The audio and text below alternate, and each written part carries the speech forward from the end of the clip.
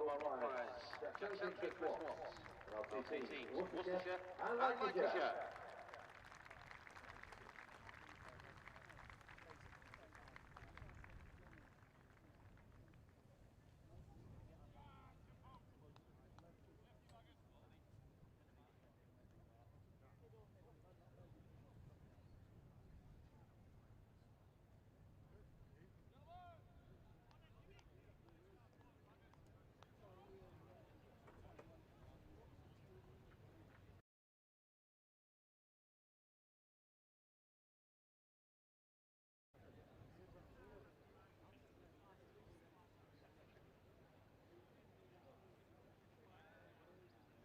Bowling from the Harrow Drive end, number 9, James Anderson.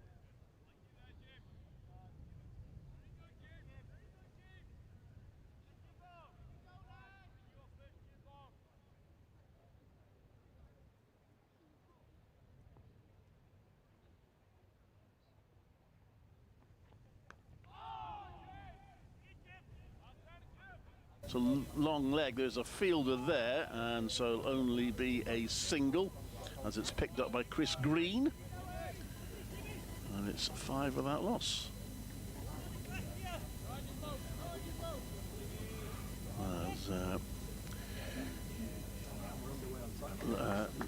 Scott just did an update for the Lancashire BBC stations. The ground filling up nicely. They get good crowds here at Southport. They don't play here every year these days. So the last time they played here was 2 years ago. Anderson comes into bowl, and that is nicely played. Latigan leans into that and plays it through long on. for 4 runs. So it's a productive first over for Worcestershire, albeit one of the runs, the single, came off inside edge, but 2 boundaries for Daniel Latigan. Sorry, that was from Libby, of course. Latigan got the single, so Jake Libby getting that boundary. So a boundary apiece, Latigan on 5, Libby on 4. Worcestershire 9 without loss after 1. Yeah, just to run through that full line.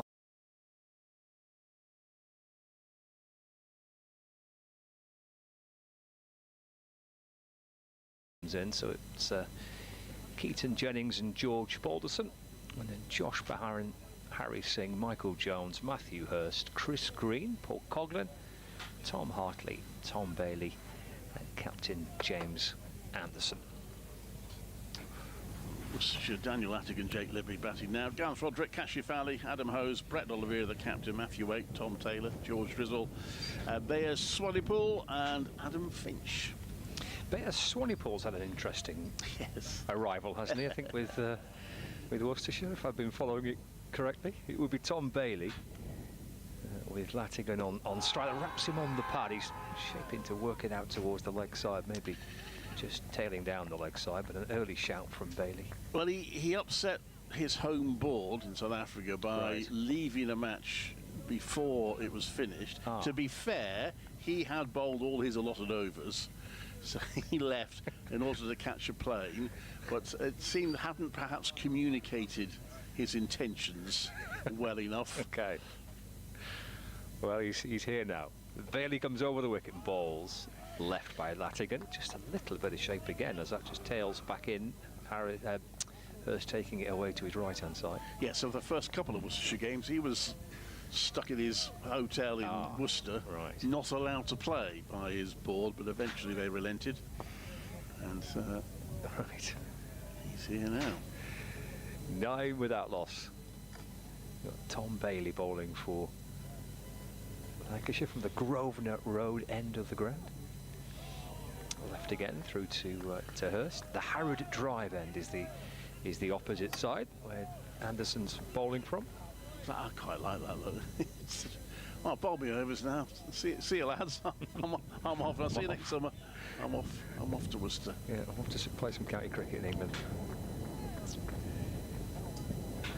Latigan's on 5. Bailey in one spot. It's a lovely, bright, sunny morning. Just down the leg side taken by Hurst.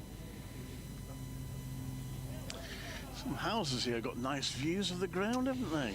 They have, yeah. Overlooking the ground directly opposite us. Oh, if you look to the house to the right of the scoreboard, they've actually cut a little kind of opening into the back of their garden, and they've got a little raised platform so they can come out of the house through their garden and just perch over the wall. Excellent. Just put a cricket. Bailey again. Angled across Latigan and left through to Hurst. I was at a football match. I'm trying to remember where it was. I think it might have been at Marine, not far from here. Well, you know, the one side of the ground is right by a fence, and there was some young lad who got on a step ladder in his garden so he could look over the fence and watch the game. I'm a big fan of creative ways to try and watch a sporting event for free. One ball left of the over. Again, that just tails back into Latigan. It's come off his inner half of the bat, just deflects away to Tom Hartley, who's at square leg. So Bailey concludes his first over of the day, starts with a maiden, and Worcestershire batting first on 9 without loss. Once holidayed in, I think it was Tenerife many years ago. We arrived at the hotel, and the balcony overlooked a Spanish 3rd Division ground perfectly, and they just happened to have a match just starting, just as we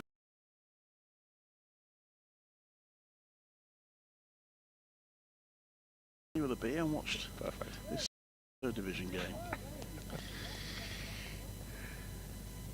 So a maiden by Bailey.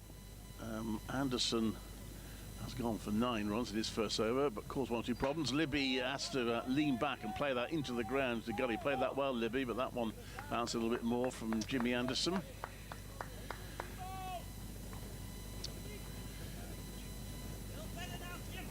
Oh, it's great to see a player at his stage of the career still still wanting to play and still hungry. I love that.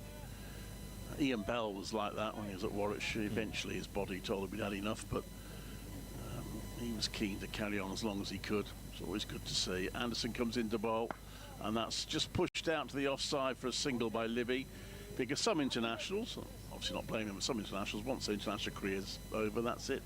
That's Nasser Hussain. Yeah. Once his England career's finished, he stopped playing. So it's always good to see those players that want to carry on. Well, he's taken 27 wickets this season. Yeah. That's an average of 16. I think he's the leading wicket taker in the division, if not the country. Right. Yeah. Comes in right arm over. That one's left by Latigan. Nips back a little bit. The keeper spills it, but it was left by Latigan, who goes on walkabout. And this is his 6th consecutive game as well. So he's the only bowler not to have had a rest. All the other seamers that Lancashire have got have at least missed one round in this opening block of 6, but he's played the whole lot.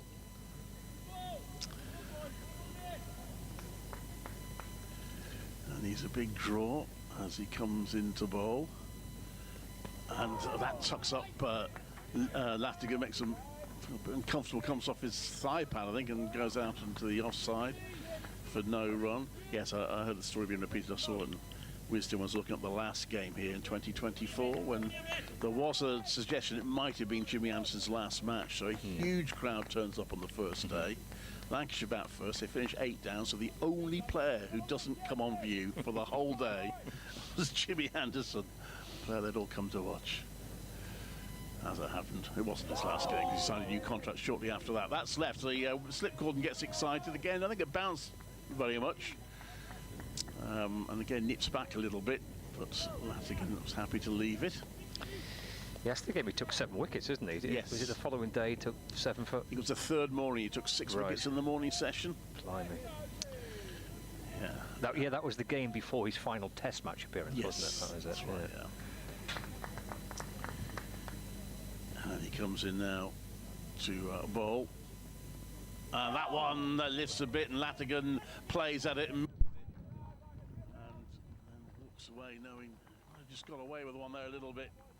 So he nudged at it. Better over, more successful over for Jimmy Anderson. Only 1 run off it, and he asked plenty of questions of the batters. But Worcestershire are 10 without loss after 3 overs. Yeah, it's a nice bit of bounce and carry through to the keeper there as well, wasn't it, from Jimmy, who's won the toss this morning and elected to have a ball first. Starting with Anderson and Bailey. Yeah, new bowlers for Lancashire. Bailey starting with a maiden over. He's got Libby on strike for the first time. Bailey to Libby. And that's squeezed away down towards backward point. Oh, they've gone through for a single actually. Alderson getting round to field the ball down to his left-hand side, but it's just to sneak through for 1. Takes a score on to 11 without loss. And there's a healthy crowd in for this first day. It's always a well-supported ground as this. We always get good numbers, plenty of numbers in.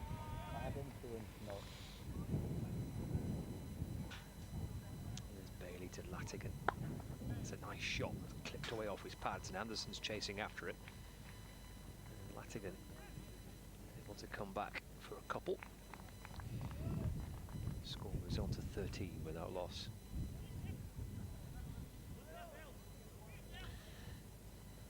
Struggling to bounce back after the disappointment of the defeat against Durham. Disappointing because they were very much in the game for most of it. Until often happens in red ball cricket, just one catastrophic session really saw them blown away, but they actually had a first innings lead in that game.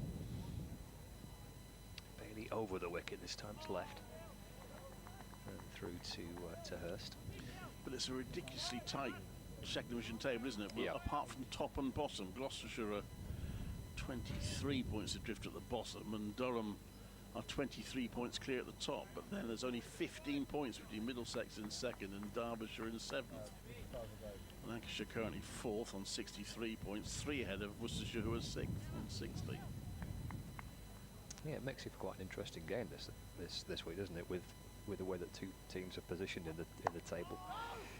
Latigan forward in defence, pushing up towards behind the mid-off, and there's no run. Final round of fixtures, isn't it, before the break for the T20 Blast? So, chance to try and end this first block of fixtures with a positive result to go into the Blast. It's very similar records, aren't they? Both teams have won 2 and lost 2, drawn 1. 13 without loss, says Bailey. Balls, and it's edged down into the ground, and it's a good stop actually by Jones at slip. I've worked it out now. I was standing waiting to take a photo. I want to take a photo of the scoreboard on the tree with a train going past. I stood for ages, and of course, inevitably, as soon as I walked away, a trailer arrived. But I've worked it out now. If I wait for a train to come one way, yeah, then the other one will come the other way fairly quickly. 13 without loss, final ball of the over. It's defended by Latigan. Just nips back in towards him, tucks it away into the onside. Scooped up by Tom Hartley. Completes the 4th over of the morning. 13 for no wicket. Worcestershire. Latigan on 7. Libby on 6. Yeah, the train line for the viewers on Lancs TV just behind the batters there, behind that fence. Heading to Southport and heading the other way in the other direction to Liverpool. It's splendid ground, this, surrounded by houses and trees. Quite low buildings, just single-storey buildings away to our right from our commentary position, which is sort of that point as the batter is about to face. So Jimmy, and he pushes that to the offside as Libby thinks about a quick single. There isn't one there. Jake Libby on 6, Daniel Latigan on 7. Worcestershire put in by Lancashire this morning on 13 without loss. I'm trying to work out average scores in this ground, and to be honest, the data isn't all that helpful. So I've taken the average first innings score of the last 10 matches, championship matches to be played here, and the average is 276, but there's such a huge variation. So Anderson comes in, and that's just played slightly late by Libby, down to wide long leg for a single. So last time in that game we were talking about against Nottinghamshire, Lancashire bat first made 355. The year before that, or the game before that, which was the year before in fact, Hampshire bowled out for just 142. So the scores vary from 142 right up to 446. But the average is 276. Or if you do what they do when they judge the various sports where they judge in the Olympics, as Anderson comes into bowl, that's going down the leg side, it's well taken by wicket keeper Hurst, and there's no run. You know, when they take the top and the bottom score out. So if you do that, the average drops slightly to 271 and a half, to be precise. The trend has been here for the last few seasons, when this was always viewed as being a ground which would be really good for spinners and would spin quite a bit. The trend has been actually it's got a little bit flatter and better for seamers, decent to bat on. Anderson in, and Latigan leans back and pushes it through the offside for a single. Yeah, so in early impressions, there's not a huge amount of pace there at the moment, and it's not looking too uncomfortable for the batters early doors. Yeah, Lancashire, I gather, had 2 pitches prepared for this week, and they're using the same wicket that was used on Wednesday. There's a women's match here on Wednesday. Warwickshire were triumphant. They were indeed. So it's the same pitch as that. Anderson into bowl. Oh, leaves that at the last moment there, Libby. It drifted away from him, just withdrew his bat at the last moment. So I think with the inclusion of both Tom Hartley and Chris Green in their side, 2 frontline spinners, might be an indication as to how Lancashire kind of hoping this 4 days might go. I guess Worcestershire got that intelligence, hence their signing of George Drizzle, with Fatah Singh Unfortunately been ruled out by injury. And that one is a leading edge, and it flies away down to third for a boundary. Was it Michael Jones dived to his right? That's a fourth slip or gully area, couldn't quite reach it. But Anderson is inducing one or two false shots, but so far has no reward for it. And Worcestershire 19 without loss after 5. And so a reasonable start by Worcestershire, but there's not too much pace in the pitch. Anderson is beginning to generate a little bit pace and lateral movement. 11 to Latigan now, and Jake Libby is on 8. And yes, you might hear the sound going a little bit different. We're just trying to sort out how to stop the whistling noise, as that one's played to mid-wicket and is very well stopped there by Tom Hartley diving to his left. To use the technical term, oh, that's a bit better. We've turned the effects mic right down. Seems to have done the trick. Well, there was a little bit of whistle there. Anyway, I'll just carry on while I try and sort out the sound. I hope it's not too distracting. Bailey is just spilling a bit in the breeze. He's a survivor from the game between these two teams here in 2018. Took some wickets in that match, as that's played to the offside for no run by Latigan, who's on 8. I think I've got the wrong way around earlier. Latigan's on 8, Libby's on 11. Bailey been pretty miserly so far. He's bowled 14 deliveries for just 3 runs. Jimmy Anderson's gone for runs, but has also caused the batter some problems.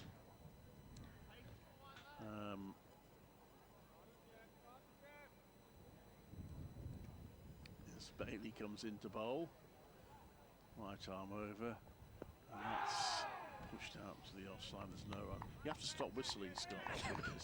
There's a whistle on the line.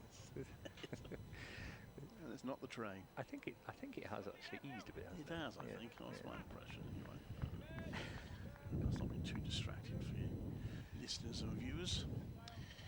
19 without loss. I mean, it's quite a serious cabling operation, this, isn't it? We've got wires and cables and plugs and all sorts. You better take your overbow. It's Bailey to Latigan forward in defence. There's no run. It is a mighty logistical operation, isn't it? When you come to the outgrounds. I mean, the cricket's probably the most simple part of it. Yeah, well, I love outgrounds. I'm a big advocate for them. They are a bit of a pain from a technical point of view. I don't mind that, because I just think they're great playing at outgrounds. But it's a bit more complicated than just plugging in as you do in your normal grounds. There's Bailey. Balls again to Latigan. That's defended. I must say they are looking after us very well here. Yeah, we do get looked after well. Get some sandwiches? I have, Lovely. yeah. I had to ascertain that they're not there for lunch, are they? Because I didn't think I'd be very popular if they were. You were tucking in straight away, weren't you? Yeah. But I had it confirmed to me that they weren't there just for lunch. So. No. Very good. And we're actually broadcasting from the media tent this game. Normally at Southport and Birkdale, we're in front of the tennis pavilion. But, we're in with our colleagues from the press. Left by Latigan and through to Hurst. That's the end of the over. It's 6 in this morning session so far. Worcestershire 19 without loss. I bet the press are loving that, hearing us rapidly. Yeah, I bet, yeah. But we're also at ground level, which you often do get at outgrounds, which is it's a different view from what you're used to. But I am slightly concerned about the drive through long on. If it hit hard and hits that rope. We're in the firing line, aren't we? We are a bit.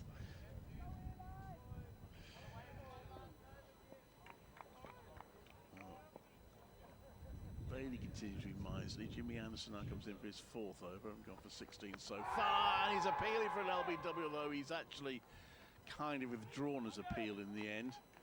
Don't know whether that got a bit of an inside edge, or maybe it was just too high. He turned to appeal, but seemed to think better of it in the end. And yeah, it's too high, isn't it? He did appeal, but he didn't look very surprised when the umpire said not out. So he comes in now to bowl to Libby, who leads back and has carved that through the offside. Not sure he's timed it perfectly. The chase is on, and he will get 2 runs there as it's chased in by Josh Bohannon. And Libby moves on to 13, 21 without loss.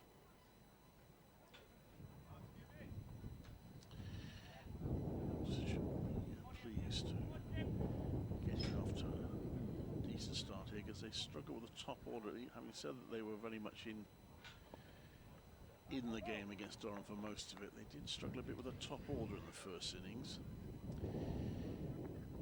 That's left, rears up a little bit, and Hurst spills it. No consequence for that.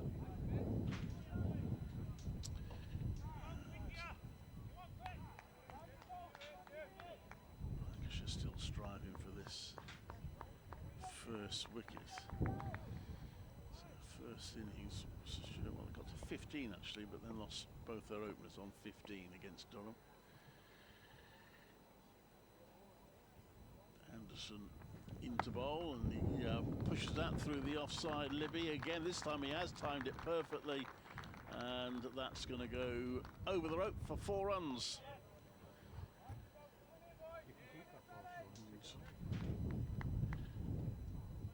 Jimmy Anderson just conceding a few runs early on.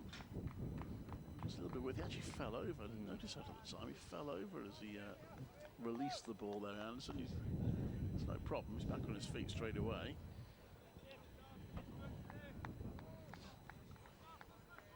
Gosh, just looking at scores elsewhere. Edgbaston, which does seem to have changed somewhat that pitch.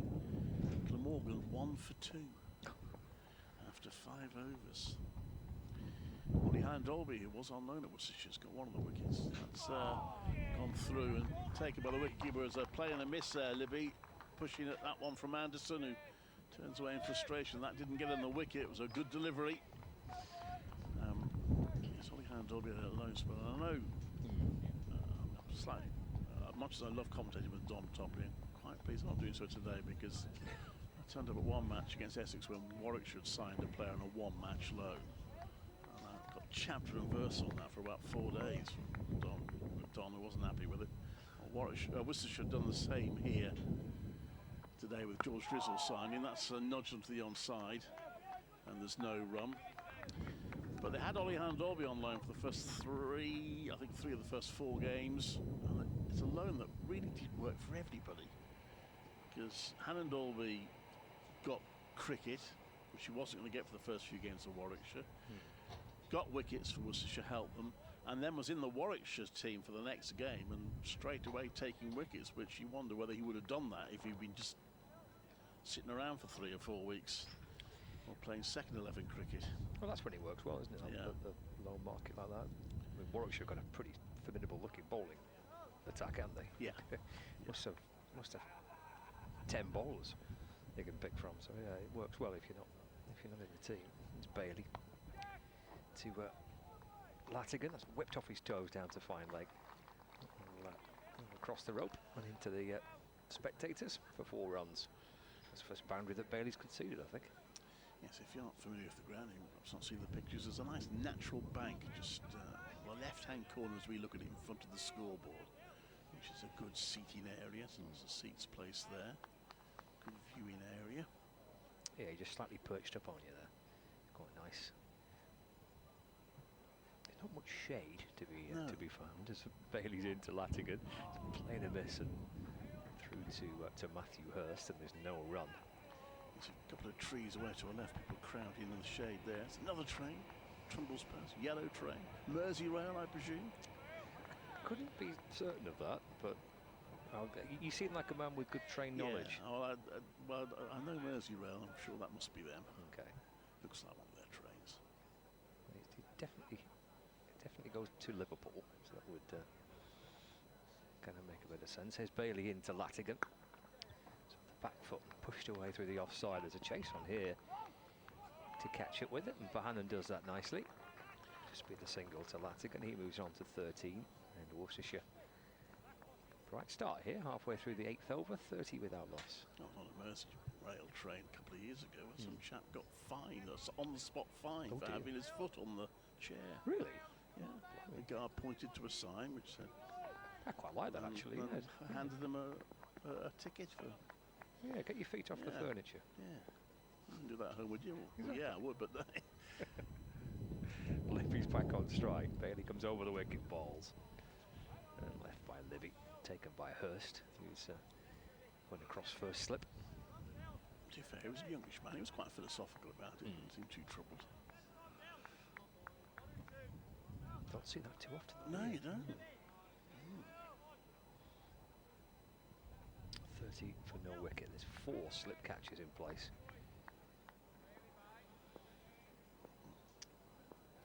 Backward point, mid off, mid on. Bailey strides in. Defended by Libby, carefully just tapping it up towards Bahaman. And there's no addition to the Worcestershire score. Halfway through the 8th over. Looks like Lancashire might be thinking of a bowling change early on here, because George Balderson is at backward point, going through a few warm-ups and maybe an early bowling change. This is Bailey's 4th over. Anderson's had 4 overs as well. Bailey to complete the over. It's a back of a length and tucked into the onside by Libby. Tom Hartley's at square leg to field. Concludes the over from Tom Bailey. So we've had 8 through the first half an hour. Worcestershire 30 without loss. Latigan 13, Libby 17, and there we go. And that will be our first bowling change. It will be George Balderson coming in to replace James Anderson. Yeah, well, Jimmy Anderson had asked some questions of the batters, but too much pace out of the pitch. 22 runs from his 4 overs. Probably the closest he got was that leading edge from Libby, which flew just wide of the slip cordon. One LBW shout, but changes as George Balderson comes in with Worcestershire on 30. Another match where lots of wickets are falling early, by the way. It's at Bristol. So Anderson comes in to bowl, and that's played to point. There's no run. In this division, Gloucestershire 7 for 3 against Northants. Elsewhere, it's all a little bit quieter. Leicestershire 28 for 1 in the first division against Essex. Hampshire 14 for 1 against Notts, and Southampton. Glamorgan have rallied to 8 for 2 against Warwickshire. Edgeworth, Yorkshire 23 for 1 against Surrey. Somerset 19 without loss against Sussex. Kent 29 without loss against Durham in the second division at Beckenham. That's a high-scoring ground usually. That one always appeal from Balderson. Oh, I think there's a double appeal there. I think they're also appealing for the catch. Balderson initially turned for an LBW appeal, and then the slip cordon started asking the question if it was bat onto pad. But the answer is negative on both scores. Hit him above the knee roll. I don't think it did come off the bat. No, I don't think it's out for LBW or indeed caught behind, is it? I don't think it's hit the bat. I think you say it looks like a little high, maybe a little leg side of the LB. Watson in again, that's left.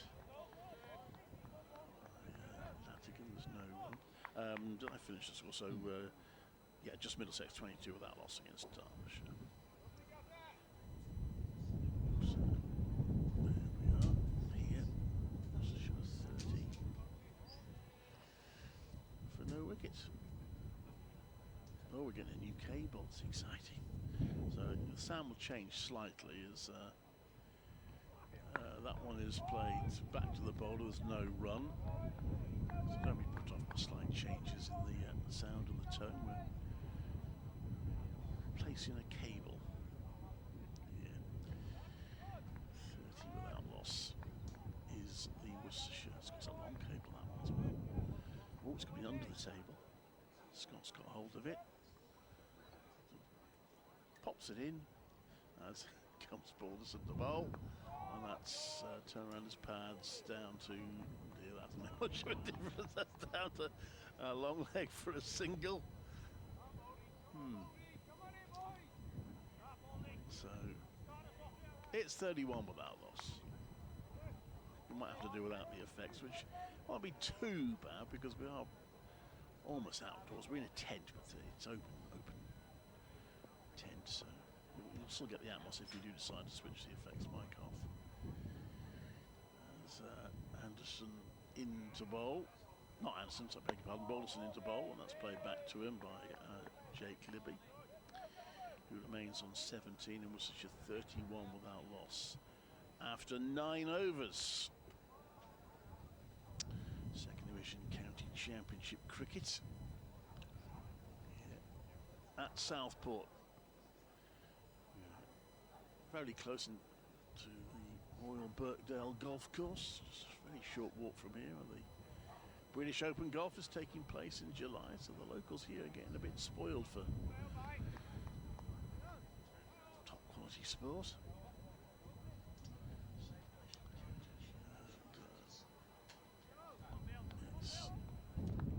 Oh, you were checking the line there, weren't you? I have yourself back there, that confused me. Bailey in balls left by Lattingham through to the keeper. There's no run. We've gone for the switch the effects. Yeah, so we'll do the applause off. ourselves, shall we? Just to give it the. I was just explaining that it won't make too much difference because we are practically outdoors. Yeah, we were in a little gazebo, aren't we? Yeah, yes. Good media turnout here. It's Bailey in balls to Lattigan. It's whipped away into the onside. Tumbling stop by Anderson. It's a good stop at mid-on. He's done really well. He caught it nicely, Lattigan. Cartwheeling away to his right there, Jimmy, to stop the ball at mid-on. Would have been 4 if it gets past Anderson. We had pretty bad weather last night here in Southport. It was rain and hailstorm and all sorts. Evidence of it coming in.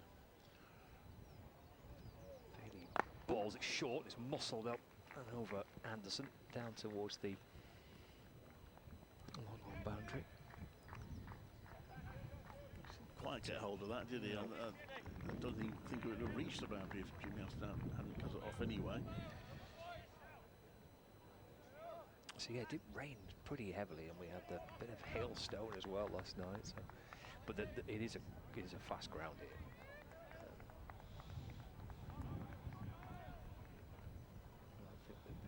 I think that'd be pretty, even with that weather, dry conditions this morning, everything's nice and firm. Pretty quick outfield, I would have thought. It's an edge off Lanigan's bat, had gone to the left slip and down towards the boundary, and the way for 4 as well. 37 without loss. Edge along the ground. Yeah, Conklin at second slip, Jones at third slip, and low to their left. Down for 4 runs. Lattigan moves on to 20, 37 without loss. Here is Bailey.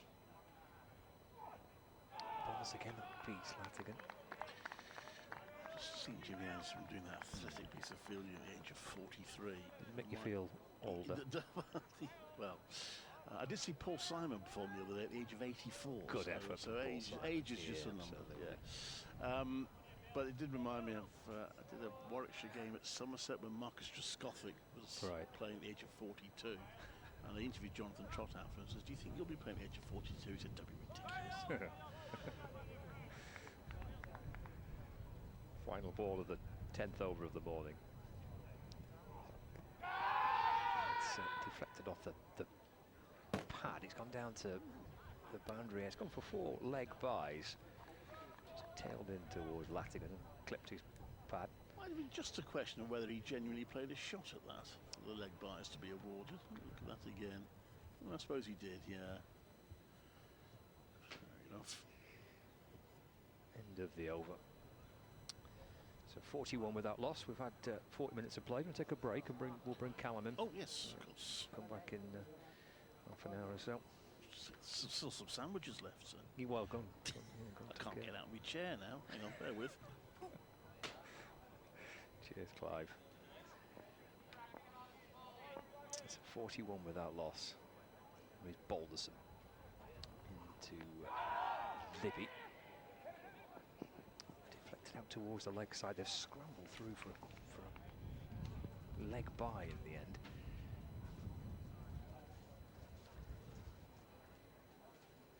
Just looking to clip it out to square leg. I'm not sure that there was something on there. There's a little bit of hesitation. Eventually they've managed to scramble through for a quick leg by. So it brings Latigan back on strike. 42 without loss, and for the first time today, Callum Flynn's alongside me. Morning, Callum. Morning, Scott. You good? Good, thank you. Yeah, good. Balderson's into Latigan off the front foot in defence. There's no run. What do you reckon here? 42 without loss. Pretty decent. 10 overs, this? Yeah, it's been a good start, hasn't it, for Worcestershire, but the scoreboard probably doesn't quite tell. Full tail, Lancashire have been a little bit unlucky this morning, beating the outside edge a number of times and a few edges through the slip cordon that have not quite gone to hand. Balderson is in again, 3 slips awaiting. Just nibbles back towards Latigan. It deflects away into the offside. Again, there's no run. Yeah, there's been a couple of LBW decisions. There's, say, a couple of edges which have quite carried. Intriguing kind of 40 minutes of cricket, though. Yeah, I mean, you know, Worcestershire certainly be happy 42 for Yarn being put into bat as well. Comes Balderson again. The back foot slapped away, that'll be 4. Run away through the offside by Latigan out towards the point boundary. Moves on to 24, not out. Worcestershire 46 without loss. Yeah, beautiful shot from Latigan. He scored quite nicely through that point extra cover region this morning. He's pounced on that, just short of a length from George Balderson.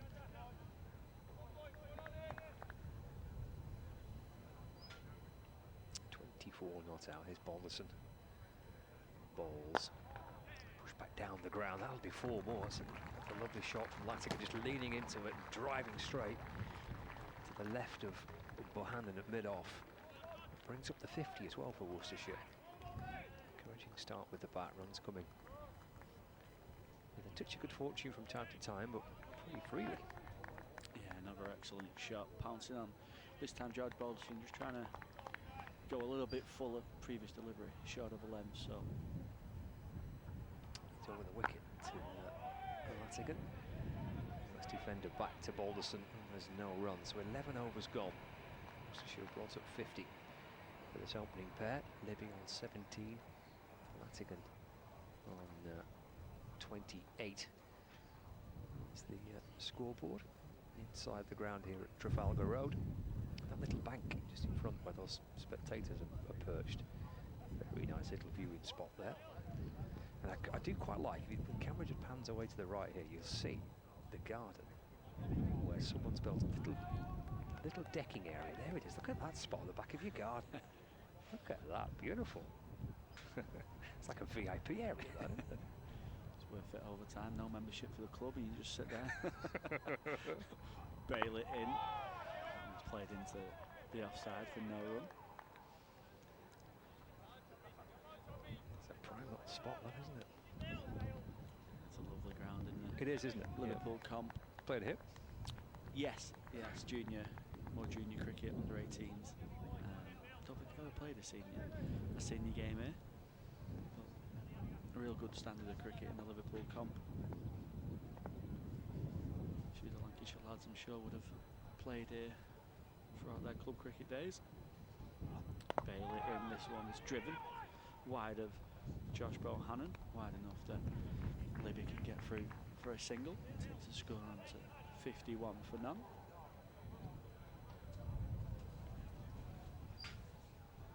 Lancashire winning the toss, deciding to bowl. The wicket certainly looks to be a good one.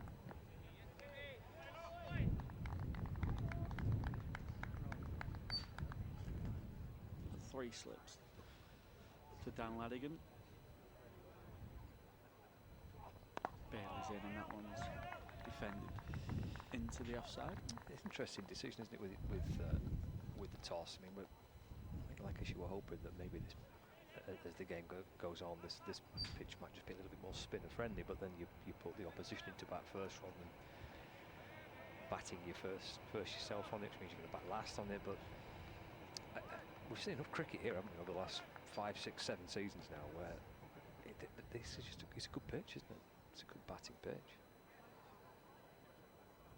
Bailey in, that one's left along, goes through to Matty Hurst. Yeah, it's been a really good surface throughout a number of years where Lancashire have been coming here to play their outground cricket, and like you say, it does tend to take spin later on the game goes on. I'm just wondering if Lancarshire's hand got forced a little bit with Marcus Harris being ill, and I'm wondering if they feel like they can control the game a little bit better if they bowl first. It's probably been the strength this season. The likes of Jimmy and Tom Bailey, Paul Coghlan, Mitch Stanley, who has been rested for this game. So maybe they just feel like they can control the game a little bit better that way. Yeah, the Hurst illness is a real blow, isn't it, for Lancashire? Yeah, it certainly will be, with the sort of collapses that Lancashire have had as well already this season. It'll be a concern for the next 4 days, but it's a good opportunity for someone else to step up and get the name on the board and try and get some runs. Yeah, that's a chance back in the side for Harry Singh. He'll be batting at, presumably he'll be batting at 4. Balderson likely to continue to open the batting. So another chance for Singh. A few changes in the field here as Bailey comes round the wicket, keeper up straight away. There's a little appeal. Nothing comes of that. Matty Hurst up to the stump, so there's 2 slips with a deep square leg. And there's just a catch in mid-wicket. And now it seems like maybe signs of the pitch just being a little bit slow. Stump to stump, keeper up, hard to score. Maybe just showing signs of no real pace in this wicket.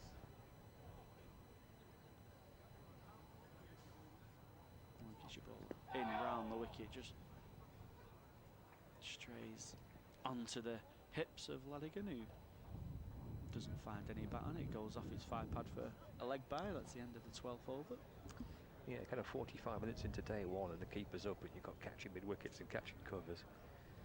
That'd be quite what you're hoping for, I suppose. No, especially not. You just put the opposition into bat as well. Be interesting if Matty Hurst does the same to George Balderson. He's going to start back, but Balderson a little bit slower than Tom Bailey. Not quite as much bounce as well. And here comes Balderson, his 3rd over.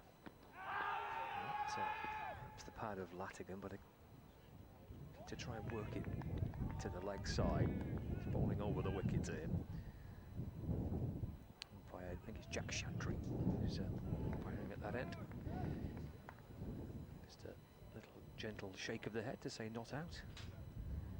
52 without loss. We're into the 13th over of this Worcestershire first innings. It's Balderson shuffling his way back in. 3 slips waiting. The back foot punched away through the offside. Picked up a cover by Michael Jones. There are 3 fielders on the offside. There's Tom Hartley just a backward point. Jones at cover. Burns head off. Chatting away to George Balderson is Josh Barnum, Lancashire's vice captain. Skipper's at mid-on. Anderson with his arms folded at mid-on. 3 slip catches. And now the keeper does stand up. Balderson to Latigan, trying to whip it away to the leg side.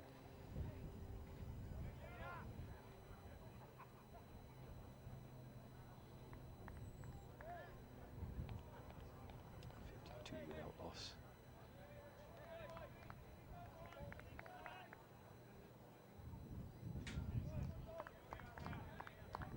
Halfway through this 13th over. Paulson back in again. Latigan steers it down towards third man. Hartley will catch up with it. In the meantime, they've crossed for 2. Score moves on to 54 without loss. Latigan to 30. Positive start by Latigan, backed up by Libby. He's not seen anywhere near as much of the bowling as Latigan has. Maybe 18 from 21. Latigan 30 from 55 balls faced. Paulson back in over the wicket. Appeal for LBW. That's like a decent shout. They're probably the best shout of the morning. Again, Jack Chantry. So he's not out. Just relaying his reasons to George Balderson. Yeah, the height certainly wasn't an issue, was it? Just wondering if it's pitched outside the line of leg stump. Probably the best shout of the morning, then, isn't it? A few LBW appeals this morning.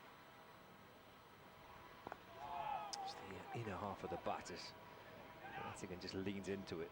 Defends, just deflects it down towards Chris Green, a deep backward square leg. And he's pinched the strike as well, hasn't he? Yeah, it's the end of the over. So Latigan's on 31. And Worcestershire at 55 without loss. 13 overs into their first innings. And just over 4 and over as well. Worcestershire scoring quite nicely, very positive.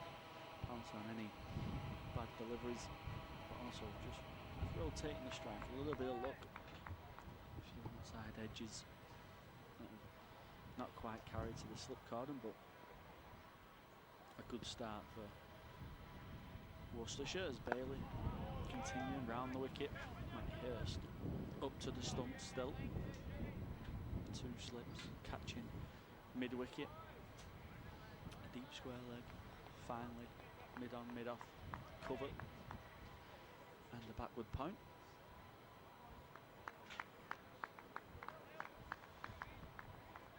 Just signs of a field where it's going to look to go stump to stump.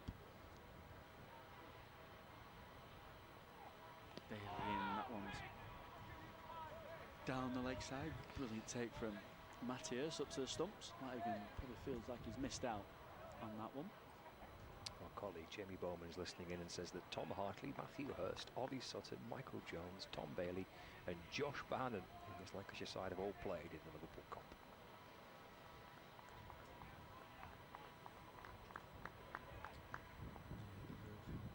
Liverpool Cup representatives. Bailey in again, just onto the pads of Latigan this time. He turns that away into the leg side. He gets a single. Michael Jones doing the fielding at deep square.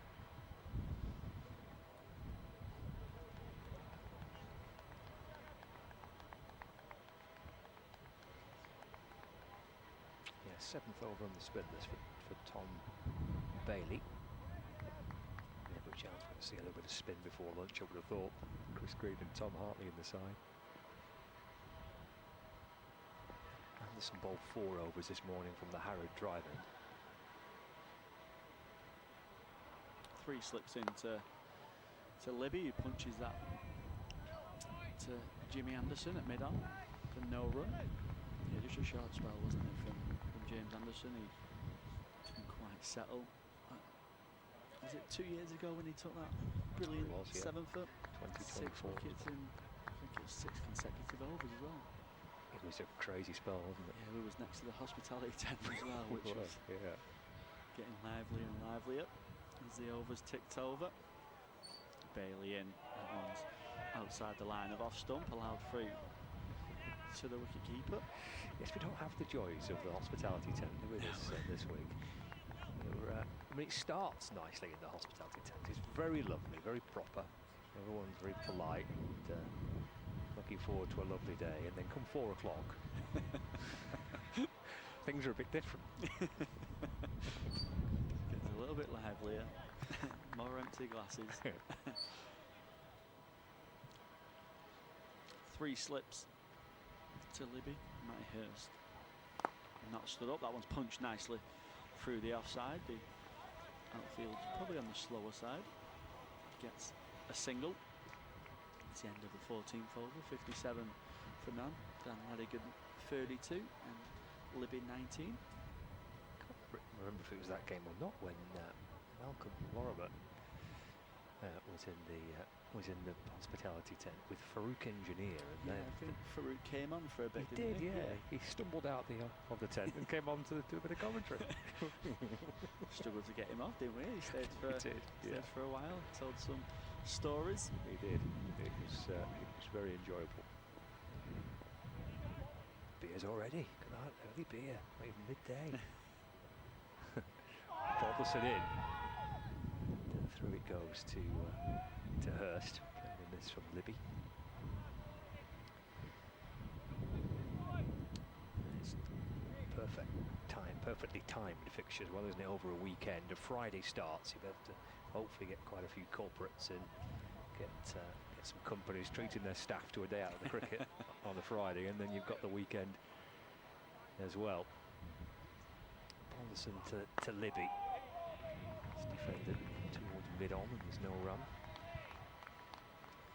Hopefully the weather's like this for the next few days.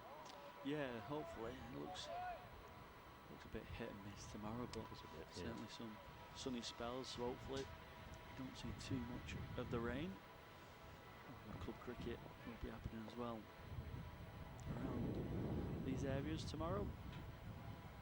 57 without loss. Balderson to Libby driving, but again off the inner half of the bat, just tailing back into Libby. It's Hartnett will fizz it in from the backward square leg boundary. Single takes Libby on to 20. Worcestershire 58 without loss.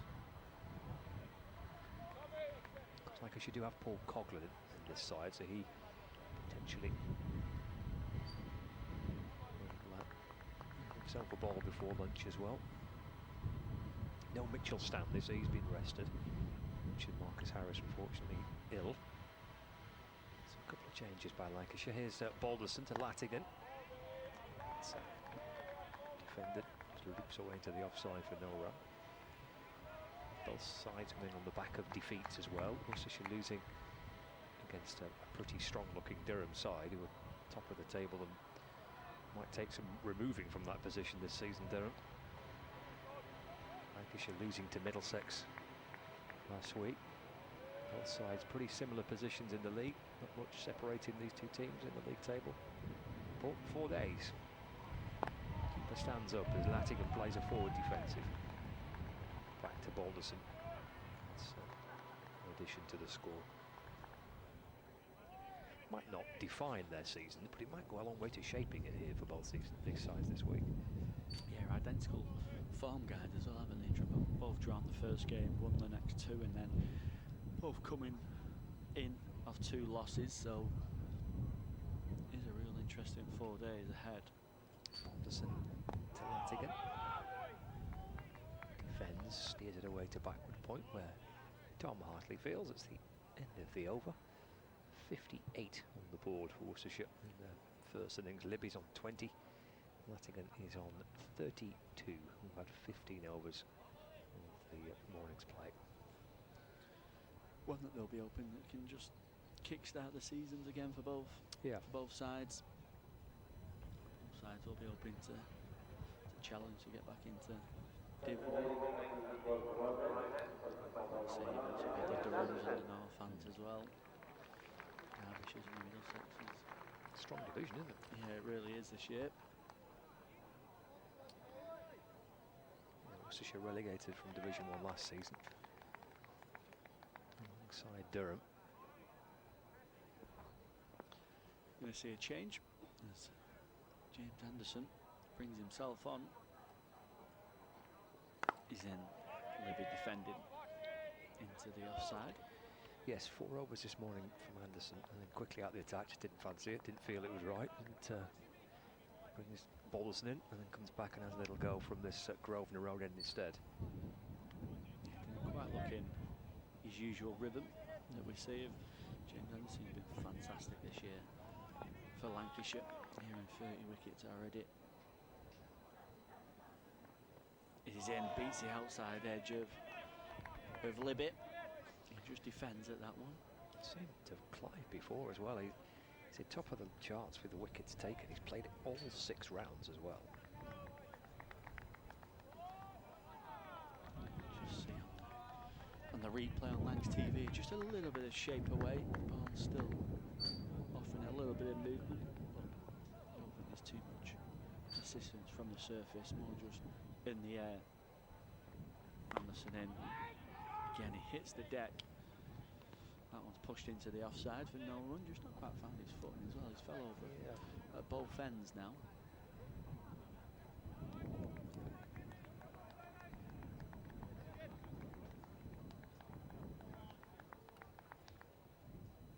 Well, he started this morning from the Harrod Drive end, which is the end where he picked up the 7 wickets, isn't it, in the game here a couple of years ago.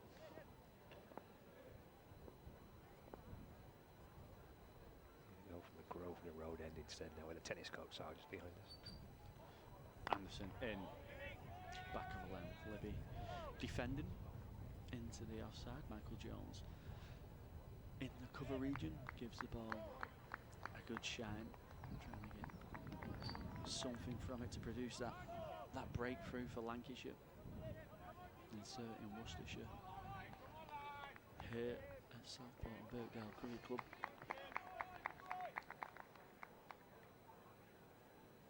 Three slips are in for Sir James Anderson, who is usually immaculate on his line of length. Libby defending.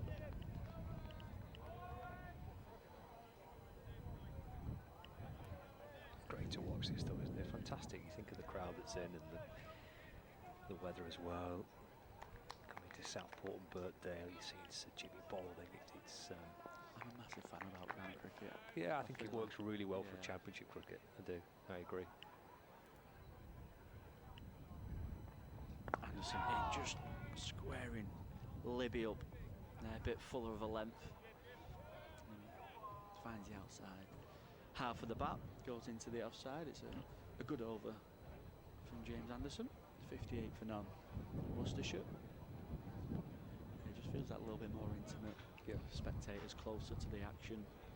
Like you say, you're watching a great like Sir James Anderson, still running and bowling, producing excellent spells for Lancashire. Yeah, real healthy crowd as well.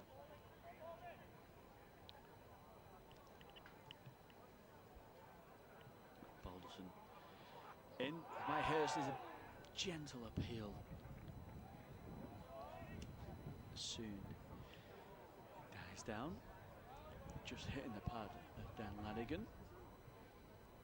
Yeah, Lancashire's next 3 games are all at outgrounds actually. Well, this game here and then Blackpool to come as well, and after Blackpool it's Chesterfield, so there's 3 cracking games there. Be good crowds at all 3 venues. Just like this ground here, Blackpool will get a good crowd in, and Chesterfield last season was a fantastic for them. Balderson in nicely on the stumps as Dan Ladigan defending into the offside, the keeper up. Matty Hurst, 2 slips, point, cover, mid-off, mid-on, mid-wicket. And a fine leg.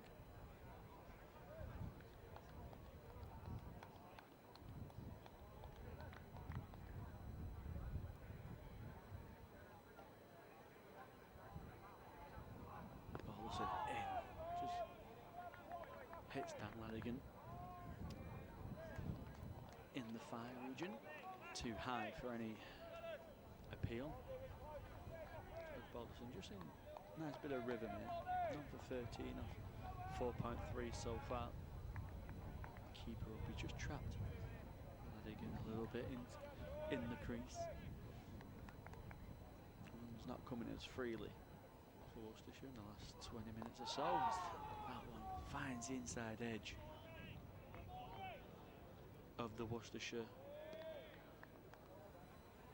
batter. He gets a single down to fine leg. 59 for none.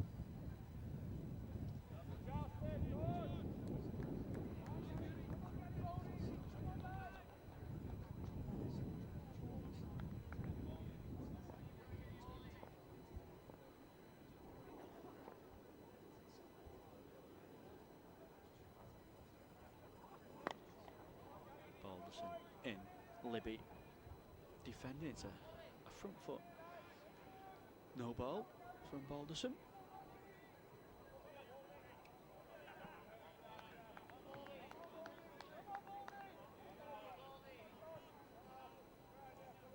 Matty Hurst goes back to Libby, just plants it pretty clear to try and keep Dan Ledigan trapped into the crease. That one was just played up into the offside for no run. Again, the outside edge, the outside half of the bat.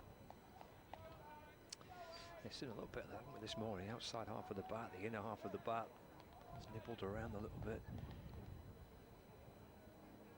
Been good first hour though for these two.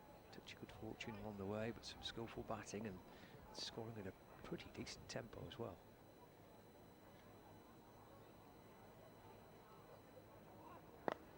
Balderson onto the pads of Libby, who tucks it away into the onside. They take a quick single. James Anderson can't quite cut that off. It's the end of the 17th over, 62 for none, Worcestershire.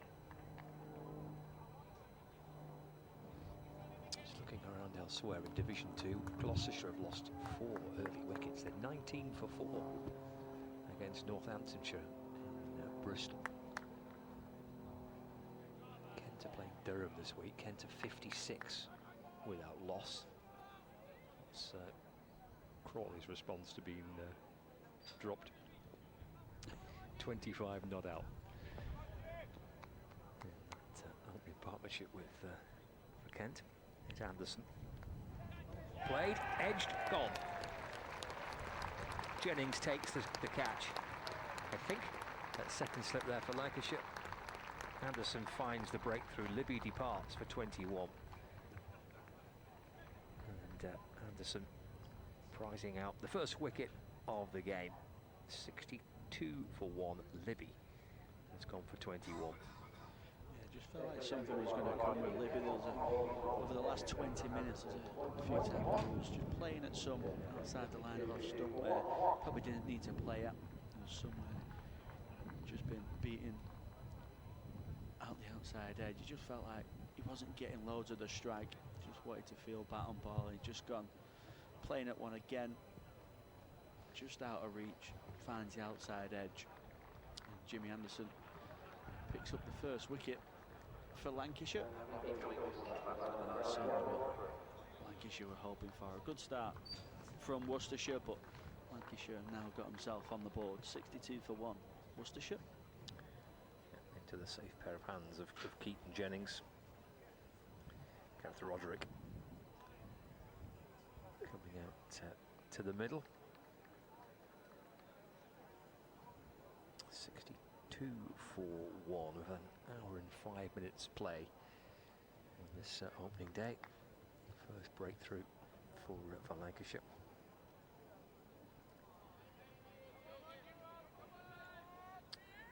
Anderson, who has brought himself back into the attack. I mentioned his first 4 overs from the Harrow drive end, but a little goal from the Grosvenor Road end and finding the wicket of Gareth Roderick. Jake Libby rather, to bring Gareth Roderick out to the middle. Here comes Anderson again, then 3 slips all crouching down. He's in over the wicket to Roderick. Behind him, taps the ball safely away to the offside for no run. The other game in Division 2 is at Middlesex against Derbyshire this week at Lords.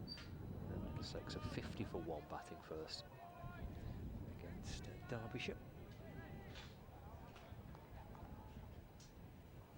Everyone's playing in Division 1 as well. No issues with the weather in the 5 Division 1 fixtures.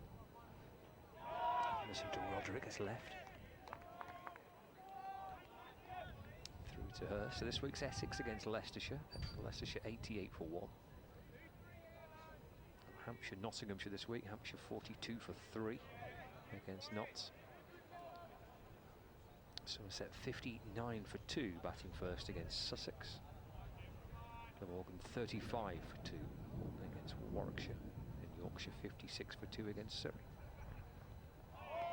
This again bowling. It's wide and just shapes away into the gloves of Hurst.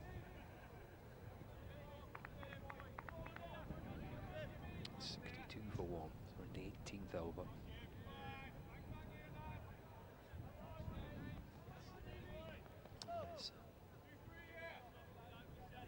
Anderson turns and he's in again and balls. Forward goes Roderick. Gets himself off the mark with this, just squeezing the ball out towards backward point. Gets a single.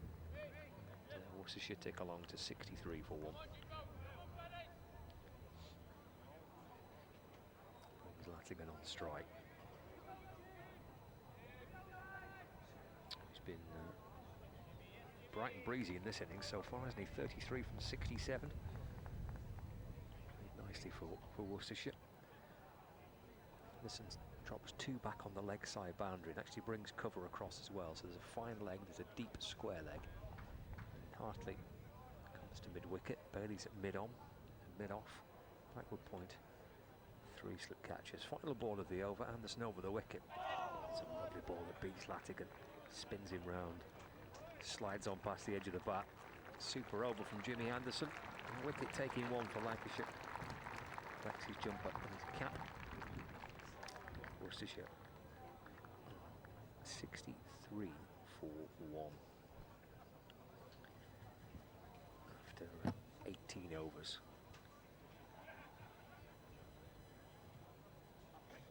Yeah, excellent over from Jimmy Anderson back in the ribbon we're so used to seeing over the years for England, in Lancashire, and especially this season.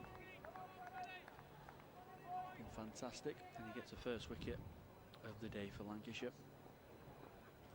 Balderson to continue. 3 slips in. He finds the outside edge. Yeah, that's the second wicket. Carries to Keaton Jennings. He takes a nice catch low down to his right-hand side. Well deserved from George Balderson. He's been persistent on that off-stump line, beating the outside edge, finding the outside half of the bat on numerous occasions, and he finally gets his reward. It's the wicket of Roderick. Takes Worcestershire on to 63 for 2. Yeah, as you say, Cal, it's probably a little bit of reward for the way that Balderson, indeed Lancashire ball, was so Balderson first out. 63 for 2. And, a couple of quick ones for Lancashire, they'll feel a lot better about things there. Pushing in that delivery, Roderick. Easy pickings for Jennings. First slip. 2 down. Feel a little bit better about things now, Lancashire, having put Worcestershire into bat. It just felt like a again a lovely shot really from Roderick, pushing it along inside the line of our stump. Probably could have left it through. That's what he'll certainly be telling himself as he's unpadding in the change rooms. You can tell from his reaction straight away he was disappointed with the shot, but just rewards for George Balderson. He's been very patient. I think Lancashire over the last half an hour have really brought it back. They brought the run rate down. It was at 4.3. It's now at 3.47. They've just gone a bit more stump to stump, back to basics. And they've really restricted Worcestershire. And they've got the rewards of 2 wickets in 2 consecutive overs. I shall leave you, Clive will join. Balderson in. It's a big appeal straight away to Cassie Fallett. Wrapped him on the front of the pad. It's a big stride from Worcestershire's number 4. And it's a big appeal from behind the stumps.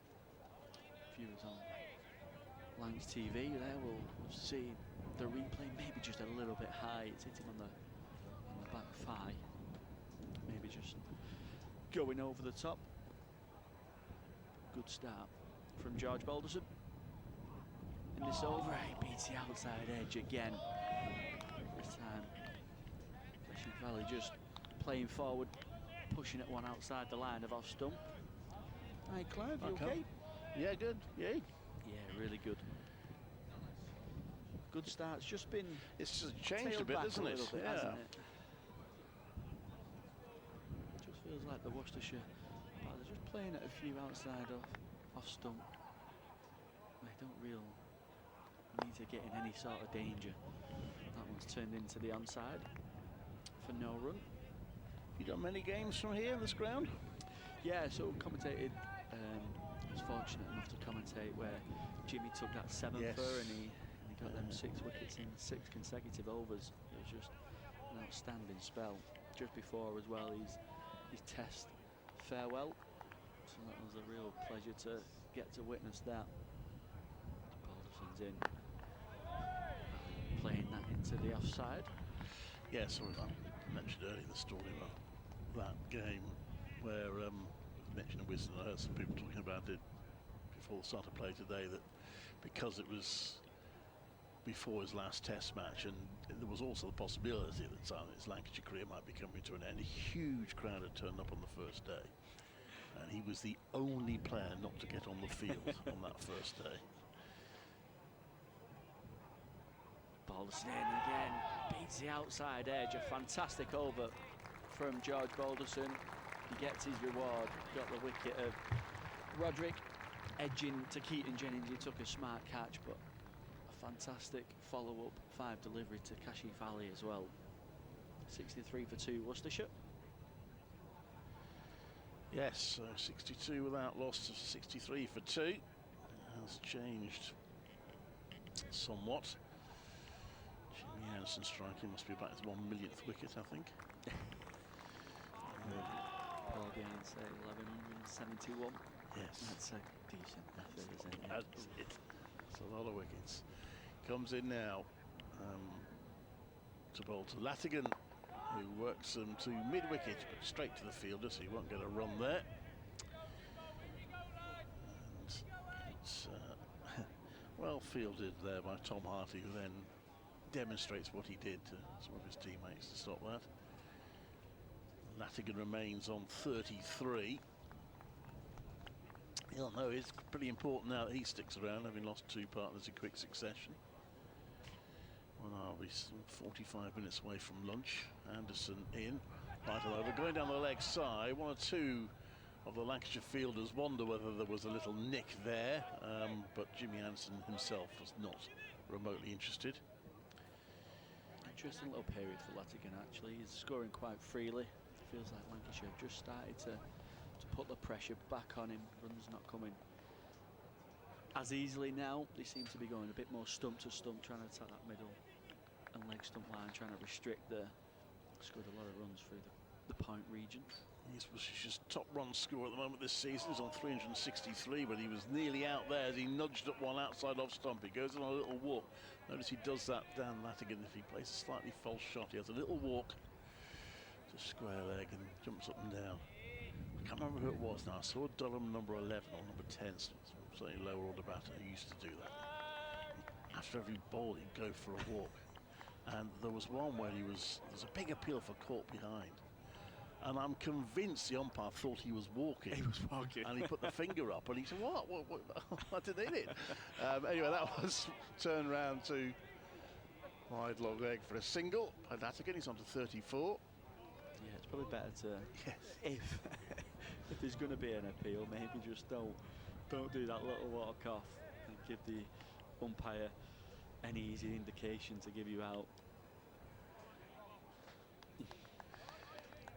Interesting morning here.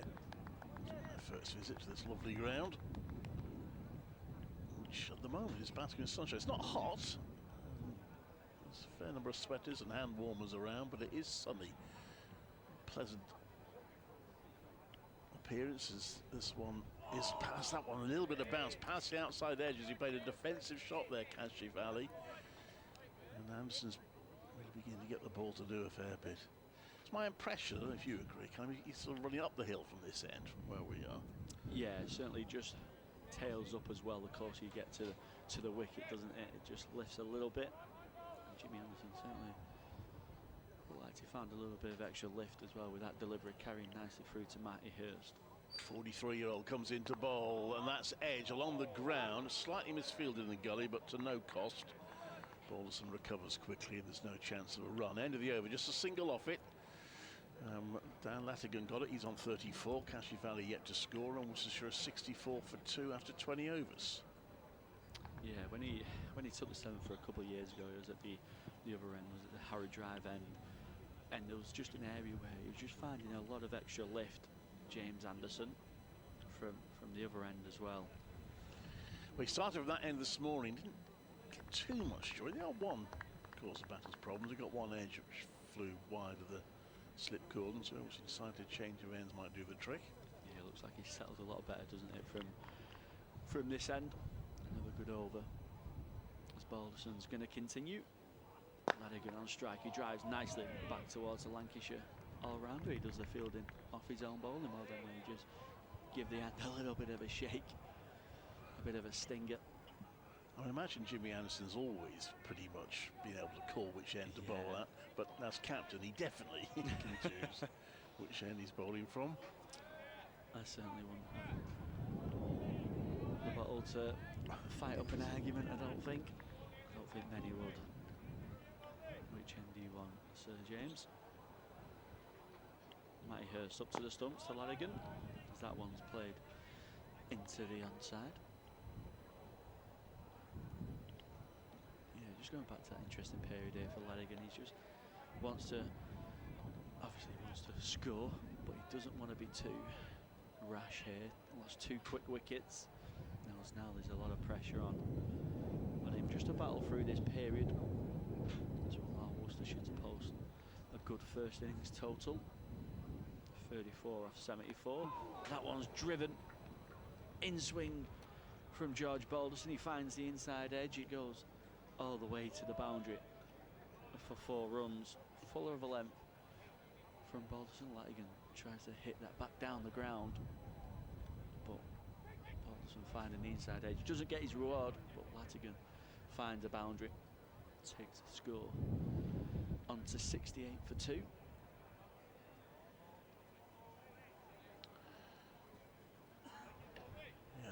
Slightly slower ball, wasn't it, from Balderson? Almost did for Ladigan.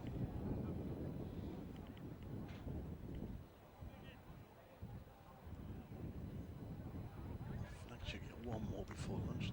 Feels not been a bad session. Balderson in, finds the outside half of the bat, played safely down through the backward point region. Dan Ladigan, a real prospect for Worcestershire. 19 years of age, come over from South Africa. He's still deemed an overseas player, but he's due to be English qualified, I believe, in 2028. So he'll still only be 21. Balderson finds the outside edge, which just falls short of Paul Coughlin. He takes it nicely, actually, on the half volley. Straight into the hands, but just bounced before the Lancashire all-rounder. It was a smart take, that, wasn't it? Because it was almost jump bounce just in front of him.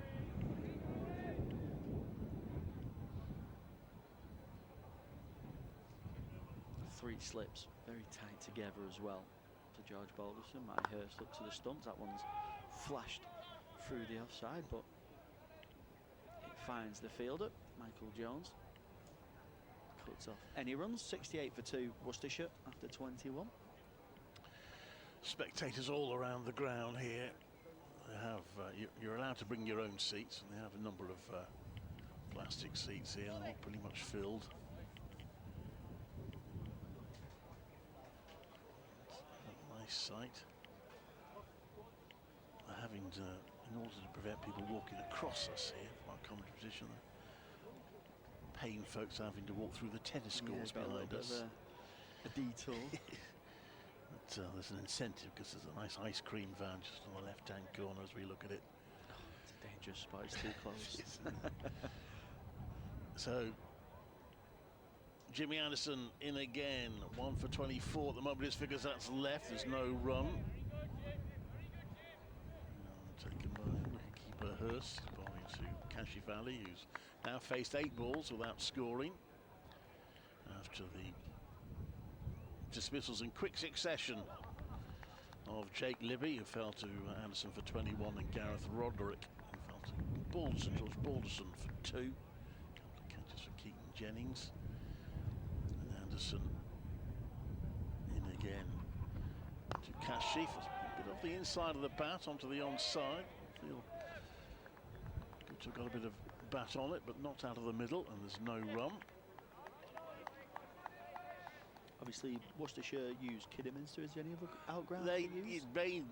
generally use Kidderminster. They only really use it because of these. It used to be a regular outground, but now it's used because of the flooding at Euro. They thought they might have to use it early season, but in fact the ground staff managed to get the ground ready in time. That's left. There's no round, and they've managed to, despite the flooding during the winter, managed to get the ground ship shape, but they were primed to go to Kidderminster if necessary. Is that something that they've spoken to the ECB about trying to give for a few games? Yeah, I think so. Yeah, I think that is the intention. I mean, there's something that they have to address sort of long term. Yeah, there has been talk of them maybe getting a new ground somewhere else in Worcester. Anderson comes into bowl. The onside, there's no run. It's obviously a very sensitive topic because New Road's such a glorious ground. If it wasn't for the flooding, why would you want to move from there? But one of the suggestions is maybe having some sort of second ground at Worcester. Rather like Warwickshire, the first team don't play there, but they could if they wanted to. They've got Portland Road near Edgbaston. Worcestershire maybe try and do something along those lines. That's played to mid-wicket for a quick single, scampered through for one. So Cashivalli's off the mark. And it's 69 for 2. But it's a difficult one. So far this season they've been okay, which has been good. Yeah, such a beautiful ground. I was lucky to play 2 of the England disability games there this summer. Well, last summer, should we say. We kind of classed it as the home of disability cricket for a long time. Worcestershire County Cricket Board were excellent in supporting the England disability stuff. That one is pushed up to the offside. There's no run. 69 for 2. Have you played yet this season? Yeah, I've had a couple of games. I've had a couple of other events on as well, so I've not got into it just yet. Probably won't talk about our recent form as a team. But yeah, it's not going too great at the minute.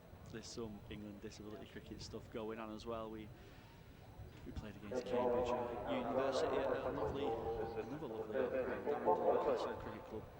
The camera's got a woman walking around with a couple of trays of sausage and chips. Hopefully coming this way. Yeah. There's another tray heading towards Liverpool. You can see a change of bowling.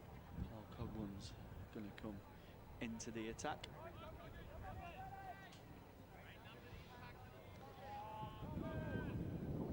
Character. It's Paul Coghlan. Seems like he's got so much energy. 3 slips will await. That one's bowled outside the line of off stump, allowed through to the wicket keeper.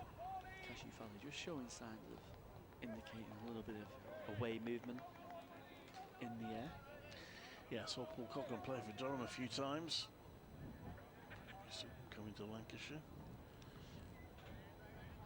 He was linked with Warwickshire at one point, but that never happened. In he comes, that one again. Left through to Matthias with the gloves. Yeah, he's been a good signing so far for Lancashire. I think he's going to be a real prospect for Lancashire.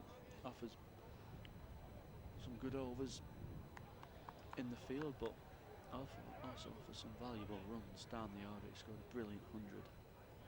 Although it was in vain.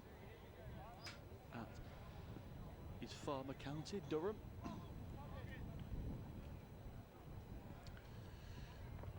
In he comes, back of the length.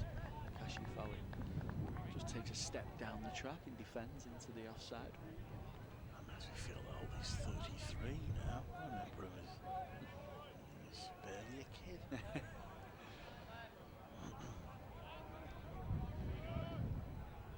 Yeah, he seems to have loads of energy in the field. You watch him when he's either in a slip cordon or out there in the ring. He's always having a laughing a joke, plenty of energy. This one far of a length, Kashi Fali going for a big drive through the offside. Just looks down at the pitch and it's indicating that it's just bounced a little extra. It's carried through nicely to Matty Hurst. Is it a coincidence that his squad number is his age? Contrary to the 33 on his shirt. If it doesn't change within the season.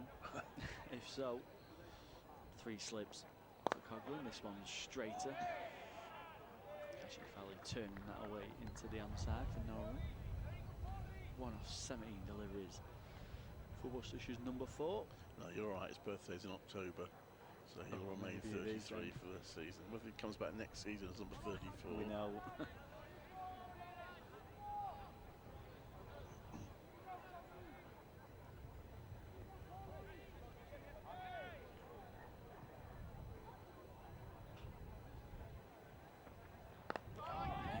Kashi Fali defended into the offside. It's a good start from Seaman all-rounder and Maiden. Tom Hartley signing and youngster coming out with a couple of miniature bats. Tom Hartley quickly signing them in the field. A lot of young spectators here, which is great to see. Hospitality tent there on Lancs TV. Yeah. It's just starting to get a bit more full outside. Coming to watch the cricket a bit. The bar's doing well. Go. It's idyllic conditions to say. It's not particularly hot out there, but it's lovely and sunny. Yeah. Really lovely conditions. The crowd enjoying themselves and watching Jimmy Anderson. What could be better than that? And that's goes past the outside edge of Latigan, taken by the wicketkeeper, and there's no run. It's going to be all ends up there. It's 38. And Worcestershire 69 for 2.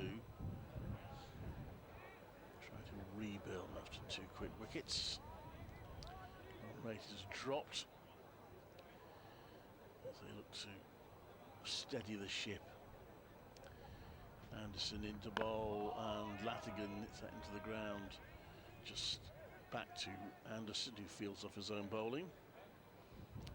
Yeah, 62 for none in the 17th was Worcestershire, so 7 runs in the following 6 overs for 2 wickets, so a real good period for Lancashire. They want to try and look to get the 3rd as well. Can they try and pile a bit more pressure on Worcestershire? Can they try and take advantage of this real good half an hour that they're having? Anderson polishes the ball. He's in his 9th over. Jimmy Anderson 4-over spell at the start. 5th over of this spell as he bowls, and that's Latigan looking uncomfortable as it darts back at him. Fends it away up to the offside, no run. I'm wondering now, the Lacquers come off the ball. Has it just started to do a little bit more in the air? As they often with these Duke deliveries, with these Duke balls, it just sometimes offers a little bit more around the 20 over mark. Yes, we're Duke's balls all season, this season as well. No kookaburras this season. As Anderson comes in, and that's clipped quite nicely by Latigan. He doesn't get it away. Again, Anderson feels athletically off his own bowling.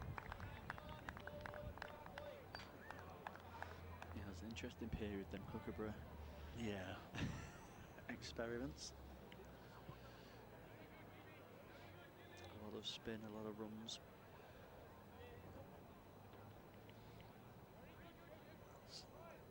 Anderson into bowl, right arm over, and that's played back to him again by Latigan. Accurate delivery. Yeah, it does mean the bowler's lost an excuse though, doesn't it? Not taking wickets, that was the kookaburra ball, isn't it?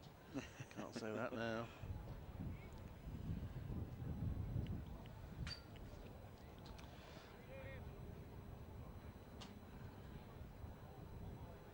Put in by Lancashire this morning. It's Lancashire being relieved to have got those couple of wickets. I want at least 1 more, maybe 2 more before lunch to feel they've really taken advantage of winning the toss. And that's played again back to Anderson.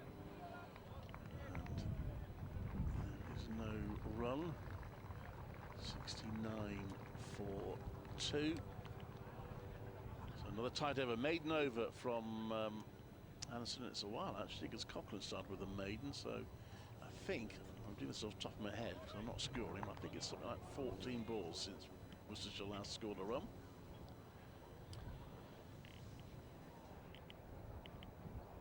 Excellent again from Jimmy Anderson. Certainly found his rhythm since the change of ends. He's 5 overs into this second spell, so maybe give himself maybe 1, maybe 2 more overs.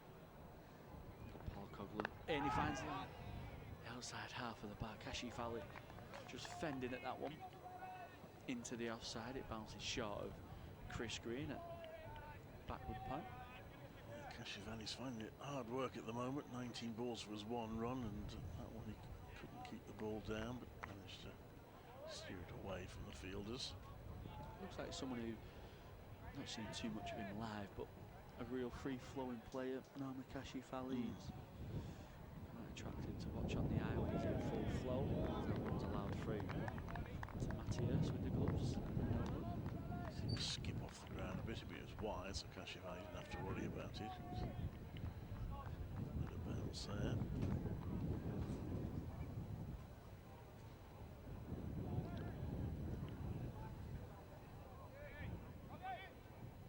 Three slips, backward pound, cover, mid-off, mid-on, mid-wicket, and a long leg. Caught in, beats the outside edge of Worcestershire's number 4, who's again defending. There's a gentle appeal from the slip cordon, but nothing from the bowler or the keeper. Yeah, a bit of bounce there from Coughlin. Concede a run of his first 9 balls. And looking at the crowd, some of them are very well wrapped up. It's obviously quite cool out there. We've got a little bit of protection with the gazebo. Oh, that one slashed at by Kashif Ali. That's just pressure. Yeah. It's short, wide, but probably too wide to even play at. Kashif Ali's tried to take advantage, tried to get it away for 4. He throws kitchen sink at it. Luckily for Worcestershire, at all. get anything on it. That was a shot of a batter who's just finding it a bit tough out there. Pressure being applied here from Lancashire and Paul Coughlin as Ali allows that one through to the Lancashire wicketkeeper, who thinks it's the end of the over. He goes for a jog, but thankfully for him, not many of his teammates went with him. A few did though, a few fell for it. A couple of the slip cordon nearly went.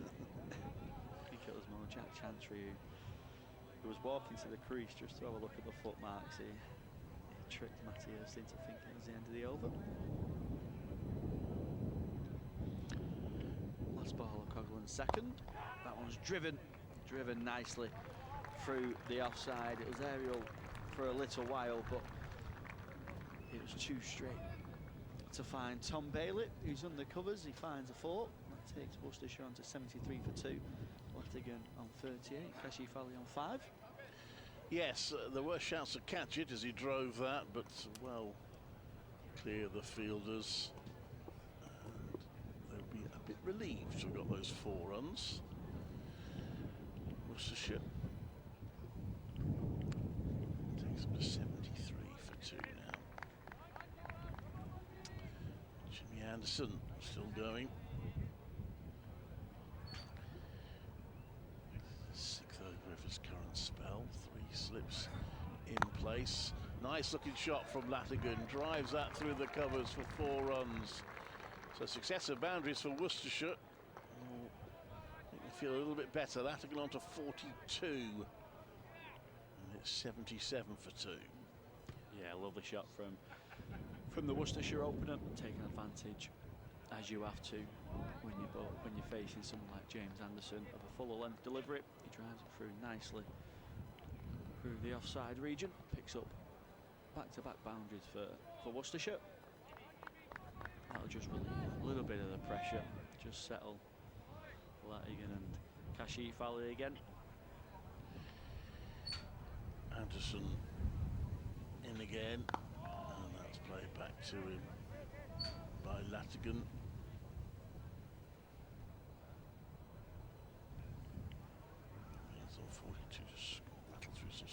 elsewhere. Leicestershire are going well against Essex.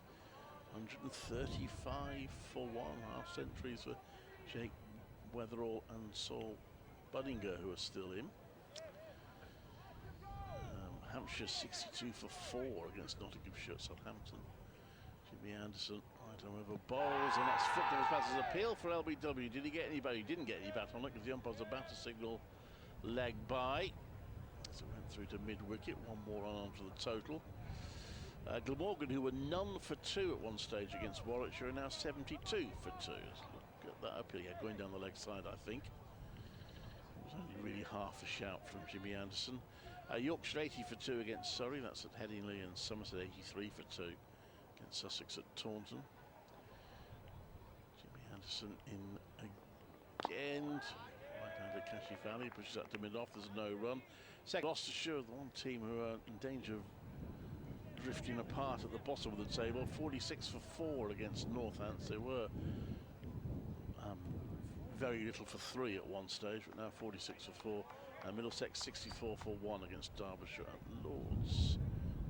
The women's one-day cup, Hampshire 144 for 4 in the 37th over against the Blazers at Nottingham. That one is turned round to long leg for a single by Kashif, who moves on to 6 and takes Worcestershire to 79 for 2. In fact, it was a leg by, another leg by, so he stays on 5, Kashif.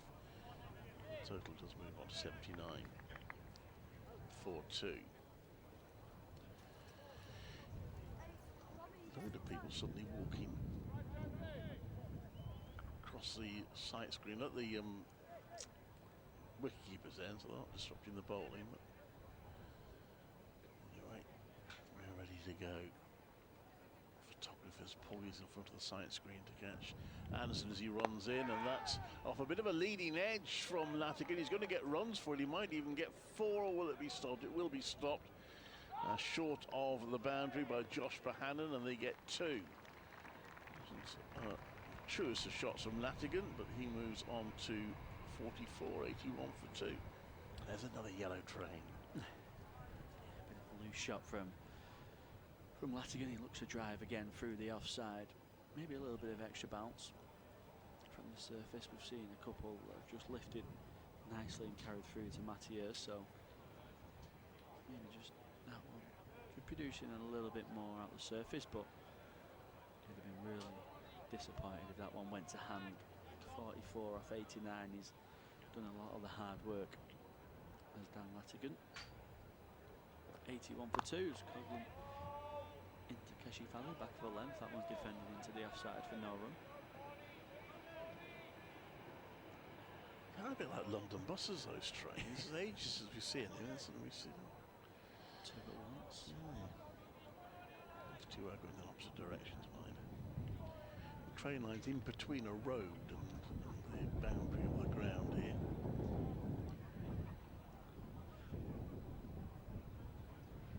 Three slips to Coughlin, and he's driving through the offside. He doesn't get all of it. This one finds Tom Bailey in the covers. He'll certainly drive Kashi Valley. He'll look to try and be positive and score runs. So maybe it's risk and reward for Lancashire. Did he just try and keep going a little bit fuller to try and bring the outside edge? Coughlin in again. That one looks a beautiful delivery, shaping away from the right-hander. Goes a little bit more as well after the bat. You can just see we're on a nice angle here in the press tent to just look at the shape of the delivery from Paul Coughlin, who's getting it to shape nicely away to the right-handers.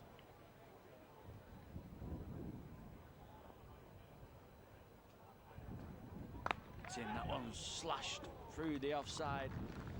Again, aerially, but safe from Kashi Valley, and finds his second boundary. It's looked a little risky, that shot, didn't it? Short, and he just sort of slapped it in the air on the offside field to dive for it. Don't think it was a chance. The thought he'd go at a fair pace. He hit it well, but just a little chancy.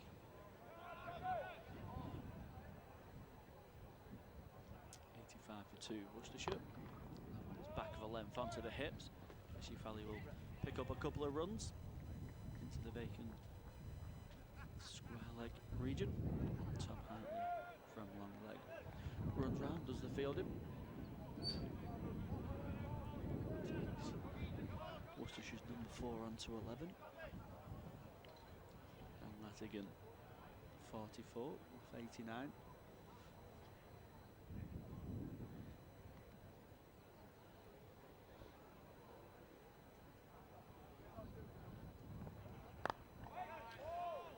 Defended into the offside, and no run. End of another good over for Worcestershire. 6 coming off it, 87 for 2. Now, yeah, so Worcestershire looking to rebuild. It's 2 of the fancy counties in the second division this season. Worcestershire have just come down after 2 seasons back in the first division, and Lancashire always expect them to be up there, but it looks a competitive second division this season. Durham starting really well. You've got the likes of Middlesex and Lancashire in there. Derbyshire impressed last season. I haven't quite found that form so far this season. They look a decent side. And really no disrespect to them, but 2 of the less fashionable counties going up last season in Glamorgan and Leicestershire, which left teams like Durham and Lancashire still in there, just underline that. Tougher division this is going to be. And we assume the top 2 will get promoted. You never quite know. In Championship cricket these days, what's going to happen? There was a period where we thought Worcestershire might get away with their position last season, because there was talk of expanding the first division to 12 teams, in which case they would have stayed in it. But that got vetoed in the end. Chris Green, who I believe made his Lancashire debut first time out on this ground, is going to bowl. And the first sign of spin. Expecting a spin to be involved in this match. Worcestershire signing an emergency loan in the spinner in George Rizal from Durham. Clearly having ascertained that they might well need a spinner here at Southport. Their usual first team spinner, Fatih Singh, unfortunately picked up an injury, playing for the second 11, so he drafted Rizal in. It does spin here at Southport. Liverpool Comp is a timed cricket league, so you do often find a lot of high quality spinners, especially overseas, coming to play in the Liverpool Comp. So Green, well, the wicket gives it a bit of rest straight away. He's appealing for an LBW. He's convinced. He runs backwards, arms. I mean, spinners always are convinced, to be fair, but he runs backwards, both arms in the air, and now he has both arms on his hips, or both hands on his hips, as the umpire says. Not out. Yeah, a strong appeal from the Australian. Brilliant start. Looks like just sliding down, maybe. I think what interested was it hit in the back pad, didn't it? But I think, as you say, I think he's angling quite wide. It'll be difficult for him to get an LBW. That one is played just a back of square leg for a single by Latigan, who's on 45.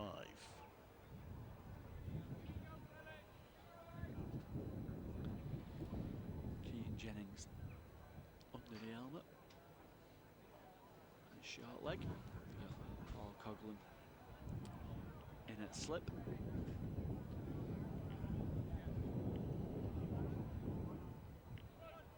Chris Green, all these players, as is the modern game, when you look up his page, the number of teams he's played at.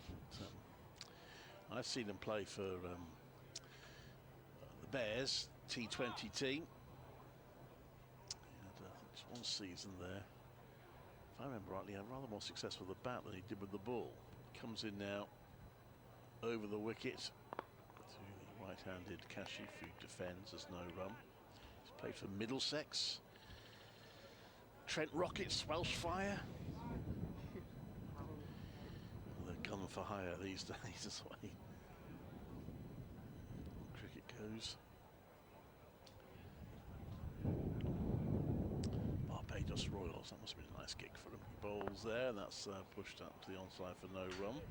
He was signed originally for white ball only contract for the Blast, and then he's forming that. And because he was here, allowed him to play some red ball cricket for Lancashire. I think he got an 100 call up as well through that stint as an injury replacement. So he comes into bowl, and that's placed back to that Kashif's arm. But I'm just looking, it's quite remarkable, really. He's only actually played 26 first-class matches. He's played 289, or if you count the internationals, one international, 290 T20 matches. Just 26 first-class games. Comes into bowl there, and that's defended. And he feels there's no run. And his first-class record is actually pretty good. He's got 68 wickets, 33. Certainly a highly skilled bowler in the white ball game. He's someone who, as a spinner, he bowls in the power play at the death. So his format certainly is T20, but he added a lot to Lancashire last year. I know he enjoyed his time here, and I know Lancashire fans speak very highly of Chris Green. They're very happy to have him back this season as well. So yeah, sometimes you can get the idea that a player is a sort of a white ball specialist. Like the story of one of Warwickshire's most successful. Sorry, I talk about Warwickshire a fair bit because I have covered them over recent years. But one of their most successful overseas players ever was Jitan Patel, who's now on the England coaching staff. And the second time they signed him, they only signed him for the T20. But it was one of those occasions where they had a couple of championship matches in between, and championship overseas players, for one reason or another, were unavailable. Coughlin to continue to Ladigan, who defends into the offside for no run. So they thought, well, we might as well play G-Town in these matches, and he did really, really well. On that basis, they signed him for the next season and for the next few seasons, where he regularly picked up 50 wickets a season. But originally intended as a red ball signing. Yeah, I think he represented New Zealand Test team as well, didn't he? Did, yeah. Two slips to left-handed Ladigan, who allows that one through to Mathieu's. He's going to shape back in. Natural shape from Paul Coughlin will be back into the left-hander, so maybe that's why one of the slip catches have come out. He's just enforced that leg side field with a mid-wicket and a deep square, a long leg. It's one of the reasons why I never believe a cricketer when they say, "Oh, I don't take interest in numbers or stats." Because he used to say that. And I once interviewed him and said, "You got 52 wickets last year." He said, "I think it was 54. I thought you didn't take any interest in that." Coughlin short of a length. This one's pulled nicely in front of square. Josh Bohannon out there does the fielding. No, it isn't Josh Bohannon. I can't see. It's out of my sight. But keeps it down to a couple. Takes Dan Lanigan onto 47. Pulled in the air. There was a few shouts to catch it, but it was nowhere near the deep square fielder, who's well behind the batter. In fuller of a length this time. That's defended back towards the ball for no run. 90 for 2, Worcestershire.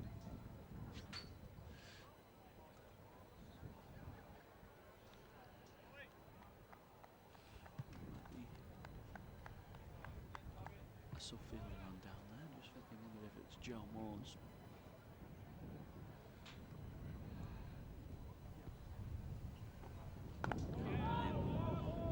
This one's defended into the offside.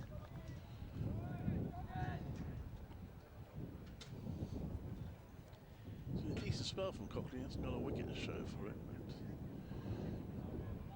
Produced a few false shots. There's been a couple of flashy shots at him, hit in the air. I think this is the first deliveries that he's bowled to Dan Latigan. Actually, I think Kashif Ali's been stuck at Paul Coughlin's end. This one's allowed through to the Lancashire wicketkeeper. Good over again from Paul Coughlin, just conceding a couple of runs off it. 90 for 2, Worcestershire. Just recovering from them two quick wickets of Libby and Roderick.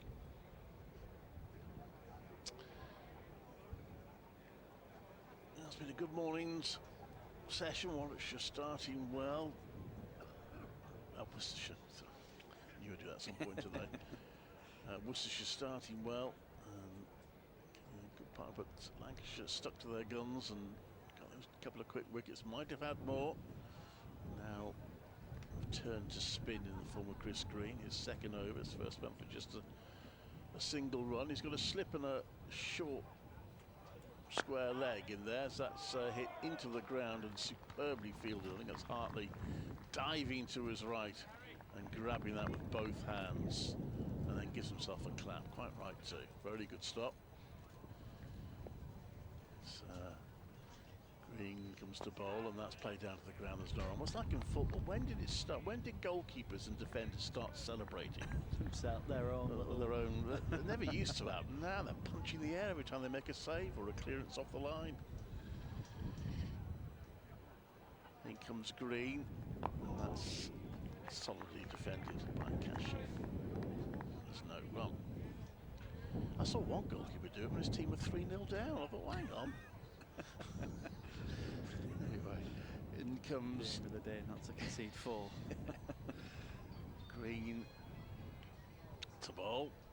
Gives that bit of air, and that's played out to the onside. There's no run. All sorts of strange noises coming from the media tent behind us here.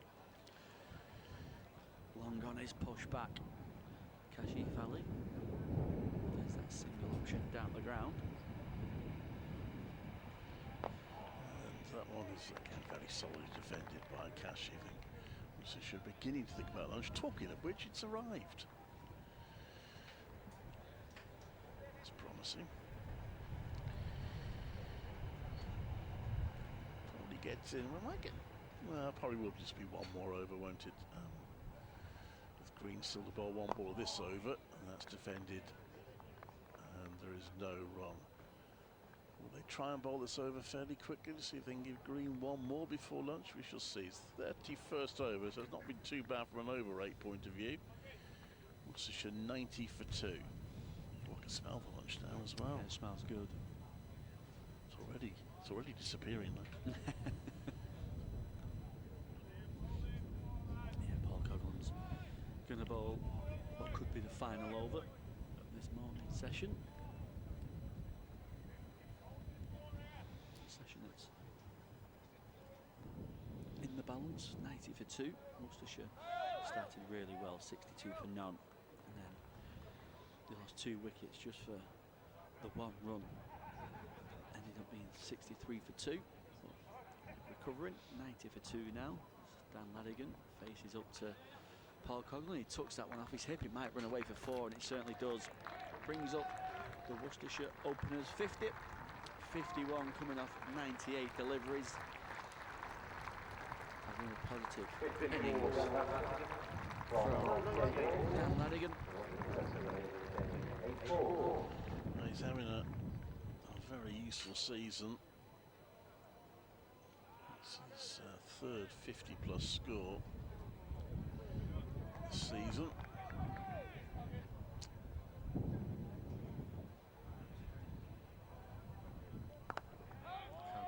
This one's pushed into the offside.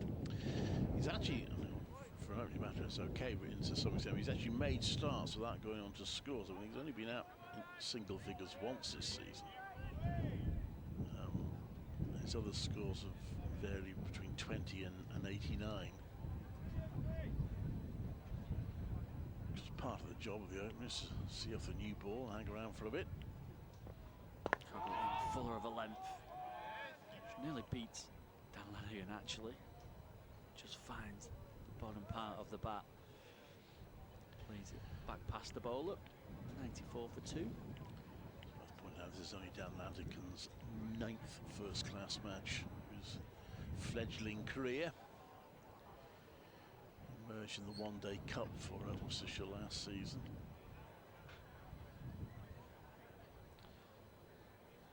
Certainly a lot to like about the opener. Plays nicely off the back foot. Played some beautiful shots through the cover point region to get his innings up and running this morning. He's paddled through some good spells off George Balderson and James Anderson.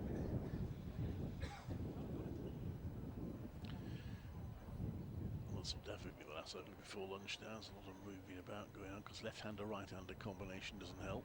Yeah, so leg slips being brought in. A deep square just in front of square out on the boundary. As this one's short of a length, testing the surface out here. Goes through to Matthias with no real pace. Latigan not falling for the trap just before lunch. He'll want to survive from these final 2 deliveries, then the job done for the morning.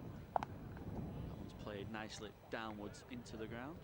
Back of a length again, gets a single. Could be job done for Dan Latigan for the morning. Takes him to the non-strikers end, 1 delivery to come.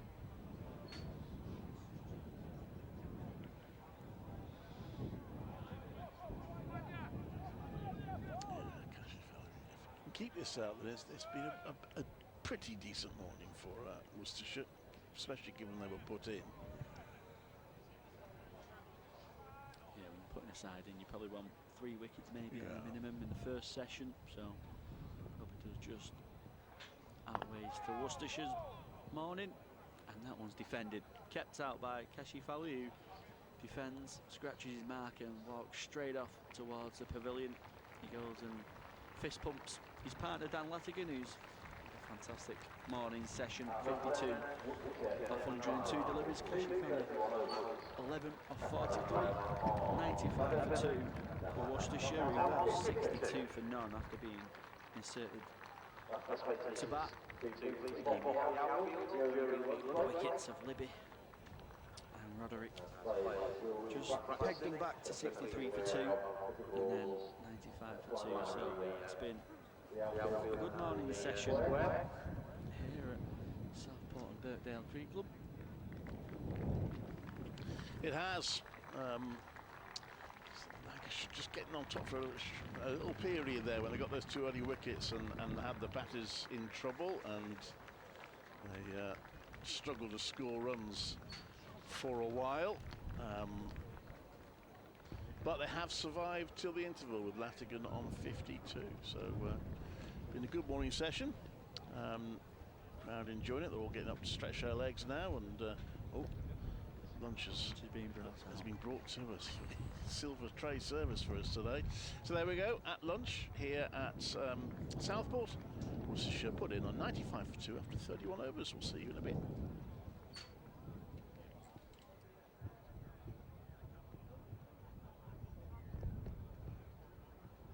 It's down to the left of me, sure.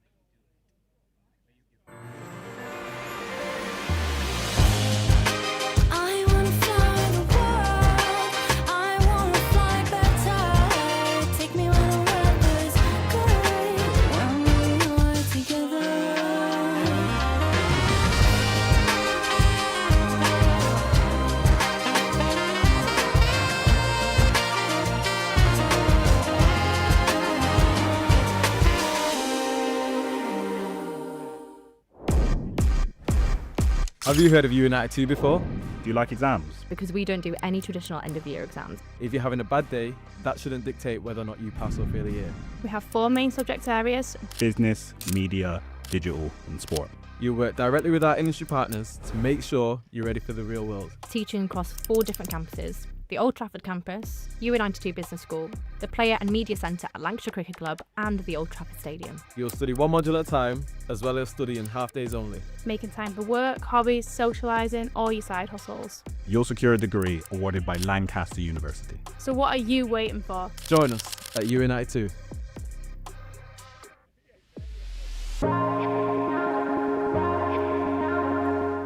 Two names rich in history: Barton's, our family-run business with over 100 years of experience in drinks distribution, and Lancashire Cricket, a club drenched in tradition, heritage and globally recognised moments.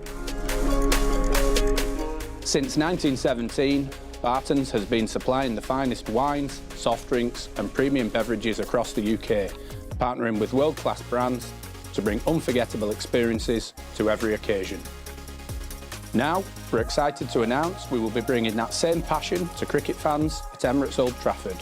As the official wine, spirits and soft drinks partner of Lancashire Cricket, we're elevating matchday experiences, hospitality and celebrations across the next 3 years. From the first ball to the final cheers, Barton's is here to make every moment one to savour. Barton's and Lancashire Cricket, a partnership built on passion, unforgettable moments and history.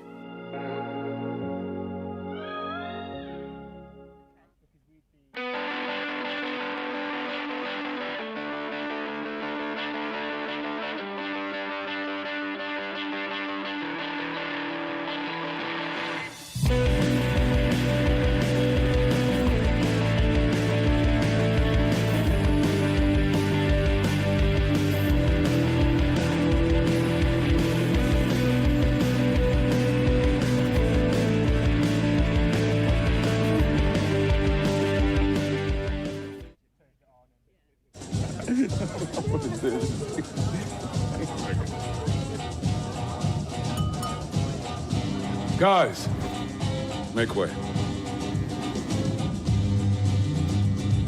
For the designated driver.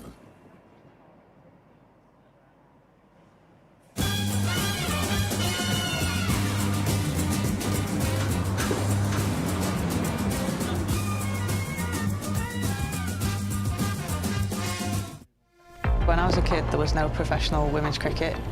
I didn't even think that women could be professional sports people. Especially early on, it just didn't really seem like there was a career in it.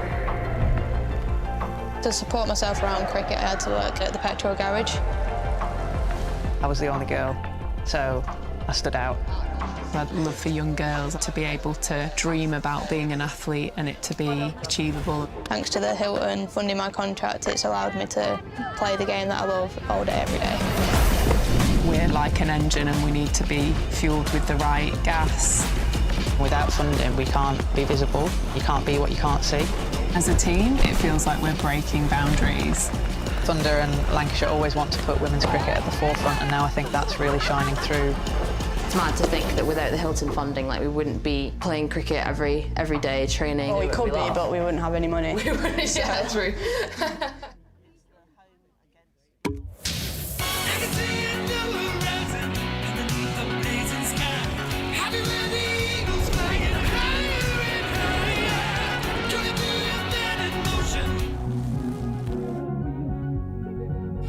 Pass the Pringles!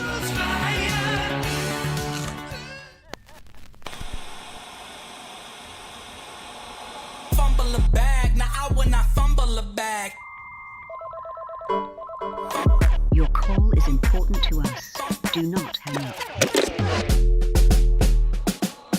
Fumble a bag, now I will not fumble a bag. Act like you know how this goes.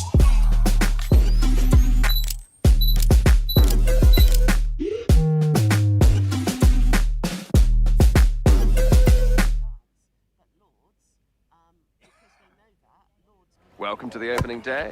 Oh, that is a wonderful shot.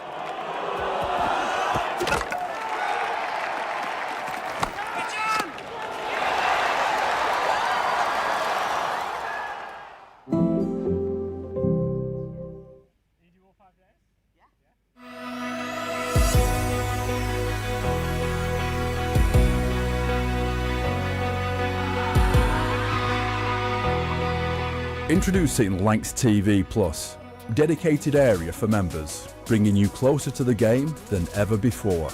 Watch every men's live stream fixture all in one place. Every ball, every moment, live. And this season, don't miss the War of the Roses. Lancashire against Yorkshire, streamed live for the first time ever. Unlock exclusive content you won't see anywhere else, from behind the scenes access to mini documentaries. This is Lancashire like you've never seen it before, all in one place. This is Lancs TV Plus. This is the Red Rose.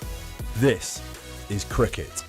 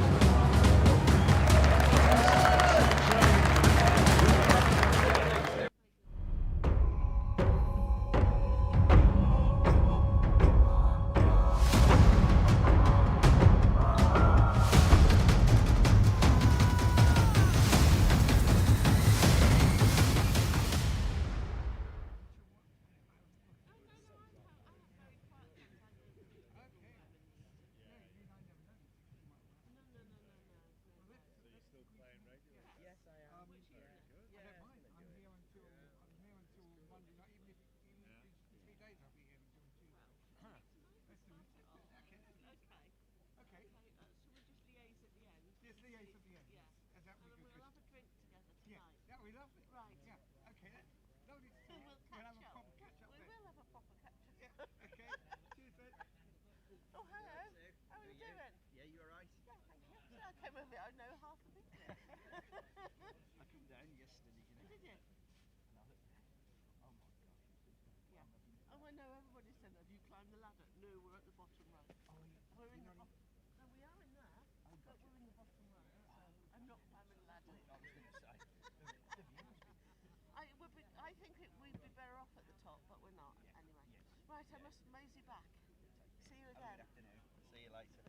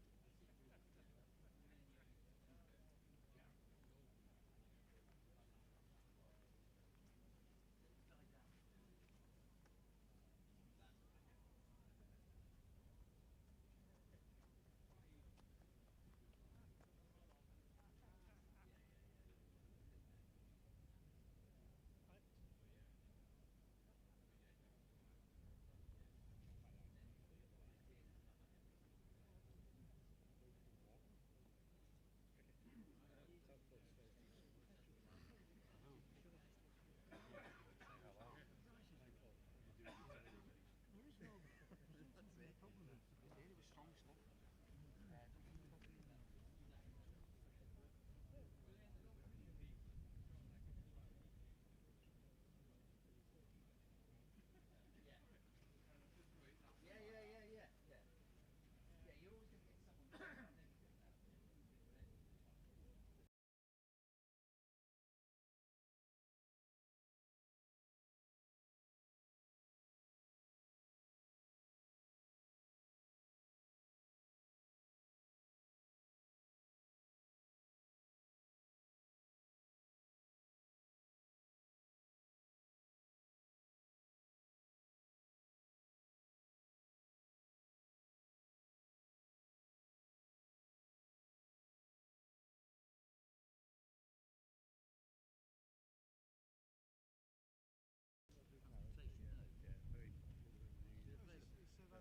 Yeah, he said he was here, but he said I might be wrong, so. And that's very likely, so.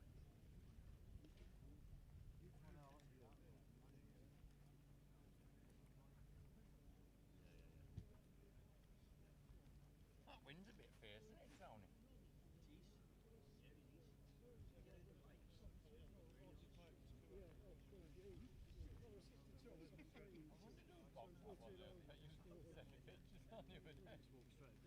I used to send me early pictures.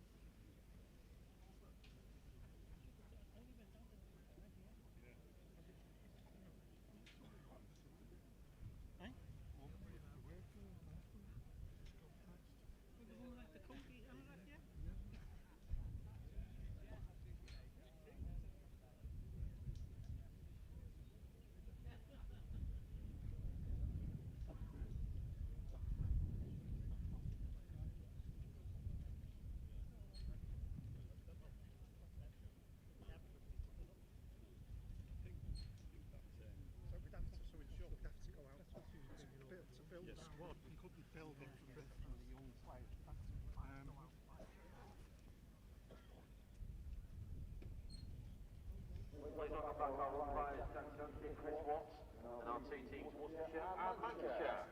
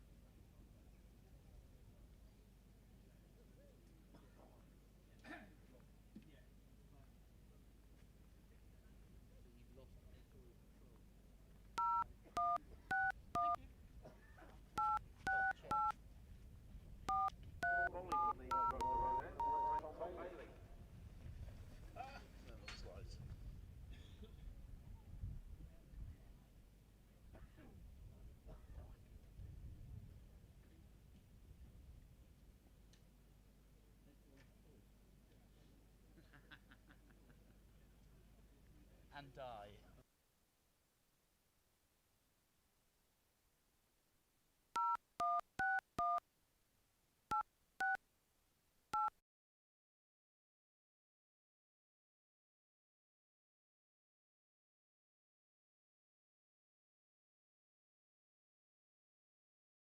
That's better. Welcome back then to Southport and Birddale Cricket Club for the afternoon session on the opening day. 95-2 is the lunchtime score. Interesting morning session. We see Tom Bailey to open up the bowling for Lancashire from the Grove and the Road End. Defended by Latigan back down the pitch, and there's no run. Scott Reed, Callum Flynn and Clive Egan, your commentary team today, alongside Clive. That was seamless, Scott. The listener would have known how much scrambling around you were having to do there. No, no. All worked beautifully. 95 for 2, so Latigan on 52. Here is Bailey from around the wicket. Balls again, left alone through to the keeper Hurst, and there's no run. Yeah, it was an interesting morning. Worcestershire started pretty well. They had the chance to look a little bit, but they started well. But then those two quick wickets, and for a while they were really bogged down. Lancashire might feel a bit unfortunate not to have added more wickets during that spell. Yeah, and Latigan at the other at this end has batted beautifully, hasn't he? Yes. Resuming unbeaten on 52. Here's Bailey in and balls again. Defended up towards mid-off. And there's no run, so both batters having to start again. The scoring rate was good, wasn't it? 95 for 2 in the morning. It's a pretty decent return with the bat. Yeah, 31 overs bowled as well. It's not a bad over rate either. Decent morning's cricket. Yes, and we only had, I think it was 2 overs, I think, Chris spin. Okay. Yes, a seam-dominated morning. Anderson 10 overs, 1 for 31. That's onto the pad. It deflects down towards Matthew Hurst. He's bowling around the wicket. Tom Bailey to Latigan. Left-hander, maybe just sliding down the leg side. Yeah, Anderson bowling 10 overs, 1 for 31. Bailey now into his 8th of the day for 17. Balderson 7 overs, 1 for 21. Coghlan 5 overs for 17, and Chris Green just a couple of overs before the lunch break. Bailey again. What nibbles on through to the keeper. That's again playing and missing, and then walking towards square leg. He'll be a little unhappy with himself, drawn at playing into that shot. Continues to be an absolutely stonking day. The weather's beautiful. It is cold walking around the ground. It is cold. It is. It's quite a chilly breeze, isn't it? Yeah. It is, yeah, you're right. It's lovely, lovely. We'll just have sunshine on this setting. I think without the sunshine, yeah, you'd definitely be feeling the chill. Oh, it's left by Lanigan. Look how much that comes back in.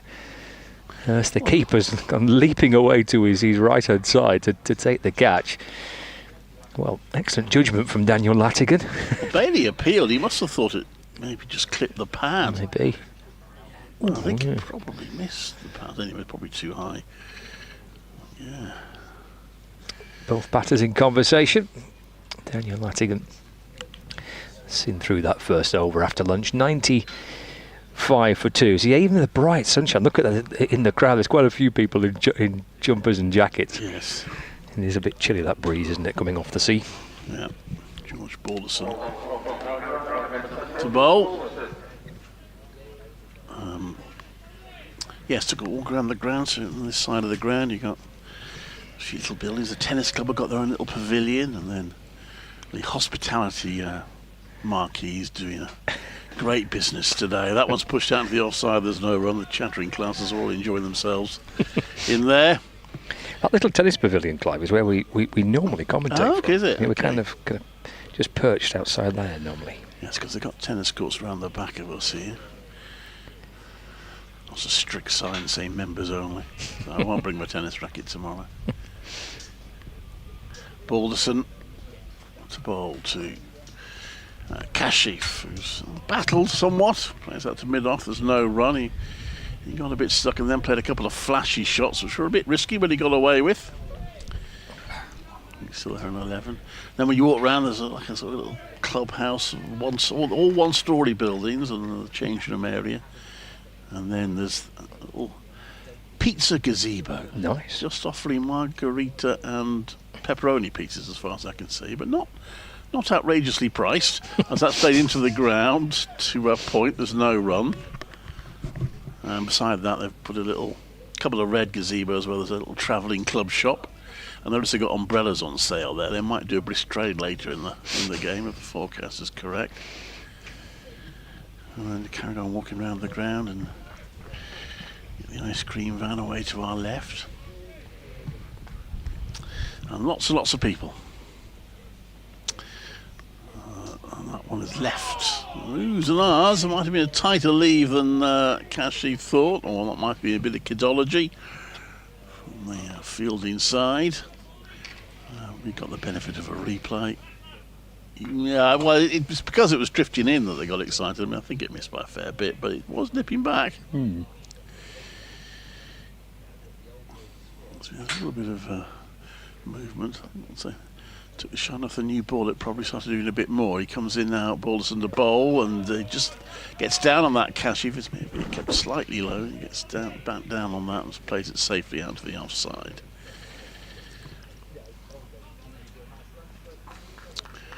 She had 2 seasons in the first division, dropping back last season, but had the not inconsiderable consolation of winning the one-day cup at Trent Bridge in a dramatic final. This next one is played through the offside. He leans back, Kashif, and doesn't quite time it perfectly, but he does get a single. And that takes the score, the only run of the over. I think 96 for 2. Kashif onto 12. Latigan has 52.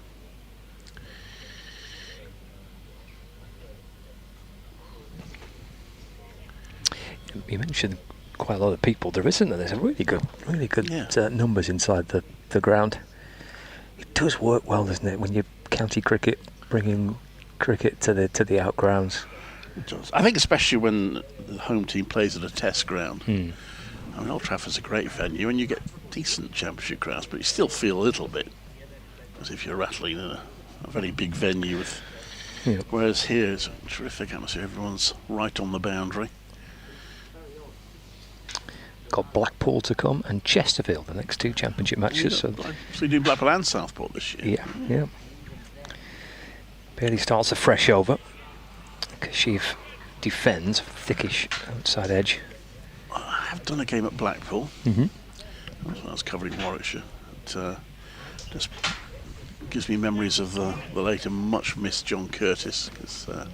He loved the Kentucky Derby. He was at that game at Blackpool. You know, Blackpool Pleasure Beach. You know, the Kentucky Derby where you have to throw your ball into a hole to get your horse to advance. JC was a star at that. 96 for 2 is Bailey. In the balls left again. I've done Chesterfield quite a few years ago now. Yeah, that's a good venue too, isn't it, Chesterfield? I haven't had a lot of luck with weather in recent years. They've had a couple of abandonments there, haven't they? So I hope they get good weather this time. I've done Aigburth, of course.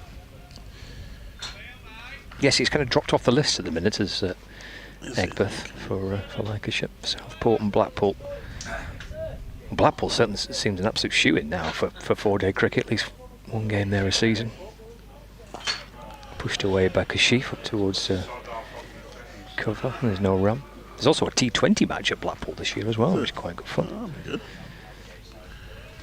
Yeah, you don't get many T20 matches in that ground, so I love it when you do. I did one at Milton Keynes a few years back. That was interesting. Don't think they play there anymore. 96 for 2. Kashif on 12. There's Tom Bailey. In the balls left again. Just that little gentle shape away from Kashif Ali. The gloves of Matthew Hurst. 3 slip catches alongside Hurst to keep him company. And there's been both wickets that have fallen have been taken by slip catches. In particular, Keaton Jennings, who's taken both catch to dismiss Jake Libby and Gareth Roderick in the morning session. Bailey's bustling his way back in again. So the back foot cracked away, that'll be 4.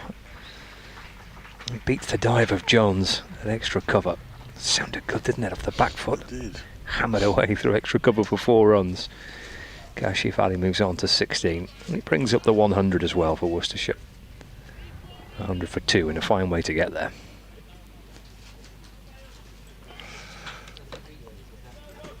He's not conceded many boundaries. I think that might just be his second. The bowling of Tom Bailey today.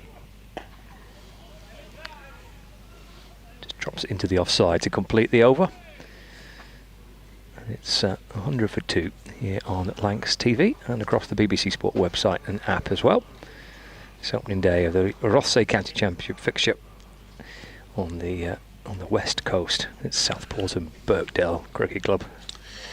Well, that 100 came in 204 balls, I make it, which means the second 50 took 139 balls. So it has, the first 50 took 65, but they got off to a good start.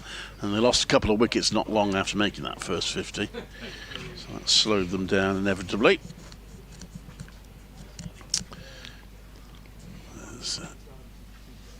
Balderson is in.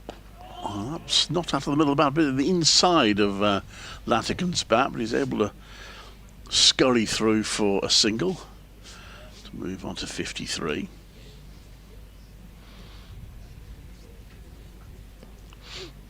Jake Libby for 21 and Gareth Roderick for 2, the 2 batters out.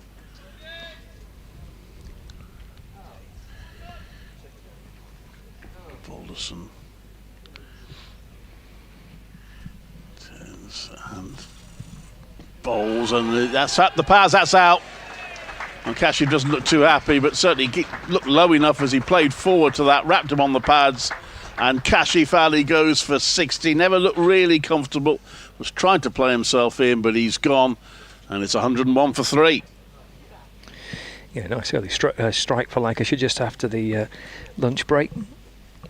Take a look back on this and see if that just maybe kept a fraction low on Kashif Ali. Second wicket for George Balderson. 101 for 3 as Kashifali heads off carrying his bat, which sometimes can give you a clue as to what the batter thinks about it. Reasonable shout. It did to me as well, yeah. I don't know if there was any question of any bat on it, but anyway, he'll have to go. I managed to eke out 38 runs for the third wicket after the little calamity of 2 quick wickets. I think they're holding this innings together. Adam Hose in now. Slightly worried when you have a big hitter in, when you're sitting at ground level. And we're going to square on for you. It hits him on the back pad, doesn't it? So though it hits him quite high, it's on the back pad. So it seems a perfectly fair shot to me. It does to me too.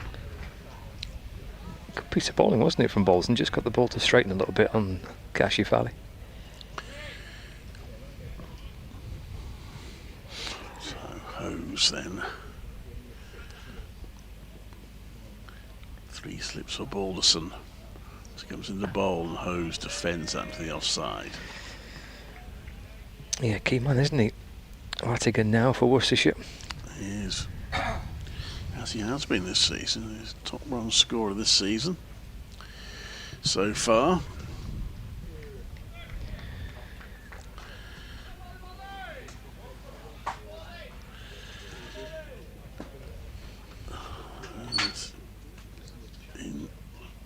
Oh, that's beaten the outside edge. It's Balderson bowling to Hose. Plays forward to that. Whistles past his outside edge. He prods at the pitch. Started nicely here, Balderson. Get the ball to nibble around a bit.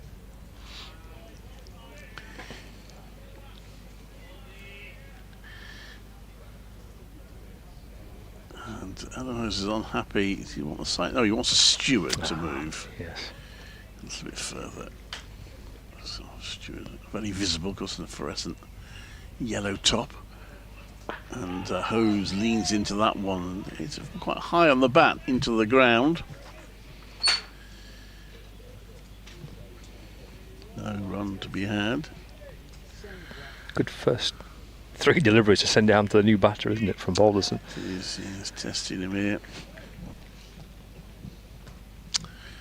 Lancashire will still feel another couple of quick wickets and they'll begin to be on top. He just felt it was just about Worcestershire's morning, but not by very much. Balderson in, and well, he was about to go up. I think he got a bit of bat on that again. Might have get a bit low outside off stump. And it's pushed away by Hose. But a good over from George Balderson, during which he got the wicket of Kashifali. LBW for 16, and Worcestershire 101 for 3 after 35 overs here at Southport and Birkdale. Yeah, it would appear as though that inside edge was a good inside edge for Adam Hose. Just got his bat down and managed to deflect it back onto his pad. Plenty of school kids in today. I noticed at lunch playing some games of cricket around the edge of the outfield, which was very nice. It's obviously busy on the trains now because the trains are getting longer and longer as they go. Oh, we're approaching rush hour now, aren't we? Gearing up for a busy commute home. Barely from around the wicket to Lattigan. That's defended into the onside. Pops Tom Hartley from mid wicket to field. And there's no run. Down to those 2 slip fielders now. That's Keaton Jennings at first slip, and then next to him is Paul Coghlan at second slip.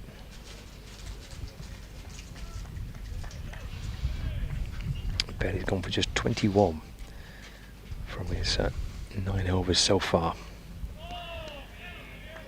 And left, just tails back in a fraction. Through to Matthew Hurst. In the previous Bailey over, Lattigan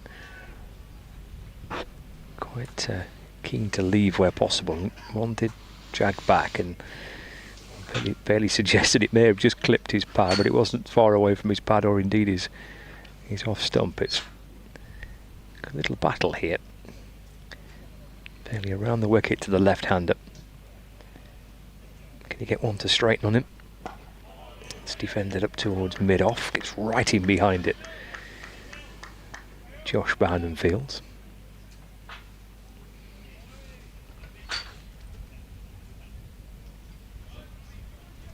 And there's no run.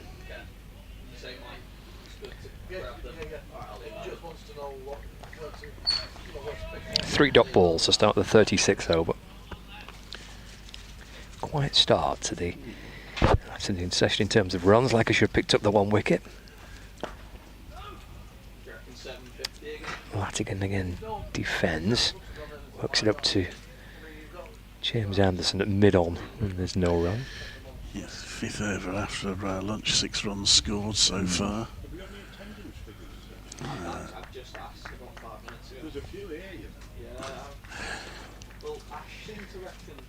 101 for 3. Latigan 53 not out. Bailey strides back in again around the wicket and balls. Oh, it's a lovely ball as he nicked it behind. He has. Well, Latigan departs for 53. Bailey's been searching for that and gets one just to kiss the outside edge of the bat. A couple of quick wickets after lunch. Lancashire will be delighted with how the session started. Indeed, how it finished. It's 101 for 4. Yeah, I think that really puts Lancashire on top now. Good innings from Dan Latigan, but got to 50. Still hasn't got his maiden first-class entry. As I say, he hasn't failed. There's only 1 single-figure score this season, so he's always got something on the board,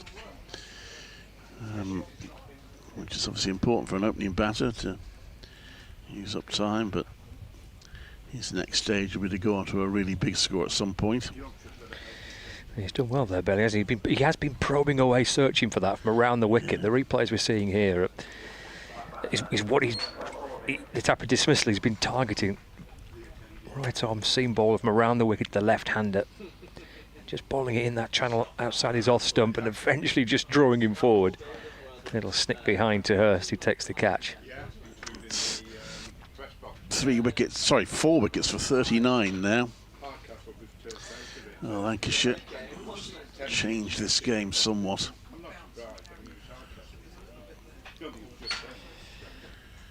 And Brett D'Oliveira, who's the only Worcestershire player to still be in the team who played here in 2018, but Tom Bailey did play in that game for Lancashire and took wickets in that game as well.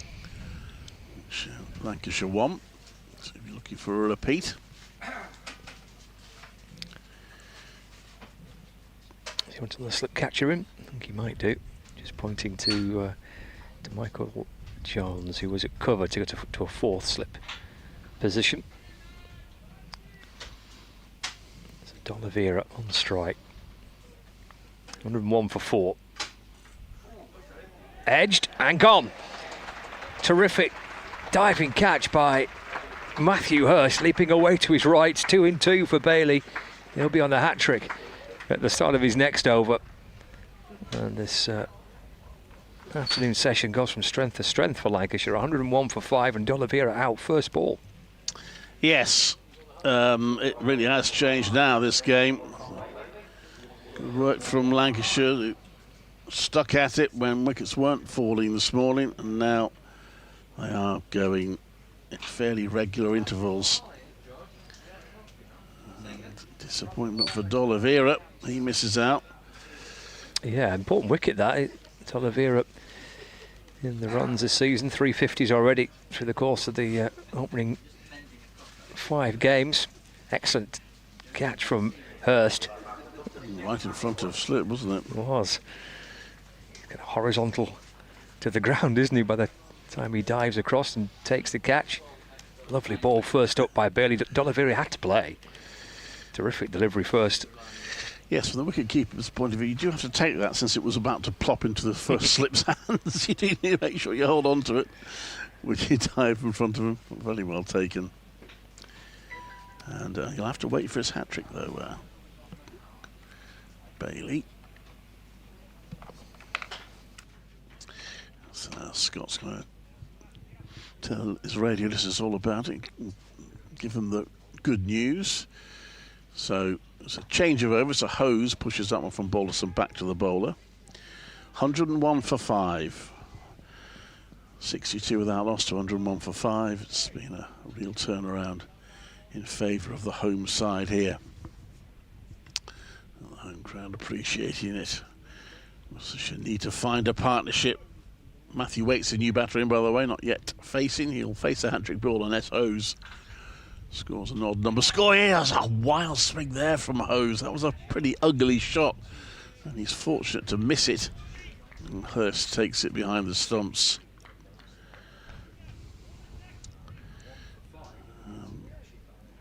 Hose perhaps looking to play positively, but that was pretty injudicious.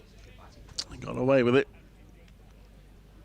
Worcestershire really in a spot of bother because they're off the back of a fairly calamitous second innings against Durham, which effectively cost them the game. That's played to mid-on. There's no run. Batted well enough for the first innings as a team, but second innings they were blown away. So confidence might not be at its highest at the moment from the batting side's point of view.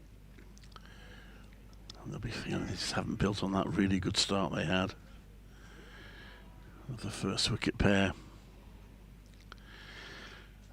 Balderson in.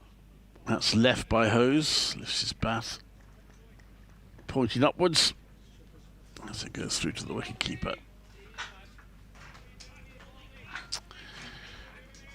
Keaton Jennings at slip. Lancashire cap. He's got two pairs of shades. One on the back of his cap, facing us, and the other actually covering his eyes.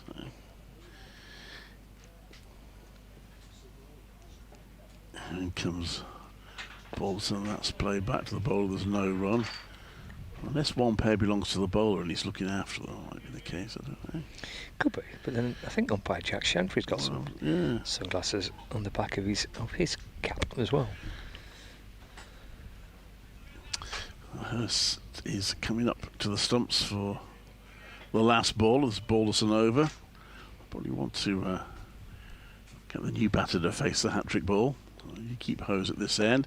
That one's looped up. Hose plays it down the ground, and he will certainly get runs here. It will be despairing attempt, a very successful attempt to stop it. They only get 2. It's a fabulous effort from Josh Bohannon. Great diving effort, wasn't it? To be in a position to catch up with the ball to try and make the stop. And he puts the dive in and flicks the ball back. Yeah, fine work from Josh Bohannon. Hose off the mark, he's on to 2. Probably could have been 3 there, but it's only 203 for 5. So Matthew Waite's first ball, the best ball he faces, will be a hat-trick ball. Yeah, 2 and 2 for Bailey. He's taken 3 since the correction. He's taken 2, hasn't he, since the lunch break?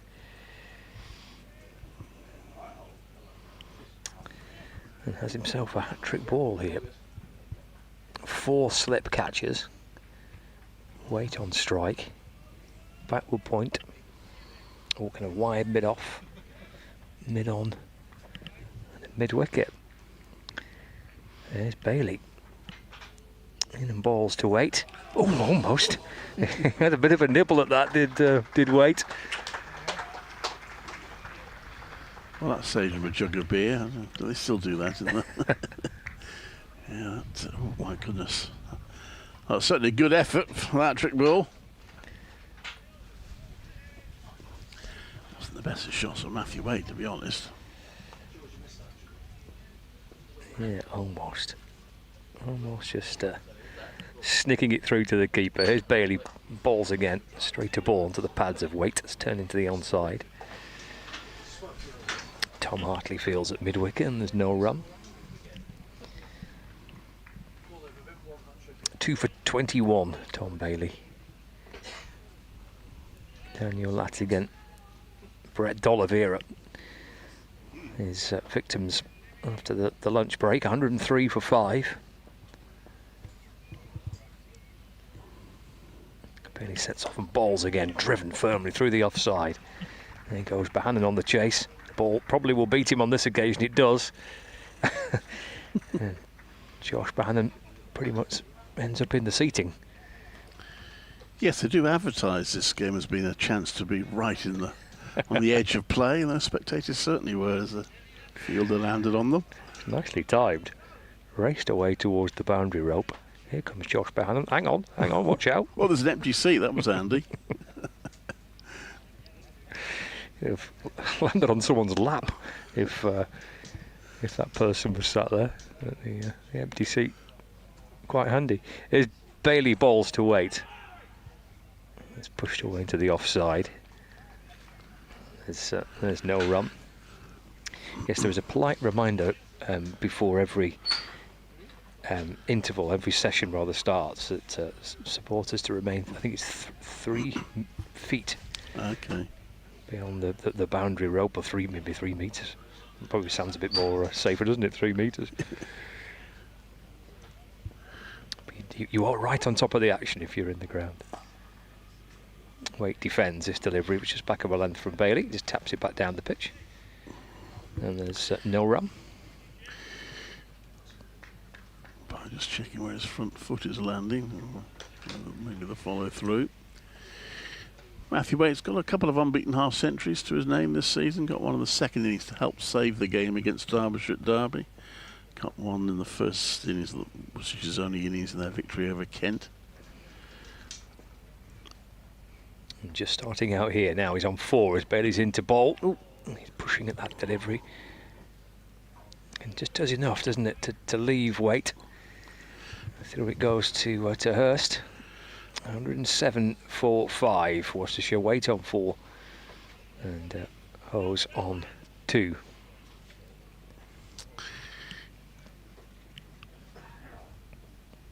Yeah, got a great spell this from Tom Bailey. And Worcestershire just trying to survive it at the moment. Good support from George Balderson. Polishes the ball as he prepares to bowl to Adam Hose.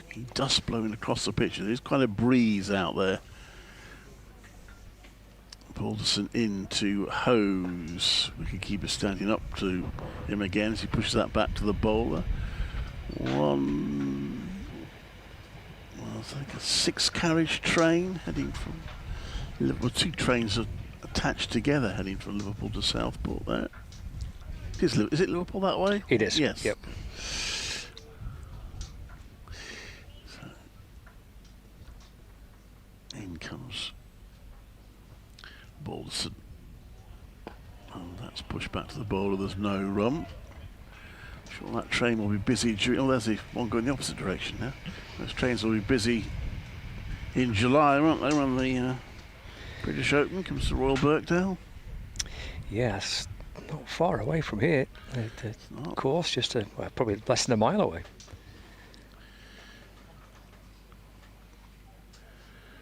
So the next one is pushed into the ground to point for no run. The opposite umpire now having a look to where the feet are landing. Not one of those sirens you get in the IPL to say it's a no ball.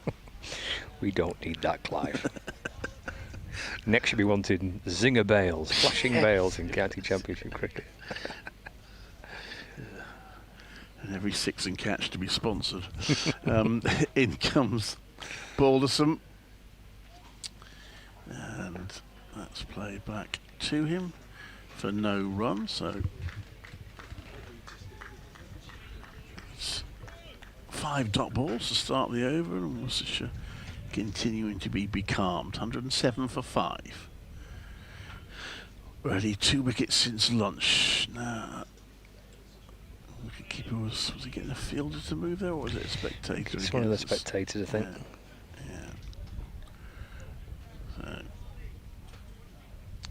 last ball of the over. Balderson comes in the ball. Oh, that's caught! A second slip. It was a slashing shot there, and the catch taken well. The ball moved at a fair pace, and it was clung on to there by Harry Singh. And Hose goes for 2. Bit of a loose shot, and Worcestershire in all sorts of trouble now on 107 for 6. And on that note, shall I bring Cheers, Clive. Callum in? Thank you, mate. Yeah, disappointment for Adam Hose. It's a terrific little period. This either side of lunch for Lancashire. They've bowled very nicely leading up to that lunch break. And have continued to apply pressure and take wickets. Following the interval, it was a bit of a thrash, wasn't it, by Adam Hose? Good catch by Harry Singh. Third wicket for George Balderson. Blimey, he really is such a good cricketer for Lancashire. Keeper stood up, took it on, went quickly and high to Singh's right-hand side, above shoulder height. Flashed at it, and a very, very good catch. That's a brilliant reaction catch from Harry Singh at second slip. I mean, if that kind of flies over his shoulder and goes for 4, I don't think many people are saying too much about it. That's watching that back, especially the replay from behind. That was a fabulous catch from Harry Singh. Let's take a look again at this dismissal. He's hit it hard. Look how quickly this flies to Singh at second slip. Wow, great take. Wonderful catch from Harry Singh. Callum Flynn's back alongside me, and this is a terrific little spell, this, isn't it, from Lancashire? Yeah, whatever they had for lunch has certainly worked. 12 for 4 since the lunch break. Absolutely fantastic start from Balderson and Bailey after the lunch. Final ball of the over. Balderson to Taylor. It's defended to mid on, and there is no run. Excellent stuff from George Balderson. And 107 for 6, 39 overs in. And that looks a pretty healthy scoreboard from a Lancashire point of view. Yeah, Worcestershire started well, didn't they? It was 62 for none, but even then we said Lancashire was a little bit unfortunate. They'd beaten the outside edge. They'd a few edges sort of just falling short of the slip cord and running away for 4. There's a few loose shots. So the wicket is certainly offering a little bit of assistance. As Bailey's going to continue. That one's defended into the onside for no run. It's amazing, isn't it, when you look at the first kind of 45 minutes, even the first hour, really. It's a very solid start for Worcestershire. I think we touched on it before. There's maybe a little bit of good fortune going their way. Maybe Lancashire a little bit unlucky in that first hour. They didn't get a wicket, but still, it was a really solid start. And I think the way that they dragged it back in the morning, the disciplines that they had with the ball. Bailey in. That one's left through to Matty Hurst. They bowled beautifully, didn't they, in that kind of second half of the morning session. Applied pressure, got a couple of wickets before the lunch break, and then have continued it since. Yeah, I think they had that 45 minutes, sort of roughly an hour, didn't they, where I think they picked up 2 wickets, around 7 runs in around the same amount of overs. So Lancashire since that first hour have been absolutely excellent. Worcestershire need to try and fight their way back into this game.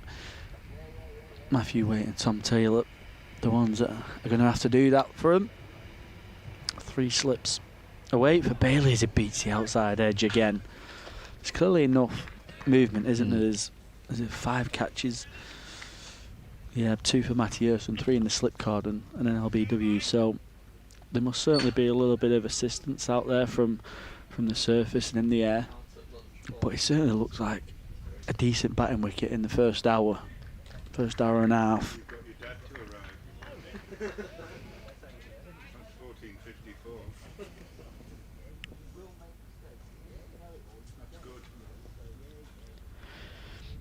(107-6) as Bailey's in. That one's defended back towards the Lancashire bowler. 2 for 25. What his figures? What a beautiful spell here, hasn't he, Barry? I thought that little passage of play to Daniel Latigan was really interesting to watch. He was bowling around the wicket to the left-hander, and he was just probing away, wasn't he? Just outside Latigan's off stump.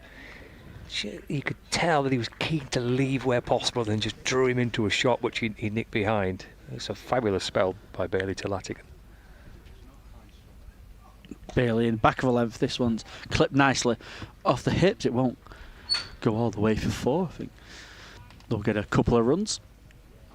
Yeah, I don't know if it was a message from the changing rooms or something that they picked up on the field. He scud pretty freely sort of square of the wicket, didn't he, in that first half an hour, and then once Lancashire brought the keeper up and started to attack the stumps, off stump, middle stump kind of line, they just really restricted Dan Latigan, and he just seemed to get himself into a little bit of a hole. Certainly did the job for Worcestershire. 53 up top from your opener, you're happy with that.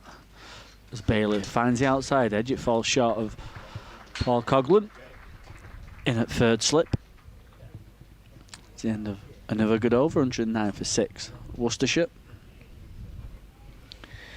Yeah, and for Daniel Latigan, pretty solid start to the season. Opening bat, averaging just over 36, couple of 50s. Top score of 89, so he's been in a couple of times, hasn't he, and not gone on to try and get a bigger score. Yeah, I think what Clive was saying, he was 19 years of age, so still very young, and them big hundreds I'm sure will come over time with more experience. It didn't help with wickets tumbling around him a little bit as well, did it? And he battled through some tricky spells. Here's Balderson to Taylor. Clipped down towards fine leg for a single. Taylor off the mark with that, 110 for 6. Yeah, not watched him bat before. Looks very exciting talent. He's a big lad, isn't he, Daniel Latigan, as well? Yes. For an opening bat. Yeah.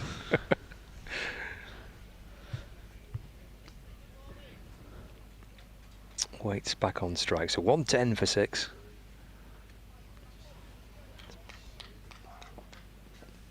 Been excellent by these two since lunch.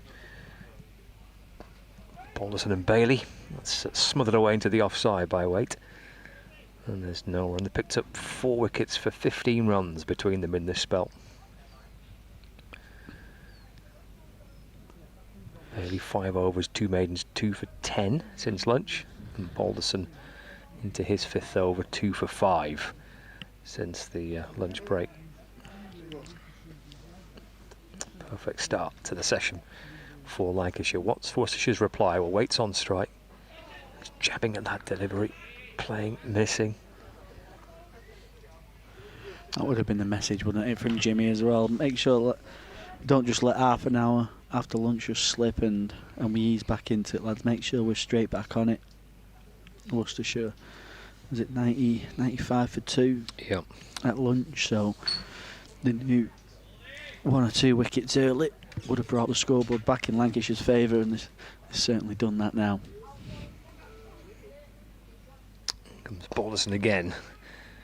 It's driven into the onside. It's a good stop by Bailey.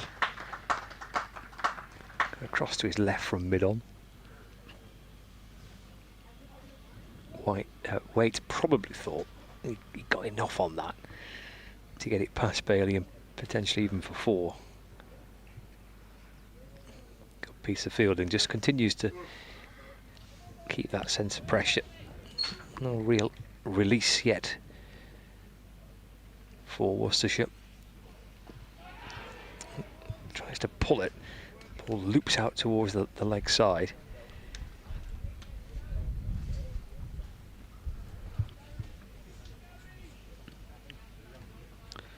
Probably feels like he's missed out there as Matthew Waite. Just a bit of a back of a length delivery from Balderson. And Balderson's pace as well. You don't often see him missing his length, so Waite looking to score big into the leg side then. Inside edge this time from Waite. It's pushed a bit fuller from Balderson. Waite didn't have a clue where the ball was gone. He'd thick inside edge. It bounced down past his stumps. He was spinning around looking to see where it was. End of the over. 110 for 6. Waite on 6. And Taylor on 1.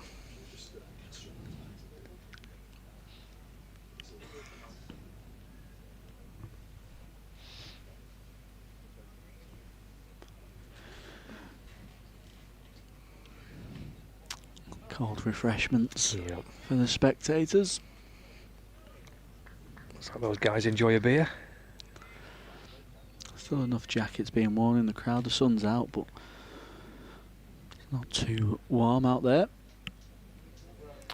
Tom Bailey's going to continue. 3 slips away as that one's clipped off the pads from Taylor. He gets himself a single. Don't know whether we can pick this out or not on the live stream, but we mentioned this morning that little kind of VIP area that's been created at the back of someone's garden. Well, there are now, I think, 2 people sat in that little area. It's just to the right of the. There we go. Look at that. What a spot that is. It's at the end of your garden, that. It's a brilliant spot, isn't it?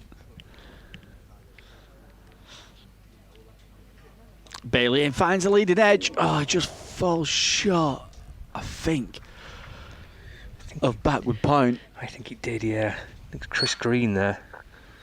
He's a fantastic fielder, is Chris Green. It's a leading edge, looking to turn that away into the leg side was Matthew Waite. It's really tricky as well, them leading edges. You often find yourself a bit on the back foot. Don't quite know where it's gone. He's got a good reach as well, hasn't he, Green? He's a tall lad, but he just couldn't quite get his fingertips under it. Bailey in, back of a length. That one's punched to Josh Bohannon at mid-off. Yeah, as well then, where has it just quite carried? Is it sort of jammed into the floor? It's a good effort from Chris Green.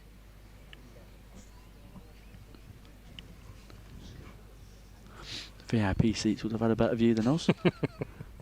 It's a great spot. Bit closer to the action. I wonder if they get charged for a membership.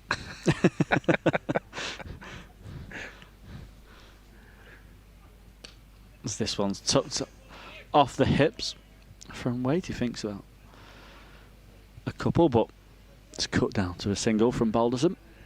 I dare say they can afford it. I think there's a bit of money around these parts. Yeah.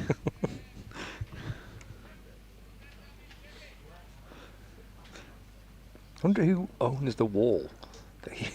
Southport and Birkdale said, you know what, I'm going to build a bit of a higher wall there, I think. Bailey in back of the length, and that one's just defended into the onside. Yeah, I'm going to put a bigger wall up. Yes. And see how they counter it. If you pay for membership, we'll put a little window in it.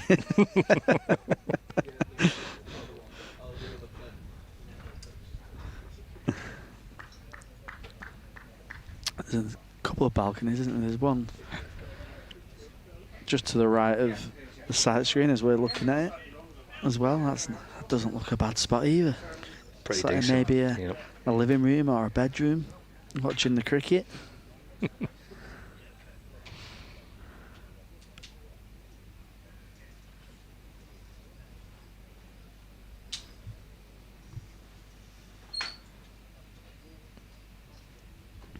Leg slip going in to Taylor here. There's Bailey in.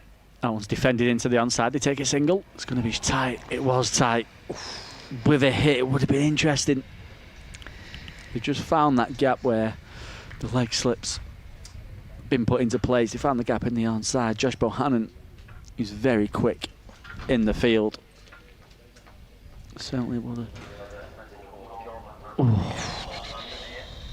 Would have been a very 50-50 call. They're our friends in the VIP section. Yeah. Terrific, that. Here's Tony Elwood, who's come into the commentary box. I'm very well, thank you. How are you?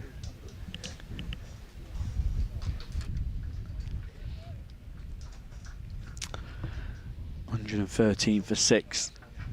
Worcestershire. Fantastic start after lunch from Lancashire.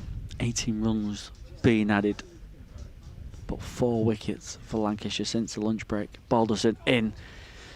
Matty Hurst up to the stumps. He beats the outside edge straight away of Taylor. He'll certainly be looking forward to a ball on this wicket.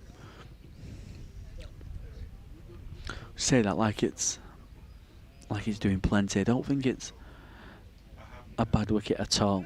I don't think 113 for 6 reflects the surface, but Lancashire have certainly found enough out of it Balderson in again, beating the outside edge, dragging Taylor forward onto the front foot, who looks to defend Matthias with some very tidy glove work. Been up to the stumps quite a lot today. Often indicates the pitch is on the slower surface, slower part. But we have seen some carry through. Again, George Balderson, third ball in a row, beating the outside edge. Taylor this time on the front foot, driving aggressively, looking to score runs down the ground, but he's beaten again.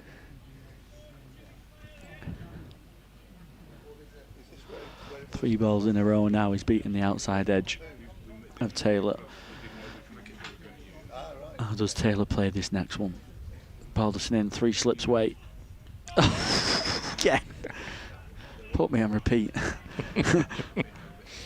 It makes such a difference. It must make such a difference for Balderson when Hurst is standing up like this. I think they're from the few games that I've commentated, they're the best sort of spells that I've seen George Balderson bowl. When he's come up to the stumps. I think it was a couple of years ago when they played Hampshire here, and George Balderson, he had a spell of free for not many. Keeper up to the stumps. That one's outside edge. It goes through the gap of Matthias and Keaton Jennings. Tom Taylor on the drive. The 5th delivery in a row. He finally finds the outside edge. But it's not thick enough to carry, to get to Jennings. Oh, would have been a really good catch from Keaton Jennings to his left. It's always trickier as a first slip when the keeper's stood up. It's a terrific little spell, this, isn't it, from Balderson and Bailey since the lunch break. Superb work. This is his 6 from the spin. He's 2 for 9, I think. Yeah, 2 for 9 from in his 6 over of this spell, Balderson. This one, the edge again. This one, could it run away for 4? Yeah, I think it does. Another boundary off the edge. It's really good over from George Balderson. 4 beating the outside edge, 2 finding the edge, but them 2 running away for 4. So it's score 121 for 6. Wait on 7 and Taylor on 11. It's one of the joys of broadcasting from the outgrounds and from the media tents like this. People just wander in, don't they? Just wander and have a quick word. Albeit he is the former chairman, so I think he's allowed. Tony Elwood, the former chairman at Southport and Birkdale. It's a jazzy little blazer. It's a lovely place. Yeah. Very nice. Little pink and satin blue number. 121 for 6. Here's Bailey. Balls again, it's left, comes back in a little. Taken by Hurst, the Lancashire wicketkeeper, just gently leaning a little towards his left.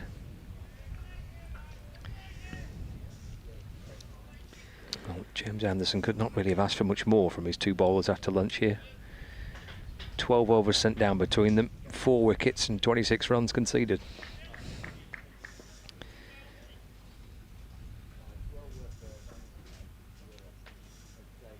Bailey again to wait.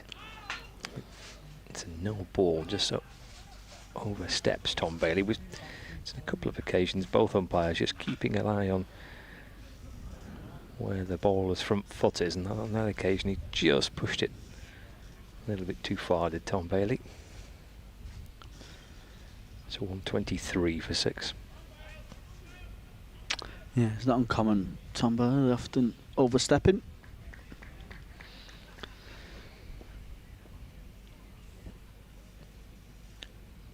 Wait on 7, Bailey in balls, tucked into the onside. And Tom Hartley's there to field, no run. Not had a ball yet, Tom Hartley, just a couple of overs from Chris Green before lunch, but it's been the seamers that Anderson's used. Yeah, I think we might see more of Hartley and Green as the second innings comes into play and the pitch starts deteriorating. It does take spin here at Southport and Birkdale. bit more sun like this will help, I guess, as well. Beautiful, bright, sunny day. Waite wants a single here. He's turned it into the onside. Anderson going to his right at mid-on. Just to get fingers onto the ball to stop it, but he's never going to really prevent the single taking place. Waite moves on to 8.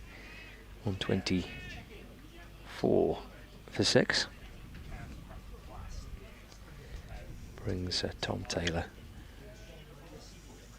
back on strike. He might have an extra slip catcher, and actually going to be a leg slip for Taylor. So 3 slips and then the leg slip, and then backward point, and a mid-off, mid-on, mid-wicket, fine leg. Bailey bowls to Taylor. That's in the air, whipped away out towards that fielder down on the fine leg boundary. 1 bounce over the rope, and it's gone for 4. Waite moves on to 15. 128 for 6. It's actually a brilliant shot in the end. He advances down the track, does Taylor. He flicks it off his hip. And some brilliant fielding from the spectator. Helps Balderson out, does the fielding for him. Bailey in again, turned into the onside. A little bit of hesitation, but there was a single taken. Tom Taylor moves to 16. It's 129 for 6. Brings Matthew Waite back on strike. Like leg slip fielders departed for Waite, only in position for Taylor, so back into a cover position. Still got the fine leg down on the boundary rope. Bailey in and balls to Waite. It's dropped into the offside, and there's no run. 129 for 6 at the end of the 44th over. Waite on 8. Taylor 16. Yeah, George Balderson is going to continue to do well to get the ball out of his hands, I think. At the moment, it's fair to say he was all over Tom Taylor in that previous over. Going back to the point that you made, Scott, about the keeper stood up to Balderson. I think when he bowls his best, he's not someone with extra pace. He's on the slower side of a natural seamer in the professional game. Probably touches 75 to 78 maybe. But when the keeper's stood up and as a batter you can't advance down the track.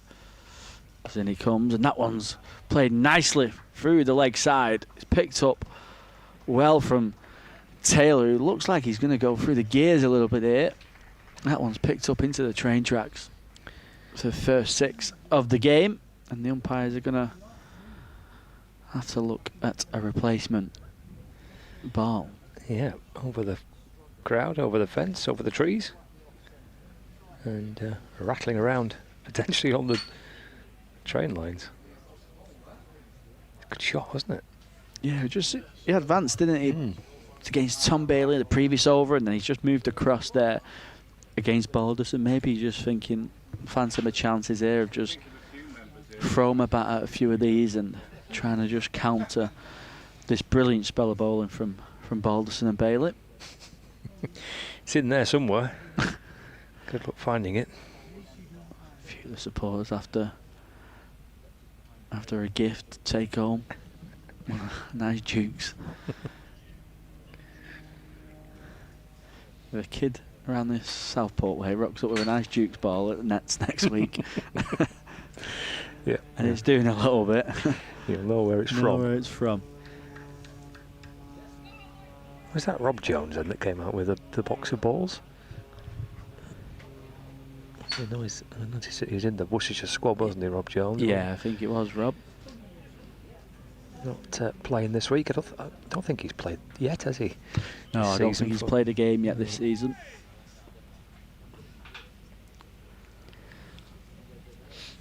Three slips still to Taylor. Balderson in, finds a bit of extra bounce, and Taylor just tucks that away into the onside where the mid-wicket fielder has been pushed back, so he gets a single.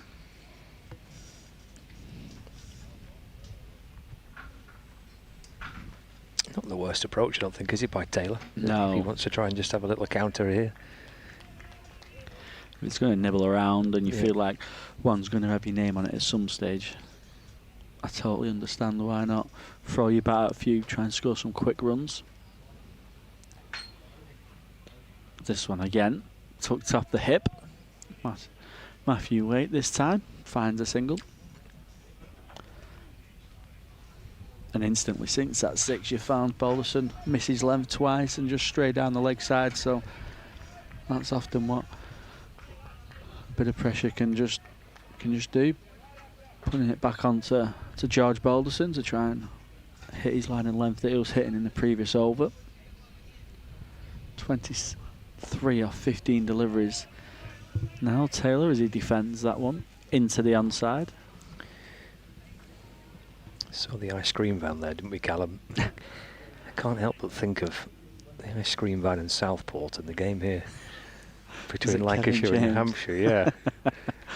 He was kind of hinting at one on air, wasn't he? And then all of a sudden, was it one of the Hampshire players who delivered one, or one of the Lancashire players? Lancashire players, I think. This one's defended into the onside for no run. You'll be able to dig it out somewhere on Lancs TV. Search for it, but it was a brilliant moment when it was actually, I think I remember Kevin James, who commentates on Hampshire. I think he was having a bit of a go because some of the lanky lads were going round to the ice cream van and coming back to the dressing room with ice creams. Oh yeah, he was. And he was getting Kevin more and more grumpy. He didn't like the idea of them doing that. Balderson in, Taylor turning that away into the onside. He finds a single. 138 for 6.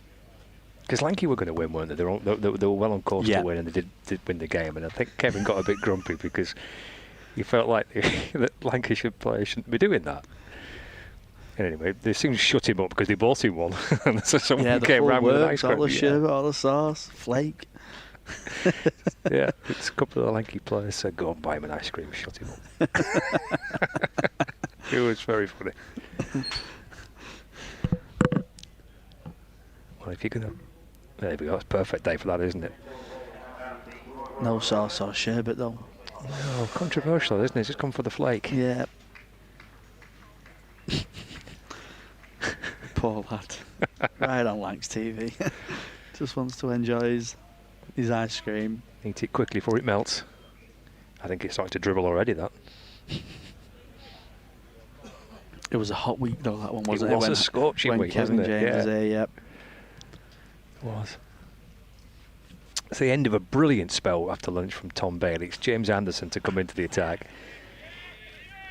Bailey bowling 7 overs, 2 maidens, 2 for 21. Fabulous work from Bailey. And Anderson has a go for the first time this afternoon. 38 for 6.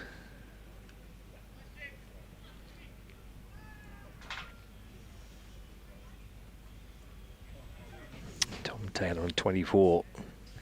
Trying to be positive, but slightly tougher test against Anderson to play that way. Just hurried up a fraction there, Taylor. Defends to mid-off where Bohannon fields and there's no run. 138 for 6. An hour into the afternoon session. Just joining our coverage across Lancs TV or across the BBC. Lancashire winning the toss and electing to bowl first. Straight to ball from Anderson to Taylor. Worked into the onside for no run. Managed to prize out a couple of wickets just before lunch, Lancashire. There was 62 put on for the first wicket between Daniel Latigan and Jake Libby. And then a couple of quick wickets falling, 62 for 1, 63 for 2. And then they've continued that beautifully after lunch. Forward again goes Taylor, solid looking defensive push into the offside. And again, there's no run.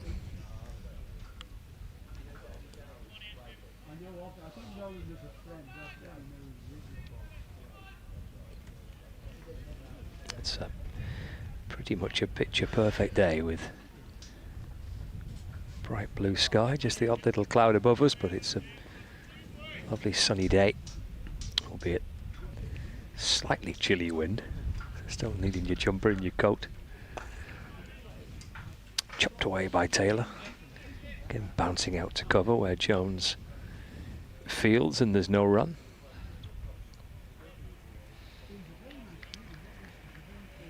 Been told that just under 1,500 is the crowd for. Was the crowd at lunch. Very good numbers coming to watch this opening day and coming to watch that man have a ball. You feel like you probably got your best chance you're going to have to see him so close up. Short ball which he's pulled, and I think potentially gloved in the end over the keeper and down towards the boundary. He's gone for 4 to end the over. Maybe off the glove. Let's have a look back on the replay. Couldn't quite get to it, Hurst. Down it goes for 4 runs to end the over. 142 for 6. Yeah, it's a good shot ball in the end from James Anderson, someone who isn't known for bowling too many shorter deliveries. Just seeing Taylor advancing, walking across the stump, so deep square was out. So maybe it's a ploy that Lancashire might just drop the odd short one in now, with Taylor looking to be more aggressive. Balderson's going to continue 3 for 43 off his 14 overs so far. That one's played back towards the Lancashire all-rounder. Yeah, he'll have the. He's a very definition of an all-rounder, isn't he? Because at the minute he's bowling more than anybody else. He's battered in different positions, but he'll probably open the batting in this game. Yeah, I was just going to say, do you think he might be virtually bowling 20 overs or so in the first innings, as in he comes, wait, defending, forward into the offside for no run. Do you think he'll potentially still open with Harry Singh in there? No, it's a good question. Singh's opened this season, hasn't he? Yeah, he's just coming off the back of a really good knock in the second 11 where he scored a big 100. Maybe it depends how much Balderson does bowl, but it's a lot to ask, isn't it, to send down the number of overs he does. Balderson in, Wait tucks that away into the onside. He scampers through for what was a quick single, but it's an easy single in the end. And then to ask him to open the batting as well. Yeah, it's not gone too well for him either at the moment. Moving back up the order, like you say, he's been moved around that order lately by Lancashire with the injury of Luke Wells. So maybe he might just slot into the middle and try and strengthen the middle order up. Balderson in, Taylor just walking across. Hurst takes that nicely behind the stumps.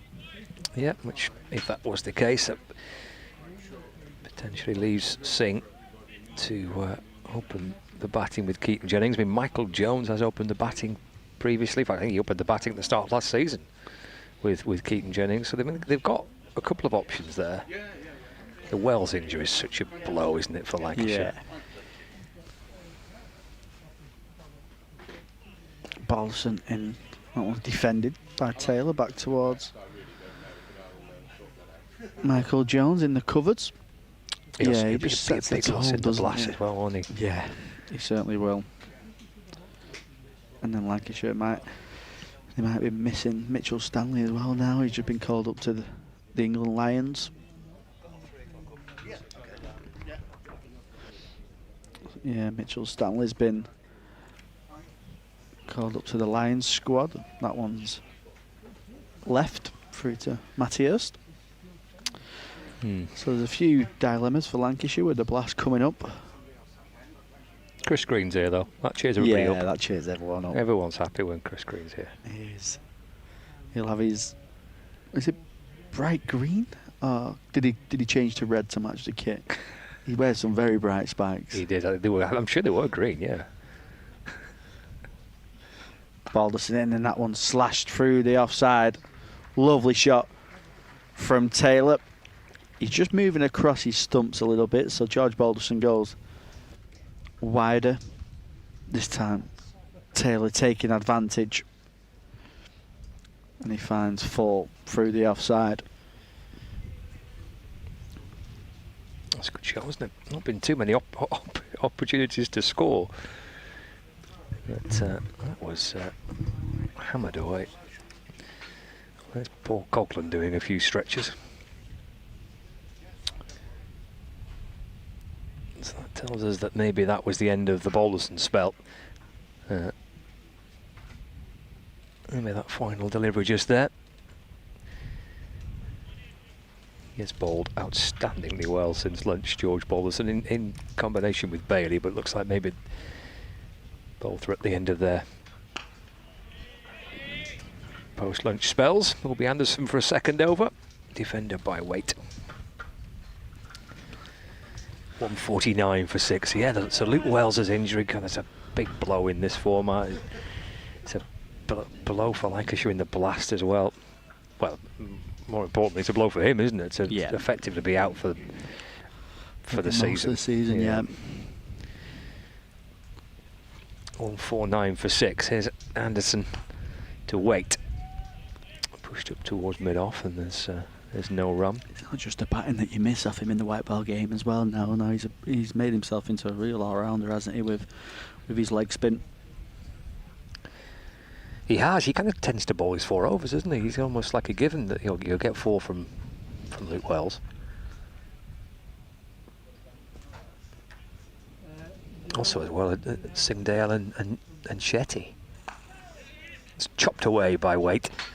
Well, before actually, he's managed to find a gap through the offside. There's not much room to try and manoeuvre the ball through there, but he's cut it away for 4. Moves on to 14. 1-5-3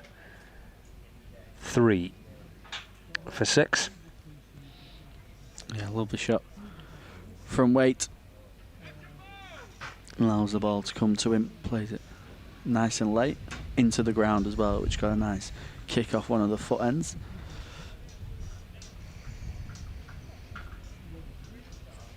I don't think we're expecting to see Ajit Singdale potentially again this season.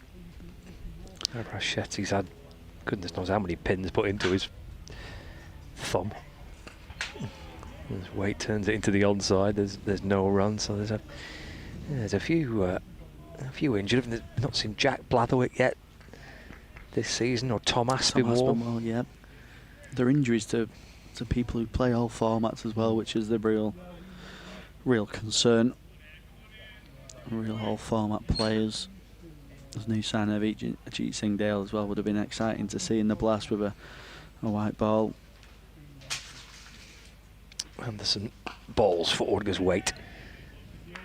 And there's no run. I think they're hoping that Jack and Tom will be available for the blast starting. Or at least, if not the very first game, at least their kind of first batch of T20 games. And that was the message coming through. We'll get the pleasure of seeing Saqib Mahmood as well, hopefully. Yes, yeah. Saqib Second Mahmood, team which cricket, didn't he, this week? Really strengthen Lancashire. I don't know when, I'm not sure on the exact dates where you see the international stars like your Salt and your Livingston coming back into the fold. I'm not sure on the dates where they will return. Now we're having a little look at the ball. So this is the one that's been replaced, hasn't it? So this is the replacement ball anyway. The first ball ended up on the train track. I don't think that one's going to be coming back. And that one's... So Lancashire probably aren't happy with their replacement, and they're not going to be happy even more now. The umpires just tried to fling it back to James Anderson, and let's just say it went nowhere near the Lancashire captain. Took a couple of bounces. Good job. Bannon was there to help out, wasn't it? Has he found bat on that? Umpire says no. It's a beautiful delivery from Anderson. Somehow gets through Matthew Waite. No bat on it though. End of the over. So 1-5-3 for 6 is the Worcestershire score. Let's watch this ball back. Oh, it cuts back in, doesn't it? Past the inside. I just think maybe just hits the his hip or his thigh pad and takes off to the keeper. It did come back in from Jimmy Anderson.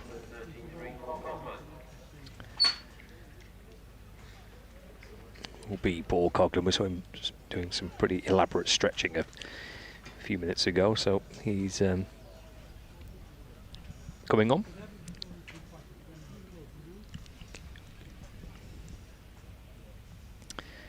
Coughlin replacing George Balderson, so a fabulous spell from Balderson. 8 overs, 1 maiden, 2 for 29. Super work. Paul Coughlin replacing Balderson. He doesn't quite find his length with that first one going down the leg side. Matthias tidying up behind the stumps. He bowled pretty well in his first spell. Paul Coughlin, he was finding some really good movement. None for 17 off his 5 is quite unfortunate to not take a wicket. Just say hello to our Sports Extra friends who have joined us for coverage for a few moments.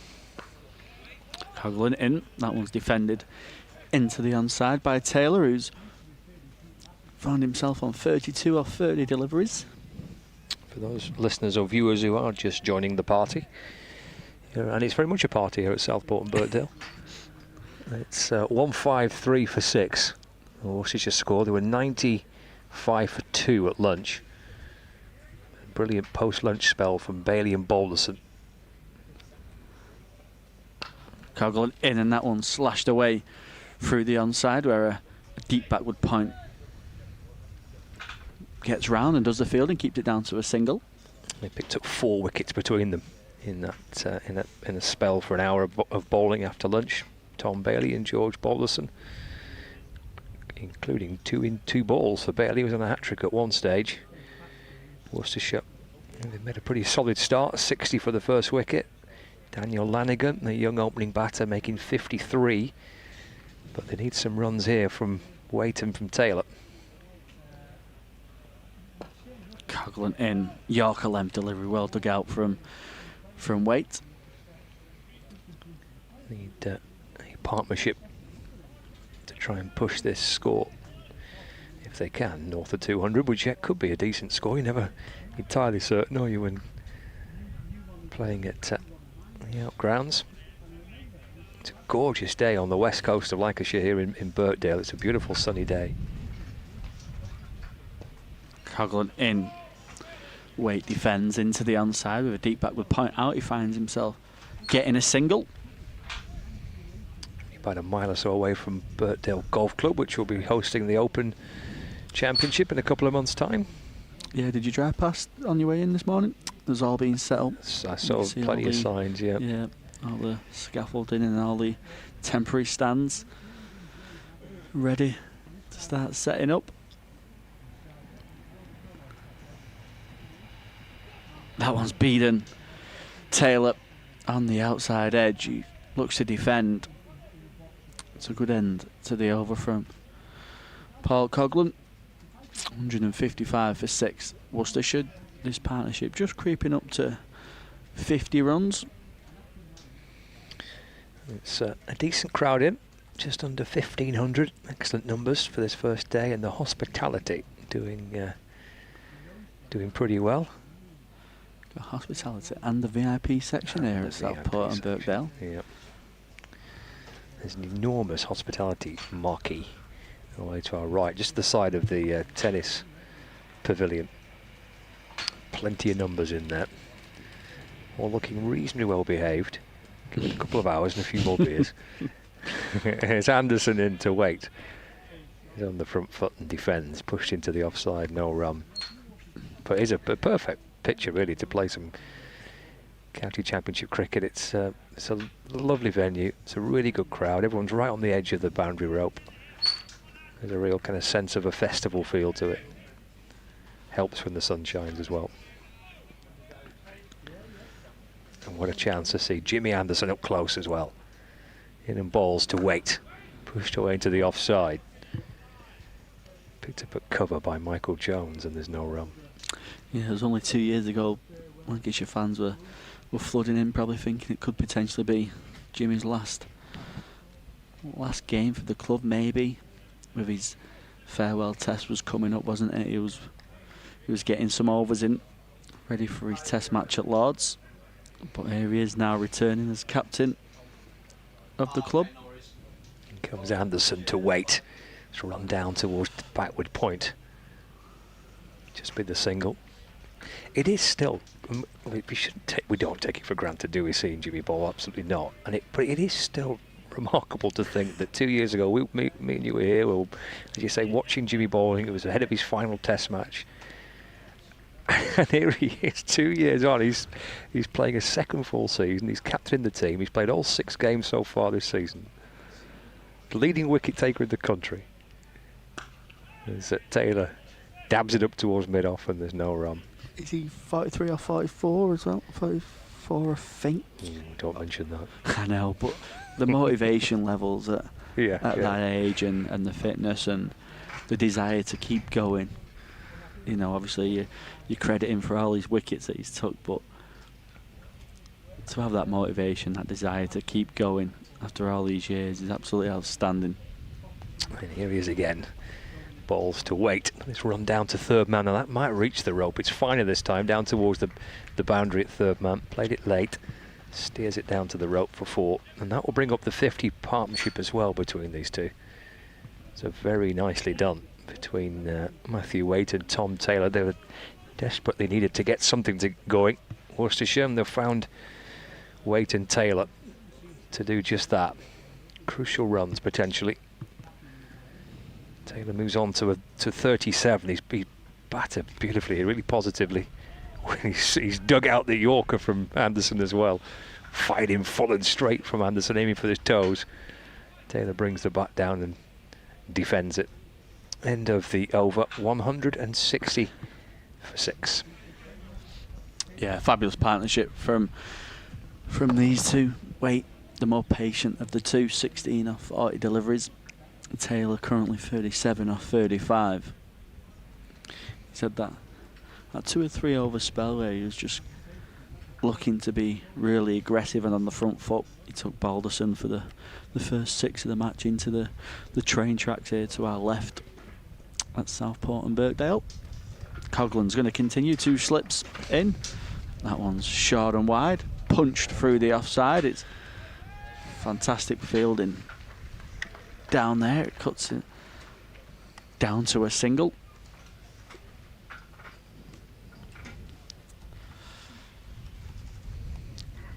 Yeah, they battled well, hair of Taylor and Waite. Lancashire was 4 wickets for not many runs straight after lunch.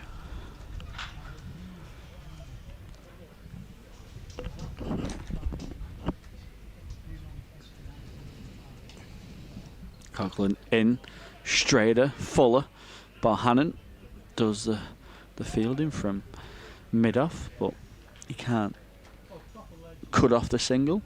162 for 6. Yeah, at one stage,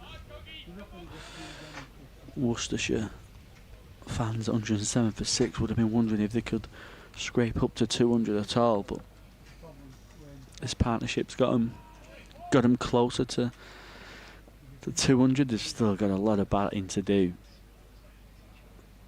Coughlin in, beats the outside edge. Is an appeal from Harry Singh at second slip. He looks at Matty Hurst and Keaton Jennings saying, "Not fancy any help, fellas?" There's no noise.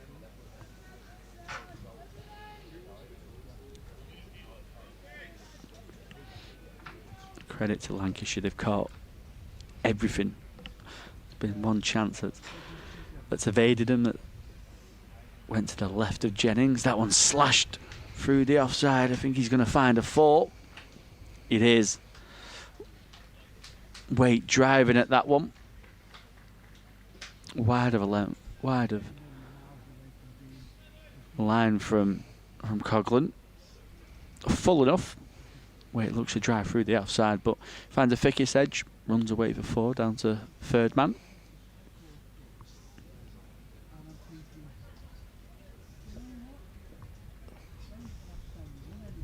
A deep square and a fine leg. That one's a lot straighter, but much more conviction in the shot from Waite. Doesn't get all of it. Josh Bohannon does the fielding, keeps it down to a couple. It's been excellent for these two, hasn't it? Really good kind of positivity from Taylor. I think he made his mind up pretty quickly that he quite fancied, where possible, taking the attack back to Lancashire. Yeah, he's been more the aggressive weight here. 23 off 44. That one's allowed through to Mathieu. Short of a length delivery. Coughlin just trying to see if Waite takes it on. He ducks under that one. 168 for 6. 61 runs put on for this 7th wicket partnership. And we're going to see a bit of spin. The first time after lunch, Chris Green was given it a couple of overs. 2 overs for 1 run before lunch, but we're going to see a little bit more of the Australian overseas.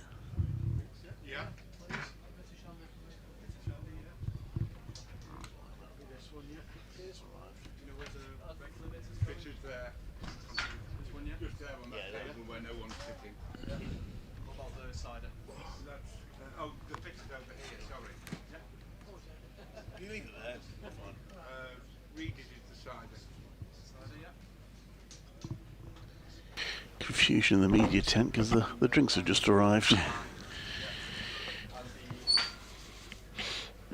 Did you get your order in, Callum? I did. Oh, well done, well done. That's very kind, isn't it? It is. It is. But it was well looked after. Yeah. Every time we come here. Good fight back this by Worcestershire's 7th wicket pair. Yeah, it's been excellent, hasn't it? 61 did put on for this 7th wicket, so trying to get Worcestershire up to a respectable first innings total. There's still plenty for them to do as well.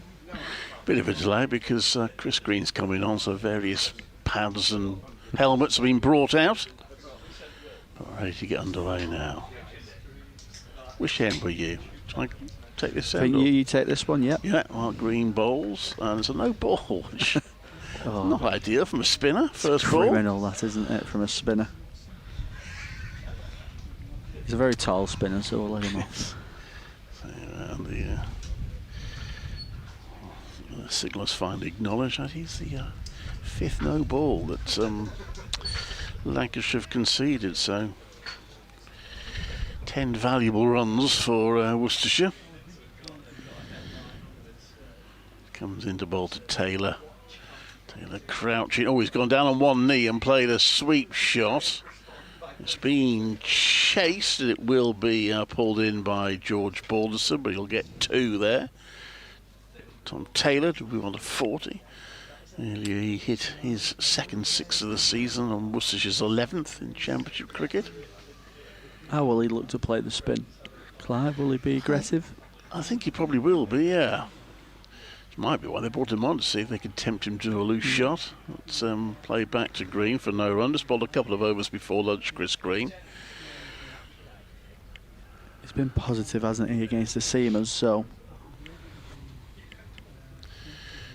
One slip in place and a short leg. Green, quicker ball, and it's played... Oh, it bounces awkwardly through mid-off. I think it was always going to be a single, but... The fielder was probably quite relieved that didn't hit him, because it was being chased by Josh Bohannon, and then it hit something, some sort of divot, and bounced in the air. Anyway, it's Another run onto the total, 173 for 5. Chris Green is just, he's not asking the umpire about the ball, he's asking his teammate whether... Which side are we shining, maybe? Yeah. Great. So, he stands up, walks in, wearing number 93 on his back. That's definitely not his age. Oh, that's gone past a forward defensive shot of weight. There is a stomping appeal, but Waiter kept his back foot in the crease, but beaten there by Green.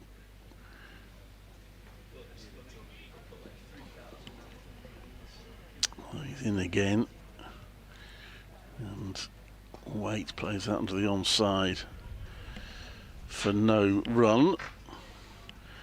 She did rely a little bit on their lower order to get them out of trouble in their last game. In the first innings against Durham, they didn't manage to get them out of trouble in the second innings. The first innings they did. As this one from Green is played back. It's another no ball. Is he stepping to the side or is that front foot? Yeah, I think it's front foot again. He gets very tight to the stumps, does Chris Green.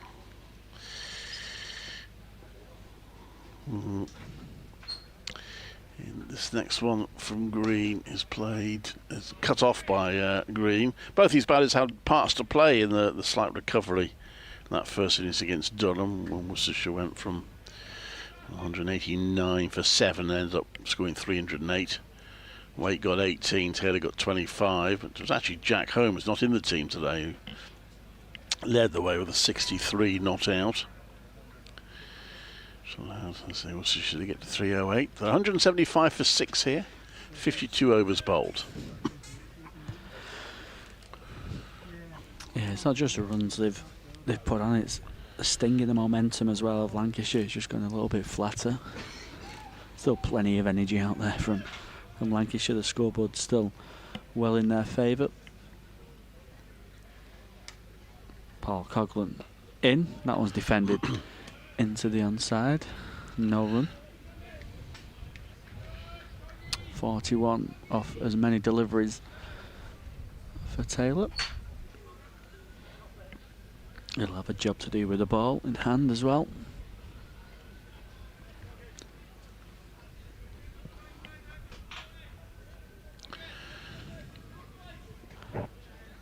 Crowd's enjoying a fascinating day's cricket. It's fluctuated. As that one struck on the pads and he's been given fuller of a length from Paul Coughlin. Full and straight. Taylor looks to turn that into the onside. Been given straight away from Jack Chantry, and that's the 7th wicket for Lancashire, and they broke this brilliant partnership. Worcestershire now 175 for 7. Taylor gone for 41. Well, I needed that, Lancashire. I don't think it got up very much. Height was definitely not an issue as far as the LBW call was concerned. Good innings from Taylor, 41 of 42 balls.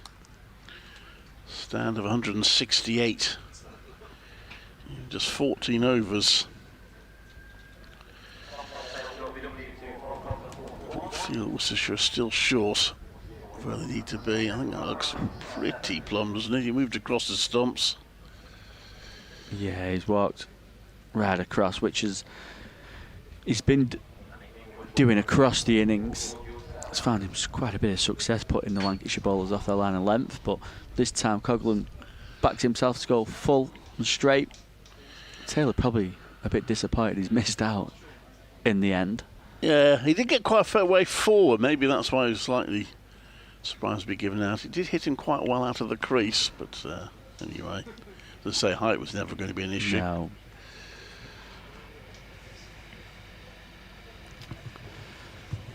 Yeah, 7th wicket for Lancashire, the first for Paul Coughlin in this innings.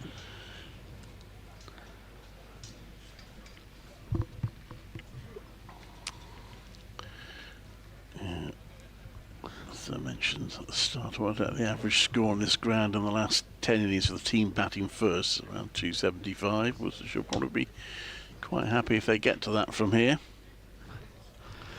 debutant is in. George Russell.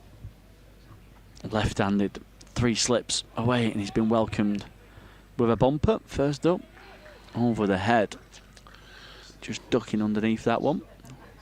The umpire signals 1 for the over. This is a slightly odd situation in that this could be George Russell's one and only game for Worcestershire. He's been signed on a 1-match loan initially.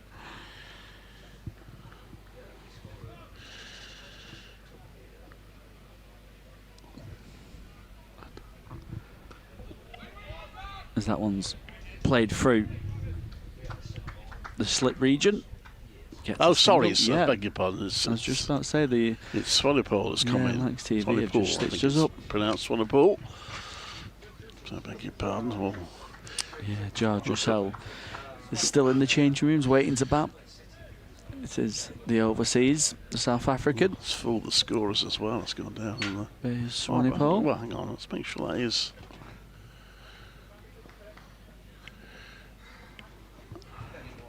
Coughlin into Matthew Waite, who defends solid into the offside for no run.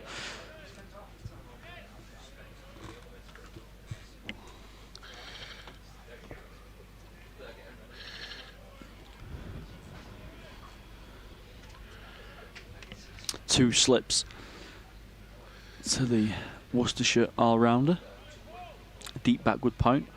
Cover, mid-off, mid-on, mid-wicket. Deep square and a fine leg. That one's short of a length. It's pulled out into the leg side. Matthew Waite thinks about a second, but it's excellent fielding from Chris Green. Keeps it down to a single. It's not the biggest boundary. Out into that leg side as we look across to our left towards the train tracks here at Southport and Birkdale.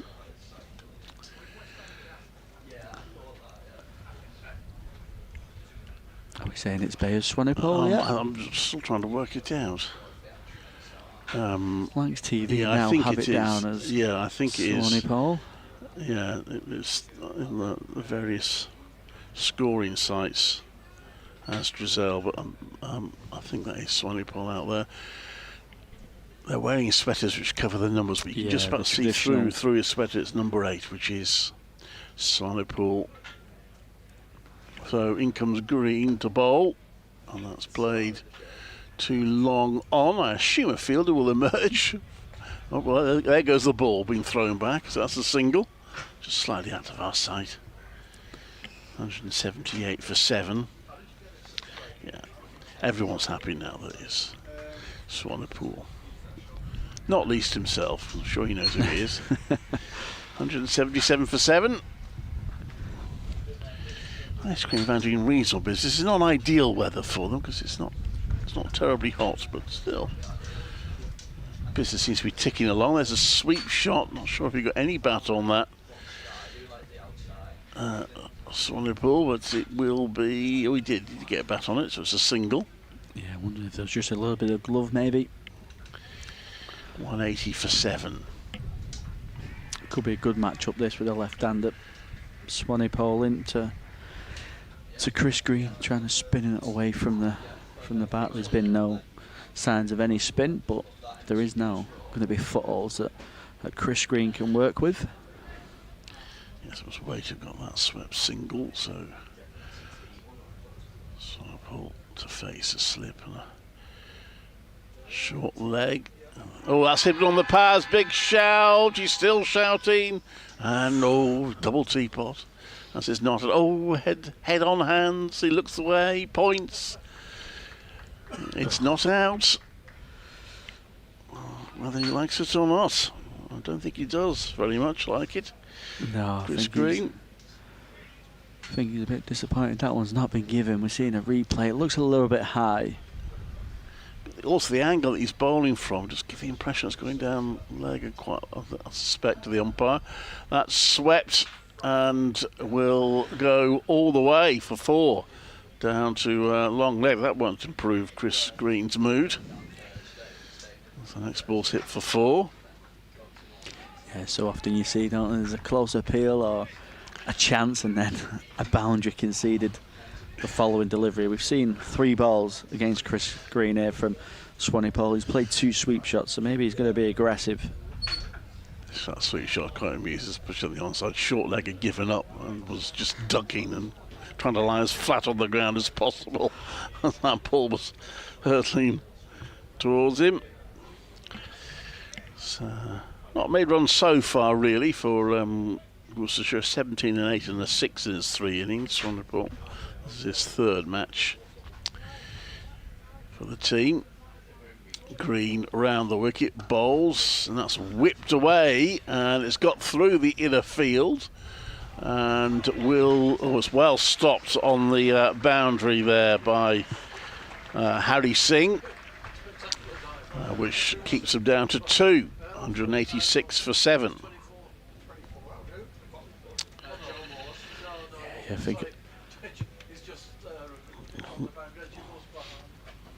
I think it was Joe Moores. Oh, was it Joe Moores? I think, yeah, I think the subfielder Joe Moores, I think he's just gone off as well for Bailey. He's done his bit.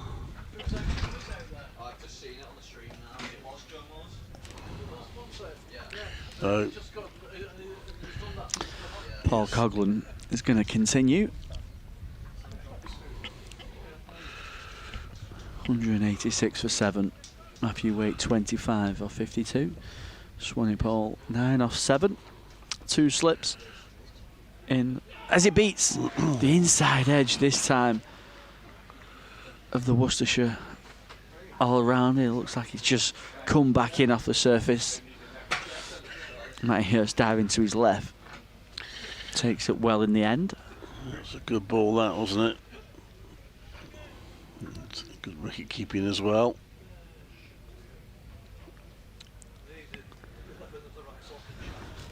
Yeah, good line and length from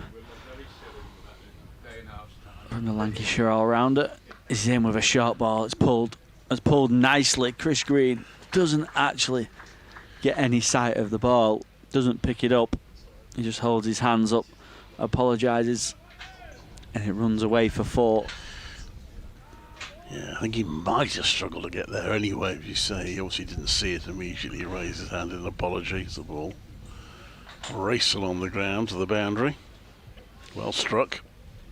I think batters will certainly take that boundary on across the match, as that one's driven nicely through the offside. They think about a single from the misfield, but George Balderson cleans up. Is no single. Yeah, it's probably the smallest boundary here at Southport and Birkdale, playing a bit more over towards the train tracks. I've seen the 6 already go that way. I say, it would wake you up if you're having to snooze on the train and the ball crashed against the window by you. Coughlin in. That one's defended back towards the seamer. 190 for 7. Yeah, like one hitting the window, would you? A couple of trees and bushes protecting the line, but there are definitely some gaps. I'm sure they've collected some balls, them railway tracks, over the years. Yes. It's of course strictly forbidden to go and for the cricket club to go and collect them because it's electrified line. Coughlin in, Waite defending through mid-on. Jimmy Anderson collects the ball, passes it to his vice captain Josh Bohannon, who always seems like a designated ball shiner for the Lancashire side. Him and Michael Jones been trying to keep the ball in a good state for the seamers. That one's punched nicely through the offside. There's a deep backward point, so Waite picks up a single. 191 for 7 after 55. Waite on 30 and Swanepoel on 9.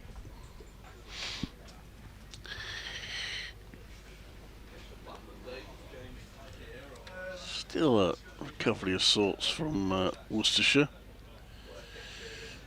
From 107 for 6. Added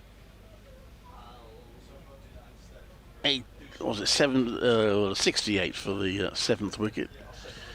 And so far, just 16 for the 8th. Chris Green will try and nip that in the bud. Matthew Waite waiting for the ball to come to him and then guiding it into the offside for a comfortable single. Moves Waite on to 31.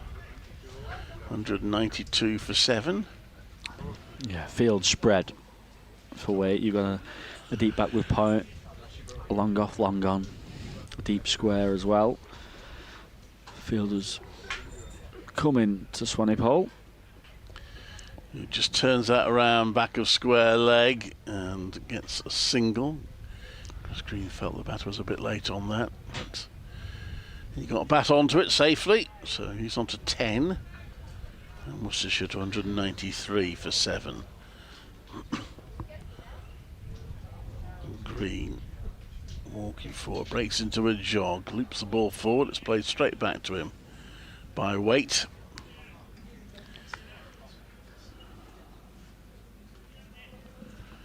And Green wasting no time into bowl.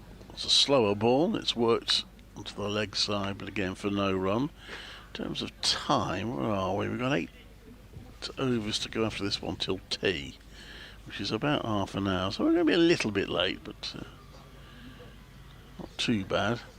Green now a quicker, flatter ball as it's played well out to the offside. That's going to go for 4. In fact, he's placed that really well, Matthew Waite. It was chased keenly by Tom Hartley, but he had no chance of getting there. And it's 4 runs, and Waite is on to 35 and doing an important job for his team. That was his 5th 4. The next one he defends onto the onside for no run. Has taken the score to 197 for 7. Green looks frustrated to have gone for 4 at the end of that over. Waite on 35. So it was 197 for 7 after 56 overs. Yeah, it's a lovely shot from Matthew Waite. Allowed the ball just to come to him. Back of a length from Chris Green, just missing his length. Punched it way in front of square. Got a deep backward point out of Lancashire to the Australian overseas, but he had no chance of cutting that one off. The crowd here, as you can see on Lancs TV, enjoying themselves in the sun, sunglasses on. Some very good cricket being played. This one's pushed back towards Paul Coughlin. Swanee Paul, left-handed, looks like he'll try and score and be positive. 10 off 9, he's been positive first to spin, a few aggressive sweep shots. Haven't been fully convincing just yet. 3 slips awaits as Coughlin, change of angle, comes round the wicket to the left-hander, cramps him up for room. That one's into the onside for no run.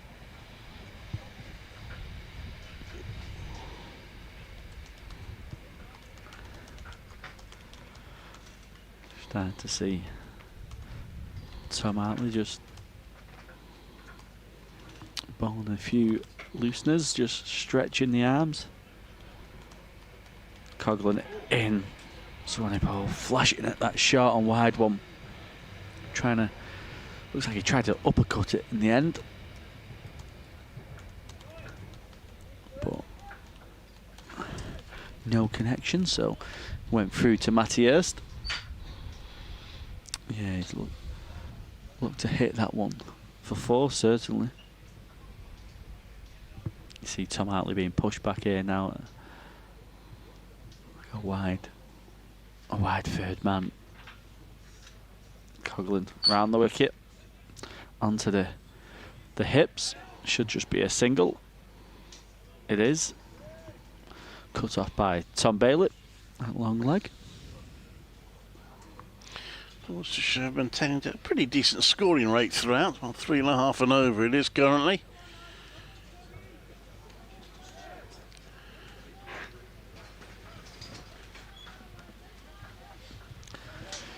Yeah, in that first hour there's going, I think it's just short of 4.5 and over. So they have scored positively. That one's punched off the back foot. Again, Tom Bailey doing the fielding. Waite gets a single. 199 for 7 now, Worcestershire.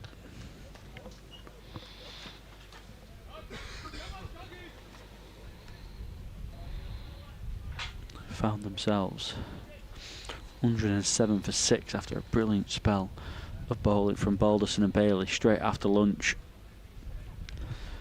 There's been a good recovery from Worcestershire.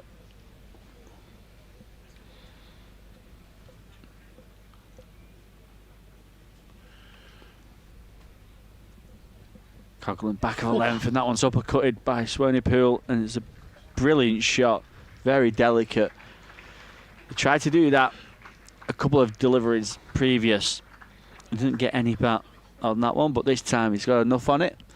Gets it over the slip cordon, and he gets himself a 4. Well, thankfully, he got it just wide enough for it not to bounce into our commentary position. It was looking close at one point.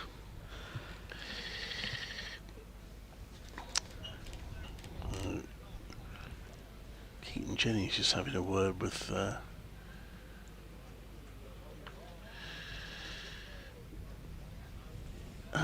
Chris Green out of this over. Jimmy Anderson in there as well, so the senior heads together. Jennings then pops a helmet on and goes and fields at short leg. One slip in place as Green comes into bowl to Waite. Plays that to mid-on where it's cut off. Good tumbling stop by Josh Bohannon. Gets up gingerly. No run added. Agreed, 6th over, still looking for a wicket. But coming through it much more on the latter part of the match as that's played back to him. There's no run. Lancashire choosing to put Worcestershire in, which does mean they will be batting last if everything's fairly even. 3rd or 4th day pitch against a spinner. Quicker ball from Green, defended by Waite. Yeah, I was wondering, on air before with Scott, and we're saying maybe forced the hand a little bit with the illness of Marcus Harris, and if they felt like they could control the game better by bowling first. Green takes the pace off that ball as it's worked out to the onside. More work for Bohannon to do. Full stretch, he stops that. 4 dot balls in the over so far. Green to Waite. He plays back to that. Exposed his stumps for a moment, hence the excitement, but got bat on it and has worked it away for a single onto the offside. 37 to Waite. And it's 204 for 7.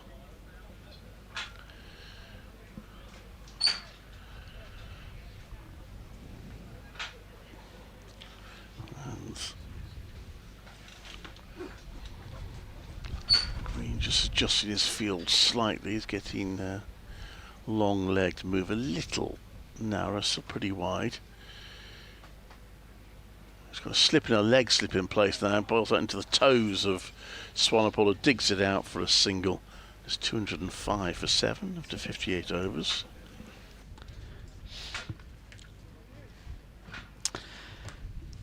Yeah, good over from Chris Green. Much better line and lengths from the overseas. I think we're going to see it change as well. Yeah, we're going to see spin from both ends. The first time Tom Hartley will be introduced into this game. The left hand off spinner. He's going to replace Paul Coughlin, who got the wicket of Tom Taylor, LBW in that spell. 41 of 42 deliveries from the Worcestershire man. It was a good innings. There's a big wicket in the end from Coghlan. Taylor and Waite just starting to gather a really good partnership. There's a breakthrough that Lancashire needed. 205 for 7. So we're going to see Tom Hartley into the attack. Going to be a slip and a catch in mid-wicket. Into Bay of Swinepoel. That one's played into the offside for no run. We've seen Swanepoel play a couple of sweep shots against the spin of Chris Green, so you'd fancy he'll fancy his chances with the spin.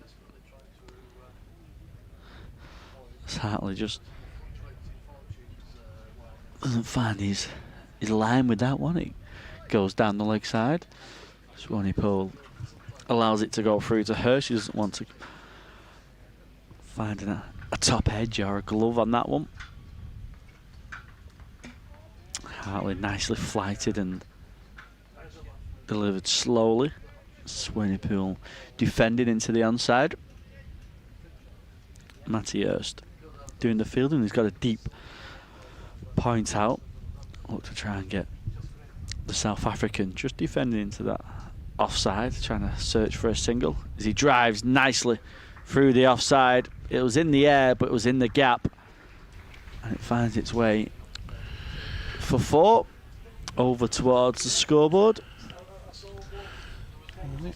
A decent lower order resistance continues from Worcestershire.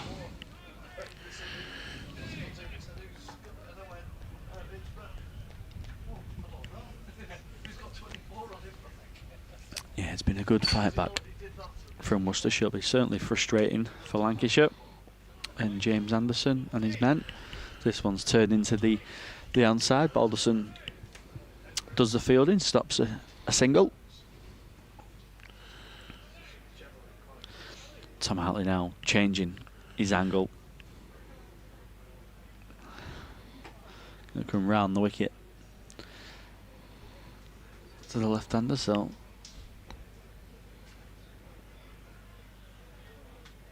Swanepoel on the sweep. Doesn't quite get it fine enough to beat George Balderson. That's the end of the 59th over. 209 for 7. Matthew Waite on 37. And the Bay of Swanepoel on 20 of as many deliveries. He's been quite positive. Got 5 overs to go till tea. This match has moved on quite nicely this session with 114 runs scored and 5 wickets taken. So certainly Lancashire's session, but Worcestershire fighting back in the latter part of it. As Chris Green comes into bowl, 1.4 wickets fell for in the space of 5 overs, almost straight after lunch. So that's played into the ground by Waite. There's no run. Worcestershire lost those 4 wickets for just 6 runs. Since then, just 1 more wicket falling and 102 runs added. Green bowls just on the leg stump and almost brings short leg into play. Comes a bat pad onto the leg side. No run.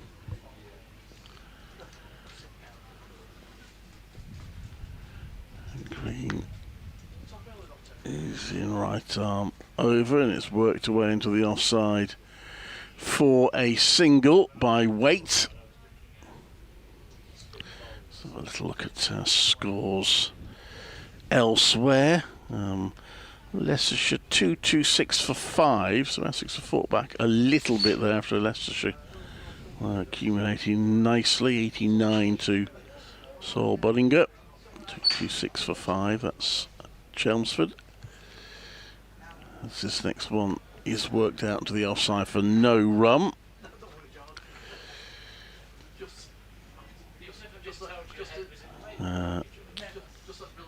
Elsewhere in the first division, Hampshire find it tough going at Southampton. They've had some rain there, but they're 115 for 6. That one was a quicker ball, which almost got through Swanepoel's defences, but he got back onto it and played it to mid-on. So it's Hampshire 115 for 6 against Notts.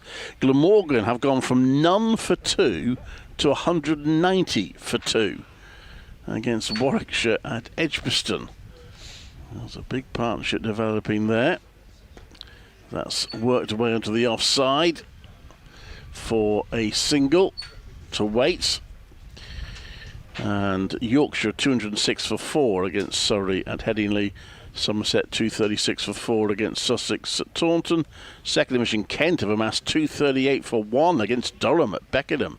It is usually a high-scoring ground there. At Bristol, they have had rain there and they're not currently playing. But Gloucestershire 99 for 6 against Northants. And Middlesex 159 for 9 against Derbyshire at Lords. You can follow what's going on all the games, of course, on the BBC Live County Championship page. You might be on it already listening to us. You might just be able to scroll down from whatever you're on to see it. Otherwise, if you go to the BBC Cricket page, you'll find the Live County Championship page. Matthew, Ben, Joseph and Paul on duty today.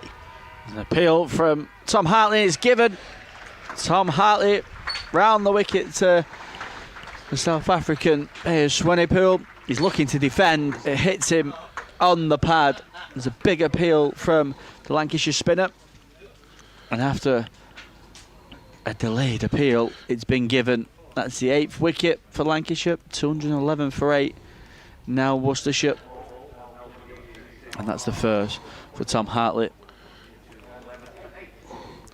Yeah, well, the umpire took some time to think about it, which of course he's perfectly entitled to do, but eventually gave the out verdict, and well, they managed to add 36 more runs for the 8th wicket, but they're running out of batters here.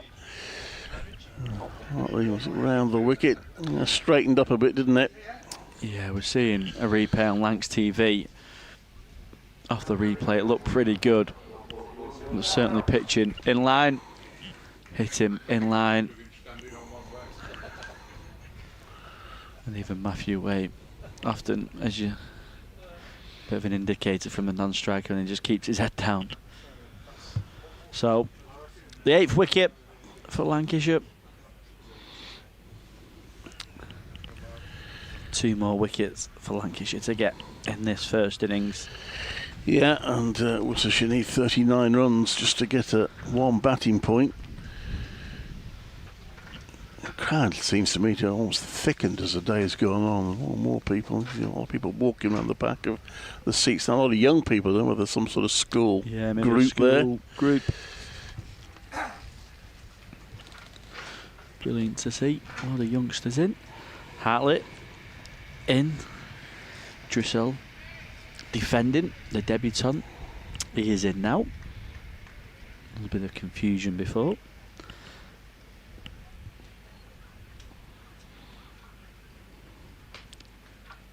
He's advancing down the track to Hartley.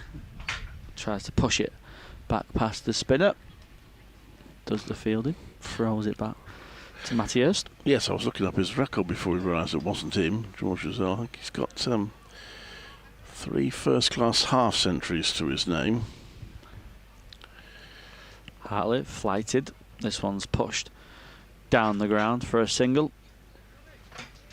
He found himself at the non-striker's end, off the mark. That's a high score of 82. Well, sounds like he can hold a bat at least. Sounds like he's certainly got something about him as a lower order batter. Hartley into Way, who defends.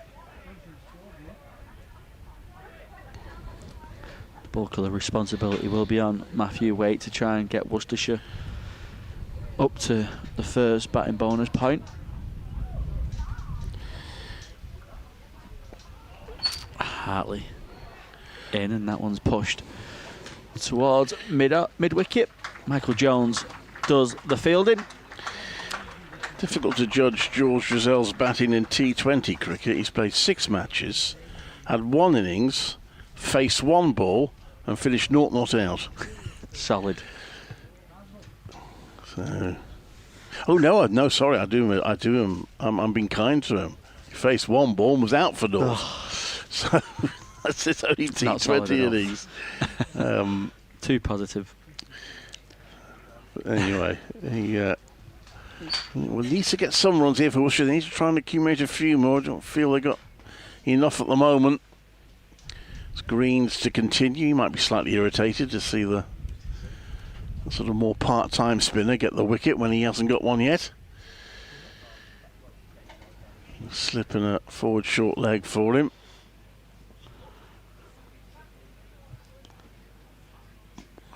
Bowling to Drizzle, who is on one.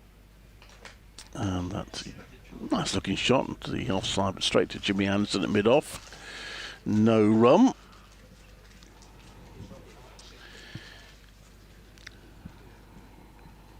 Green just stands upright at the end of his run-up and then walks in and breaks into a jog as the ball's turned round to mid-wicket. Just behind, needing 2 attempts to pick the ball up. It remains 212 for 8. He's always very busy in the field, is Josh Bohannon. Lancashire finishes innings off before tea. It's worked out to the onside, there's no run. Yeah, Lancashire would certainly love that, to come out straight after tea and just start batting. Green gives that on plenty of air. It's worked away too long on for a single. Results on to 2. They certainly would have fancied that happening when they took them 4 wickets very quickly after lunch. Yeah. But Worcestershire have offered some resistance with the bat, leading with Matthew Waite and Taylor. And this one, it's a bit of an edge from Waite, and that's gone down to 3rd. Big chasers on. They might have got 3 there, but they're a bit slow turning for the 3rd. As Tom Hartley ran a long way round to field that.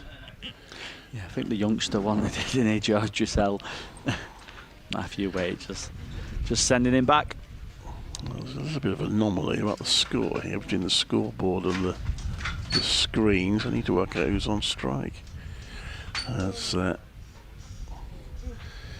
Waite defends that end of the over, and it is approximately 215 for 8. Got one source telling me it's 214 for 8 and one that it's 215 for 8. So we'll go with that for the time being. Tom Hartley, of course, going to continue. I think we're all agreed now. 215 for 8, and Matthew Waite's on 40, and George Dressel on 2. George Dressel, a slip, mid-wicket cover, defends into the offside. Point, mid-off, mid-on. A short fine leg, a deep square, and a deep cover. It's a single square of the wicket.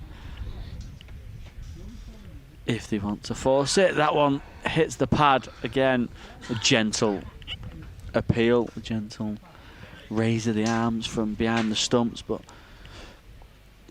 maybe a little bit too high. I don't think he was hitting either. I'm looking at the replay on Lancs TV.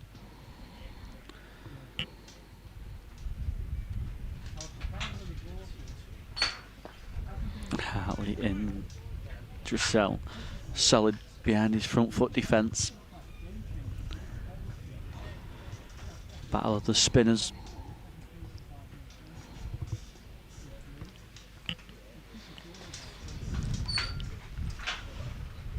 Hartley in this time on the pads. That one's turned away easily enough for a single. Terrific scene here at Southport. We're interested to see what the crowd is tomorrow. There's Quite a high-profile football match going on tomorrow.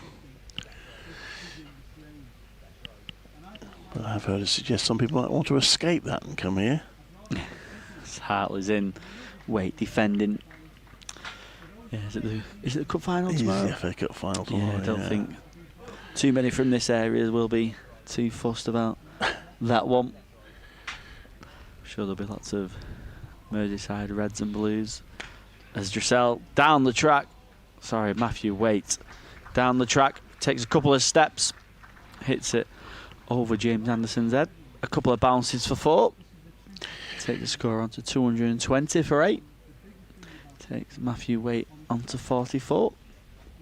Yeah, it's not quite the same as it used to be as the FA Cup final. That used to be, because I'm old enough to remember when it was pretty much the only live match you saw on telly all season, the FA Cup final. So it was an appointment with that, and ITV and the BBC were both sort of trying to reel you in with the pre-match coverage starting at about 11 o'clock. You spend all day watching it. It was the only chance you got to see live football, apart from the occasional international and European game. Now, sadly, it's almost just another game, isn't it, really?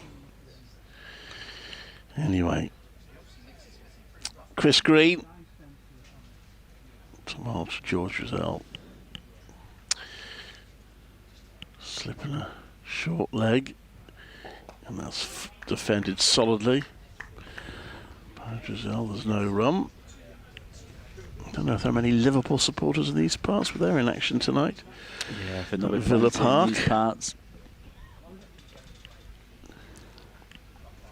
I did cover a football match at Southport earlier this season. So I've seen the home team here. They won as well. Let's play back to the bowler. There's no run.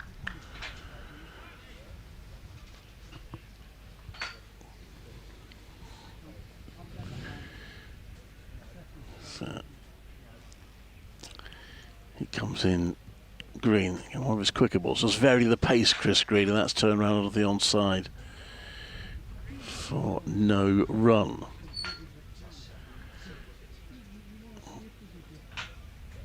And he's now going to go round the wicket to the right-handed Dressel. Both the batters are right-handed. He's just slightly confusing the boundary fielder at just backward point as to where he wants him. That's solidly played by Dressel on the leg side for no run. This should be the last over before tea, and these two want to make sure they're still there. Screen bowls, and Dressel plays it to mid-wicket for no run. So it has been a lively old session. Started pretty dramatically with those 4 wickets in 5 overs. Cashy Valley, LBW to Balsam for 16. Dan Latigan, only half-centurion so far, caught behind Matty Hurstoff Bailey for 53, and then Brett D'Oliveira went the same way for naught. First ball, Bailey nearly got a hat-trick with the first ball the next over, but not quite, before Balderson did get Adam Hose out. A pretty loose shot, caught in the slips by Singh for 2. And then that stand of 68 before Tom Taylor was LBW to Paul Coughlin for 41. And Swanepoel, Worcestershire will hope the last player out before tea. LBW to Hartley for 21, and that's defended by Dressel, who goes into tea on 3. Matthew Waite on 44, and Worcestershire 220 for 8. So Lancashire session clearly was 6 wickets. Worcestershire offering some resistance after a calamitous start to the session. They added in the end 125 runs for 6 wickets in the session. Lancashire players all patting each other on the back and giving each other encouragement. They'll be pretty happy with the progress they've made this session to reduce Worcestershire to 220 for 8. Yeah, certainly the Lancashire session, 125 for 6 in that session. That excellent spell of bowling from Balderson and Bailey after lunch, picking up them 4 quick wickets. There's a fight back through Matthew Waite and Tom Taylor. Then partnership was broken. Tom Taylor out LBW.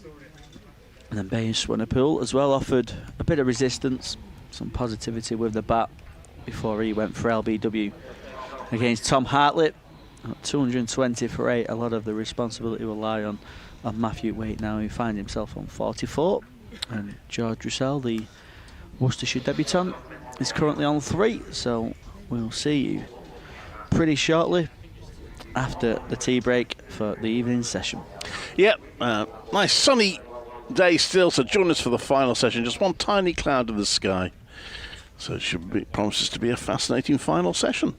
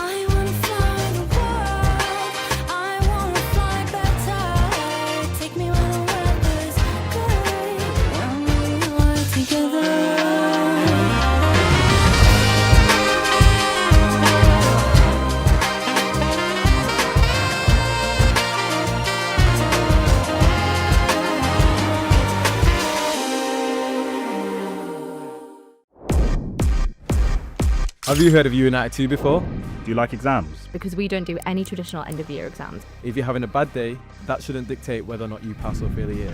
We have 4 main subject areas: Business, media, digital and sport.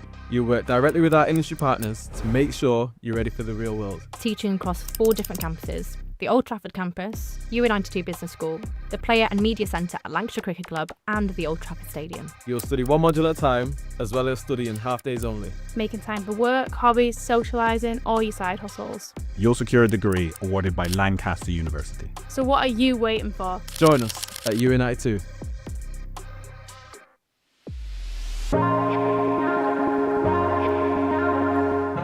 Two names rich in history: Barton's, our family-run business with over 100 years of experience in drinks distribution, and Lancashire Cricket, a club drenched in tradition, heritage and globally recognised moments. Since 1917, Barton's has been supplying the finest wines, soft drinks and premium beverages across the UK, partnering with world-class brands to bring unforgettable experiences to every occasion. Now, we're excited to announce we will be bringing that same passion to cricket fans at Emirates Old Trafford. As the official wine, spirits and soft drinks partner of Lancashire Cricket, we're elevating matchday experiences, hospitality and celebrations across the next 3 years.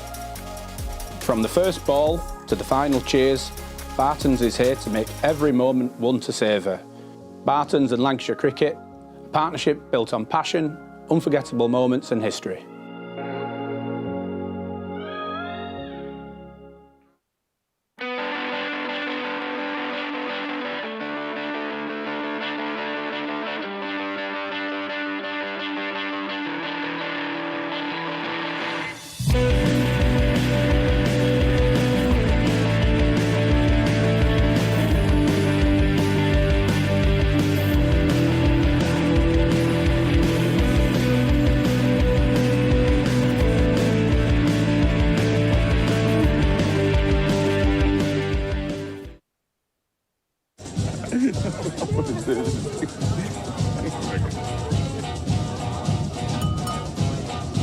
Guys, make way for the designated driver.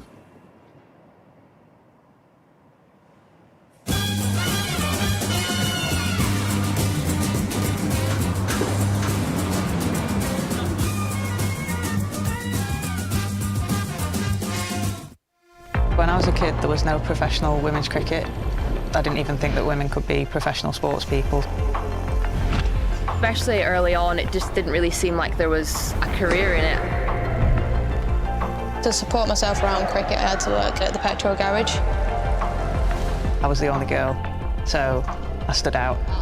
I'd love for young girls to be able to dream about being an athlete and it to be achievable. Thanks to the Hilton funding my contract, it's allowed me to play the game that I love all day, every day. We're like an engine and we need to be fueled with the right gas. Without funding, we can't be visible. You can't be what you can't see. As a team, it feels like we're breaking boundaries. Thunder and Lancashire always want to put women's cricket at the forefront, and now I think that's really shining through. It's mad to think that without the Hilton funding, like, we wouldn't be playing cricket every day, training. Well, we could be, but we wouldn't have any money. We wouldn't, yeah, true.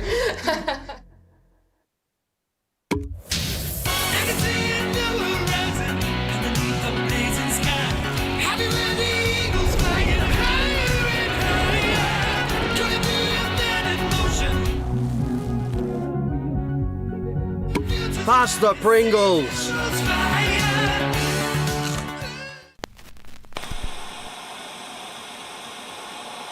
Fumble a bag, now I will not fumble a bag. Your call is important to us. Do not hang up. Fumble a bag, now I will not fumble a bag. Act like you know how this goes.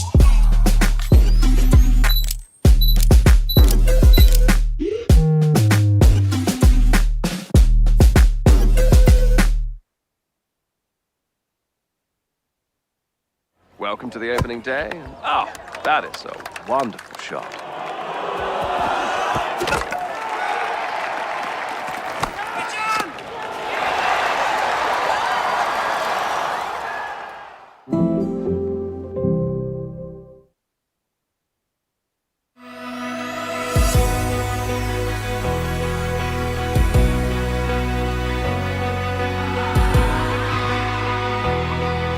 Introducing Lancs TV Plus, dedicated area for members, bringing you closer to the game than ever before.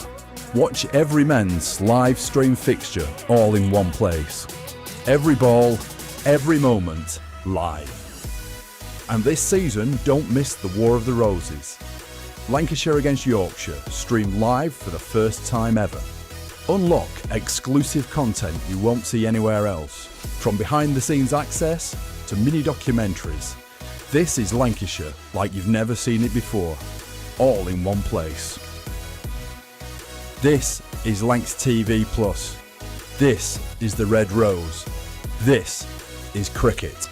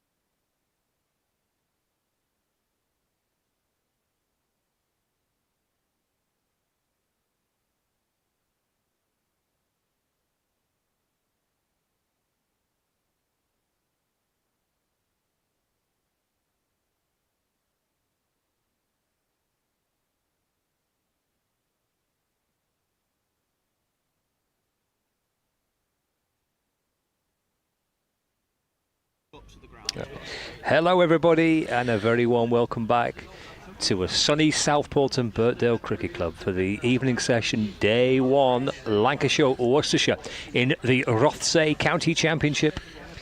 And Lancashire picking up 6 wickets in the afternoon session. They were 95 for 2 at lunch, Worcestershire, and they're now resuming on 220 for 8 at tea.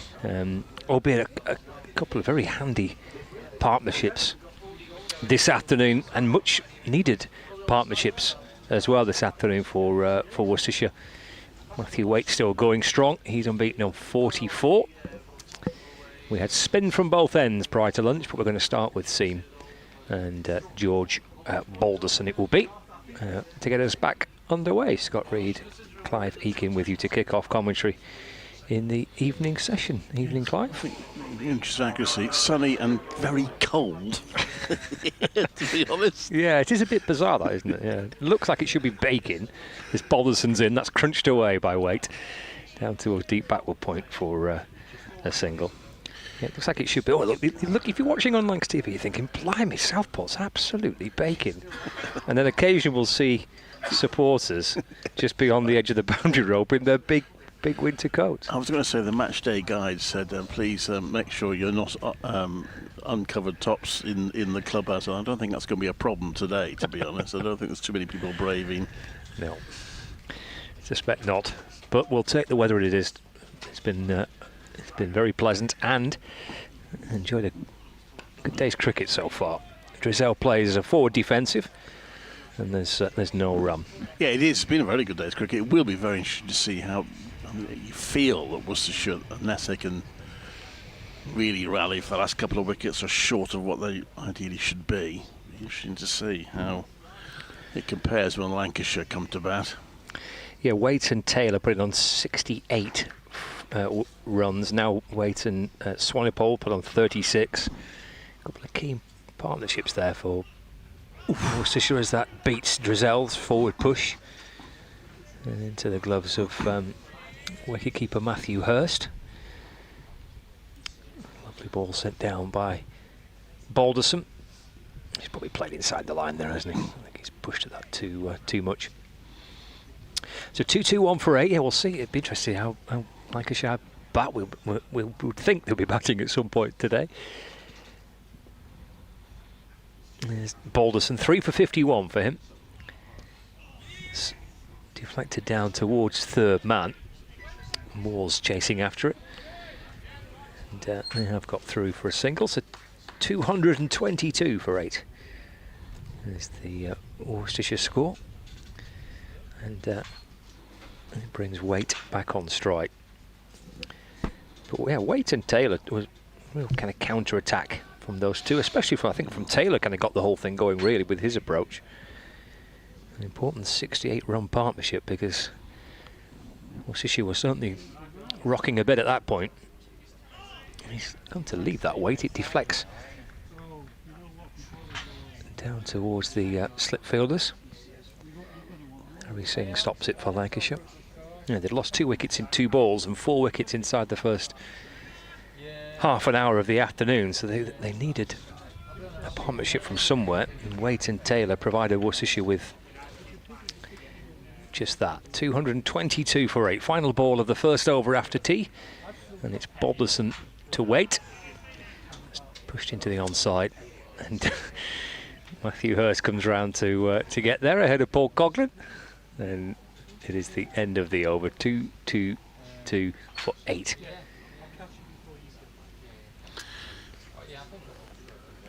The last session started very well for Lancashire with a whole flurry of wickets, which sure won't prevent that this time. We're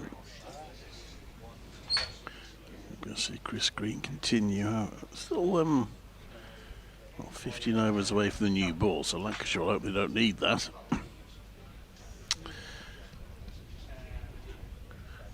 Green on for 30 in his 9 overs thus far. Well, people still wandering around the ground, taking their seats again after the tea interval. Notice there's a sort of indoor nets academy building just to our right, which has been turned into a long bar. Correct. Most important building on the ground, that. And it is a lengthy bar, isn't it? Yeah. So forward short leg and a slip. That's Green.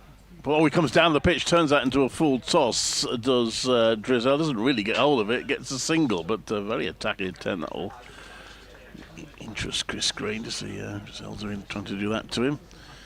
It's one run, 2-2-3 for 8.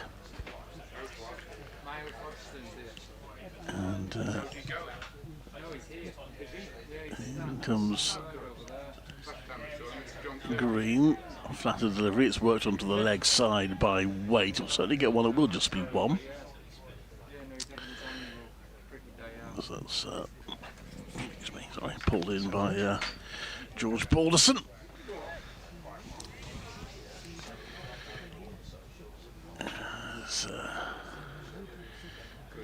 Green walks in, right arm over, and plays back to that Drizzell. It was a quicker ball, maybe Green hoping to get it past him if he tried to charge down the pitch again. But he didn't that time, stayed back. Green blows into his hands. And again, quicker balls, it's played back to him. It's a dot ball. A few empty seats have begun to appear now, maybe one or two people headed home after the first 2 sessions, but it's been a really well supported day. That's worked to mid-wicket for no run. I think it was just under 1,500, the crowd today. Well, when that was the crowd at lunch anyway. Yeah, I got the impression it thickened out a little bit in the afternoon session at one point.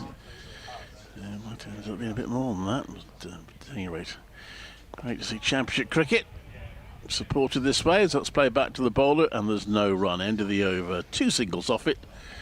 Waite onto 46, Drizzell onto 5, 2-2-4 for 8. It really does work, doesn't it, for county cricket? It's I mentioned this morning. There's get good crowds at Old Trafford, but it just doesn't feel anywhere near like it does here when you bring county cricket to the different venues, across the northwest in Lancashire's point of view. But I think, not every county takes 4-day cricket away from their home base, do they? But increasingly few, actually. Well, yeah, true. 224 for 8. Balderson to Waite. Played up towards mid-off for no run. Well, I kept going on about it incessantly when I was covering Warwickshire. Kept urging them to do it. They did play some years ago now, a couple of games at Stratford, but they have at least started going to a rugby school for the one-day cup, which is nice, but still. Yeah. And I mean, obviously, the argument is the cost of these games, and it's increasingly difficult to get council support because they haven't got any money. So, Balderson to Waite to the front foot, leans into it and pushes it away to cover, no run. But if you can make it work, it's certainly a good thing. I know even the Cheltenham Festival, Gloucestershire have been talking about it. Yeah. Struggling, but yeah, that's true. Yeah, Lancashire were there last season for the Cheltenham College, and that was a lot of the chat was around that, about how long would the festival carry on going.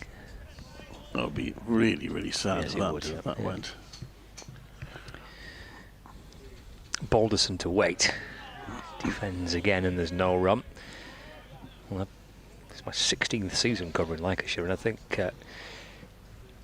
every season they've taken at least one game away from Old Trafford. Of course, in 2011 they played every 4-day game away from Old Trafford. Didn't do many harm, did it? No, it worked out pretty well for them. Yeah, so they've got Blackpool to come as well. They are cracking weeks. They really are. Balderson to Waite. Again, just jabbed into the onside. Coughlin's at mid-wicket to field, no run. Nice to be back here at Trafalgar Road. Lancashire didn't play a 4-day game here last year, but it's been a regular fixture since kind of 2009-ish. After a pretty long gap, actually, between Lancashire playing here. It's quite a lengthy gap, but it's been a regular on the list for a good number of years now. Oh, that just bounces a little bit on Waite. It's right on top of the bounce and drops it into the onside. Don't play at Lytham anymore? They used to play at Lytham, didn't they? They did, yeah. I played at Lytham for a long time.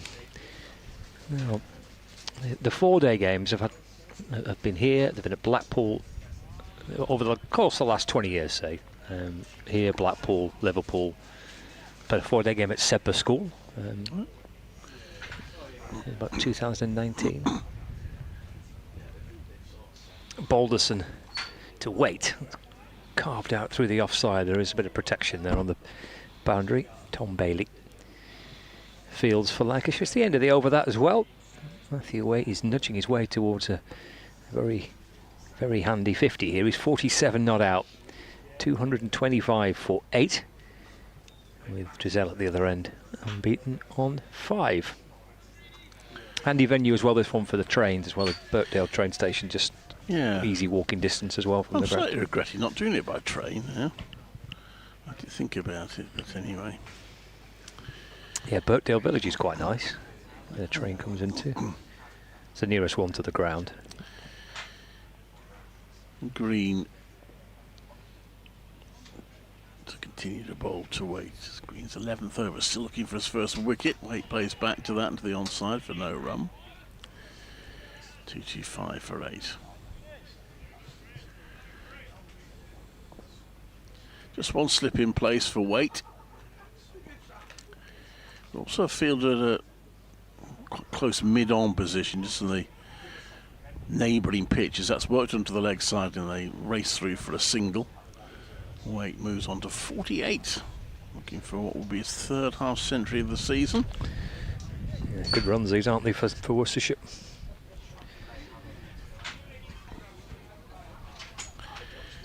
$226 for it. Slightly more attacking field for Drizel's got a slip and a forward short leg. Well, it's gone past the outside edge. There's a stumping attempt by Hurst. It turns to the umpire, with, of course, very difficult without the technology for an umpire standing at square leg to spot a foot being off the ground for a split second. So it's not out. And Green is in, and that's played again onto the leg side. It's just tipped round the post there. They'll get through for a single. Could go down. It's a slight misfield that, which possibly cost a run. Perhaps I'm being a little harsh on Tom Hartley, who's worked pretty hard in the field today. Just Bannon, I beg his pardon. Just Bannon.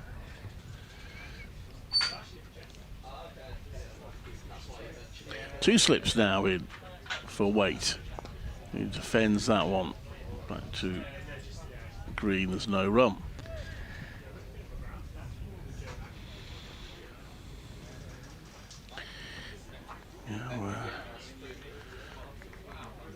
Long off. Jimmy Anderson comes in to what would be the circle if it was a one-day game. That one is pushed to mid-wicket for no run, but Hannon fields that one cleanly. End of the over. Again, just a couple of singles off at 227 for 8.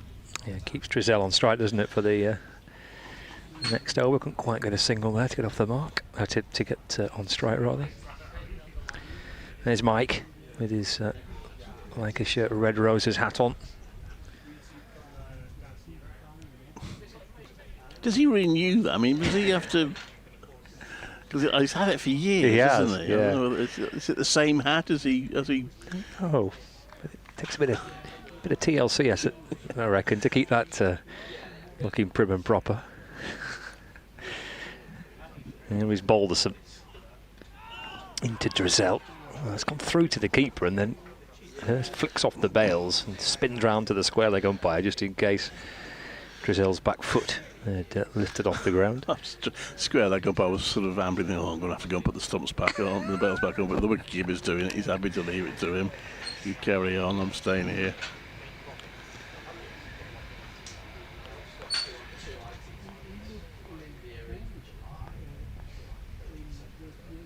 $227 for 8. Balderson to Drizel. No ball.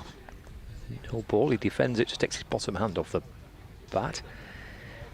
A couple of bowlers have overstepped in this game, including Chris Green twice, which is a bit odd. What is it? Well, I thought it was 5 no balls earlier, but apparently not. So it's 10 runs have come from no balls, so that's 5 over. Oh no, I'm looking at the wrong figure. No, it is. I'll come back to that, sorry. Balderson to Drizel. He's played that nicely, actually. Steers it safely down into the ground, and a good tumbling stop by Paul Coughlin at second slip. No, it is 6 times now they've overstepped, so 12 runs added to the Worcestershire's total, which they'll gratefully receive. And it also means they've bowled 2 extra overs.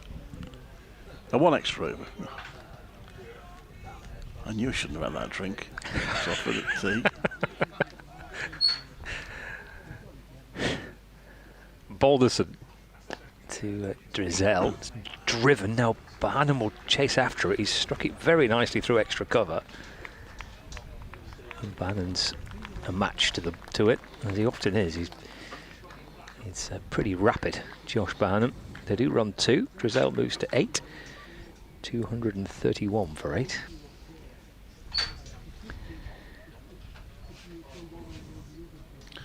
First team to be bowled out in this round of matches in Middlesex have been bowled out for 177 by Derbyshire at Lords. Right.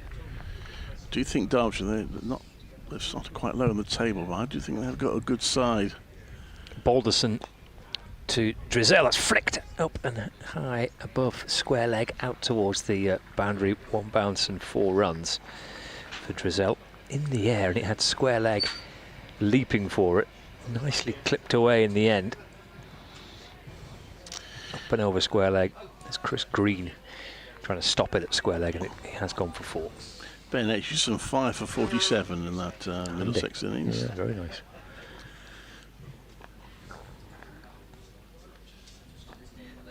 .235 for 8. Balderson to Drizel. He's back and across and defending. So you say you're playing Derbyshire at Chesterfield then? That's right, yeah. We're in and around all these T20 games. It's a bit of a run of outground cricket this week in Southport, and then Blackpool followed by Chesterfield. The belting week there last year. It was a terrific 4 days. Great crowds, the weather was good. A good game of cricket. It was very enjoyable. Plenty of Lancashire fans. Not a bad journey down to Chesterfield. No. Forward again goes Drizel. Just snaps it away into the offside. End of the over. 235 for 8. Worcestershire. Drizel on 12 and Waite on 48.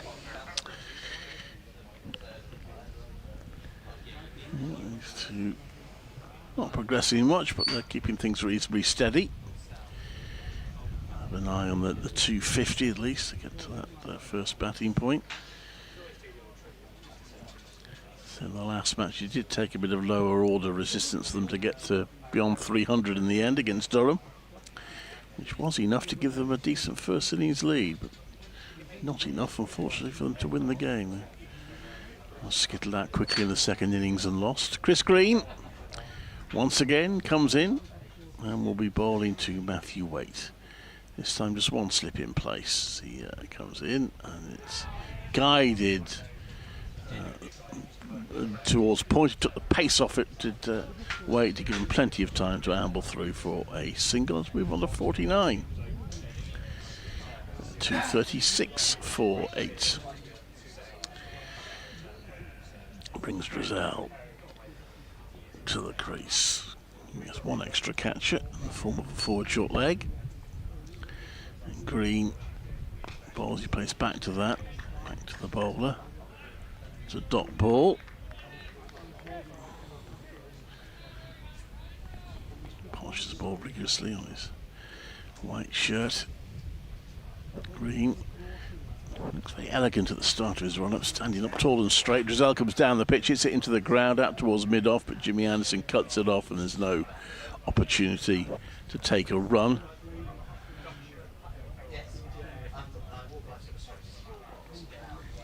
So the next one from Green.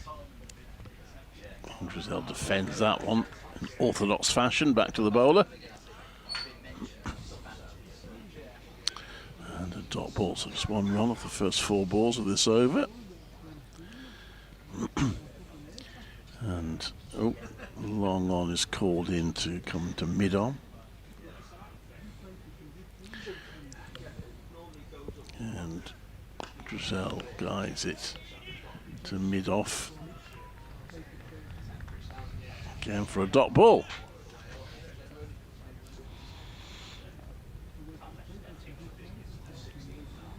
Last ball of the over from Chris Green.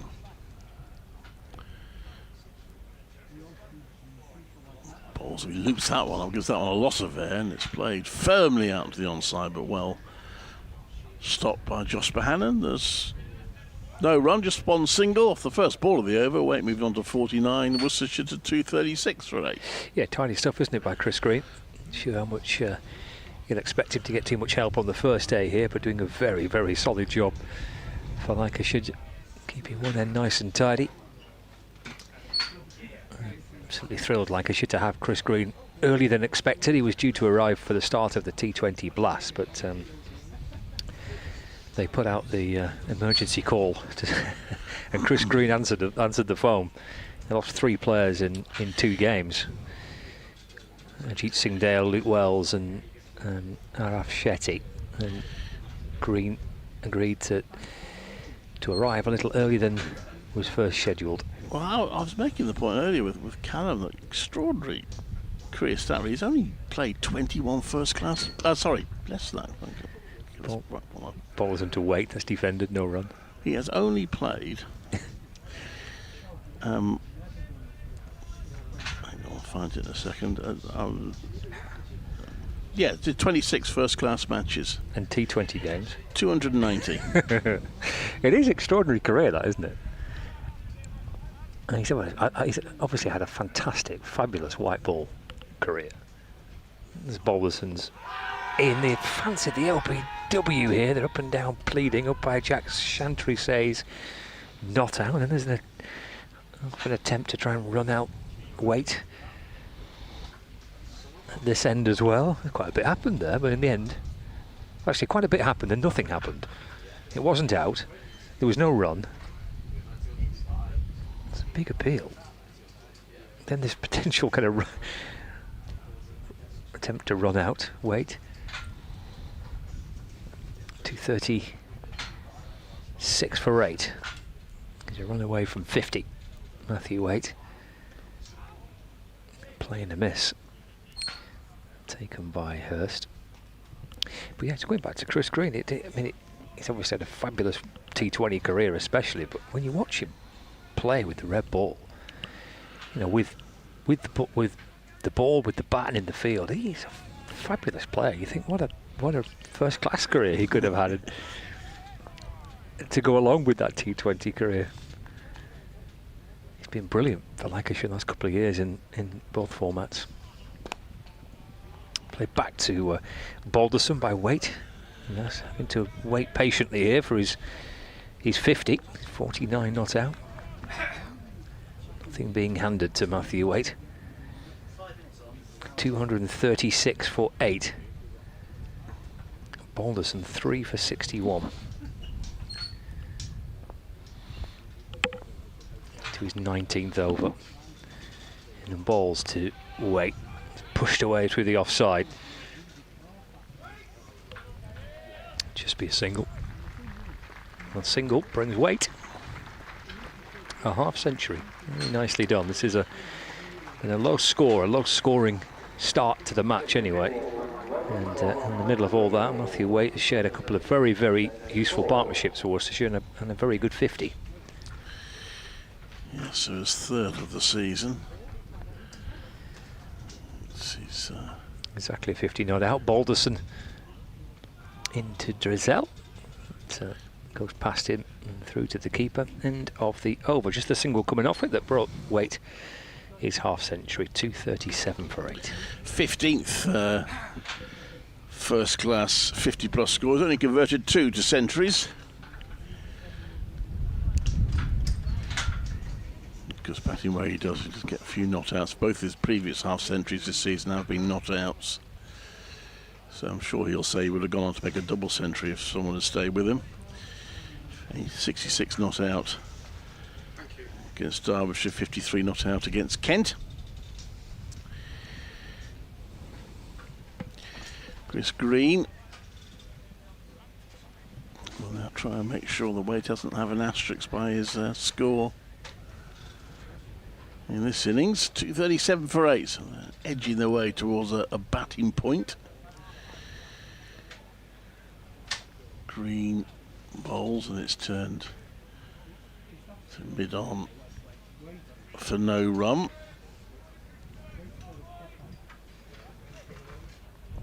Keaton Jennings standing at a shortish mid-on position, forcing the non-striker batter to stand 2 pitches away. That's worked onto the leg side, and it will be a single for Waite. On to 51.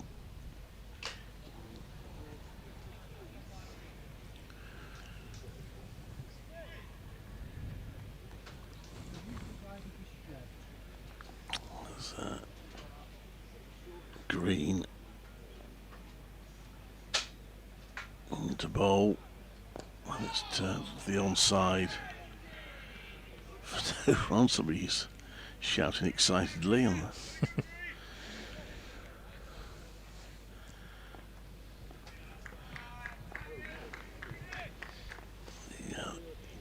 Lancashire fielders trying to encourage each other. They'll be getting a little bit frustrated that this has been lingering on. And Waite comes down the pitch and launches that one over the top for 4. Over long on. And an aggressive shot. I think someone was doing their best to try and stop it just over the boundary rope. Maybe it's got into a little bit of a tangle, I think. This next one, Waite plays it to square leg for no run.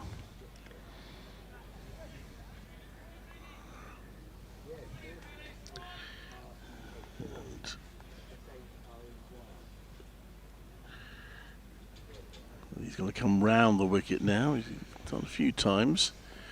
To the right-hander, 2 slips in place for Giselle, who works that back to the bowler for no run.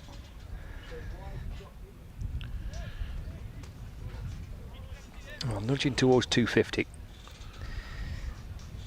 With the worst outcome. I was watching a replay back of this shot before. It was this chap who was just sat down by the covers who was trying to stop it that seemed to get himself all a little bit tangled up. Here we go. Watch this. Go, catch it. Oh. That's a good effort. Probably it might be a beer or 2 in, you see. So.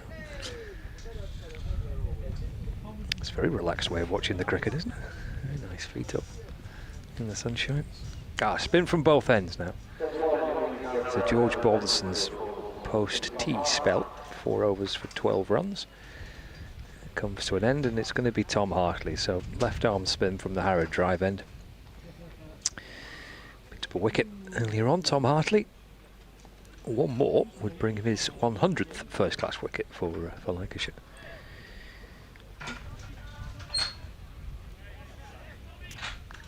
First ball to defender by Waite. 242 for 8.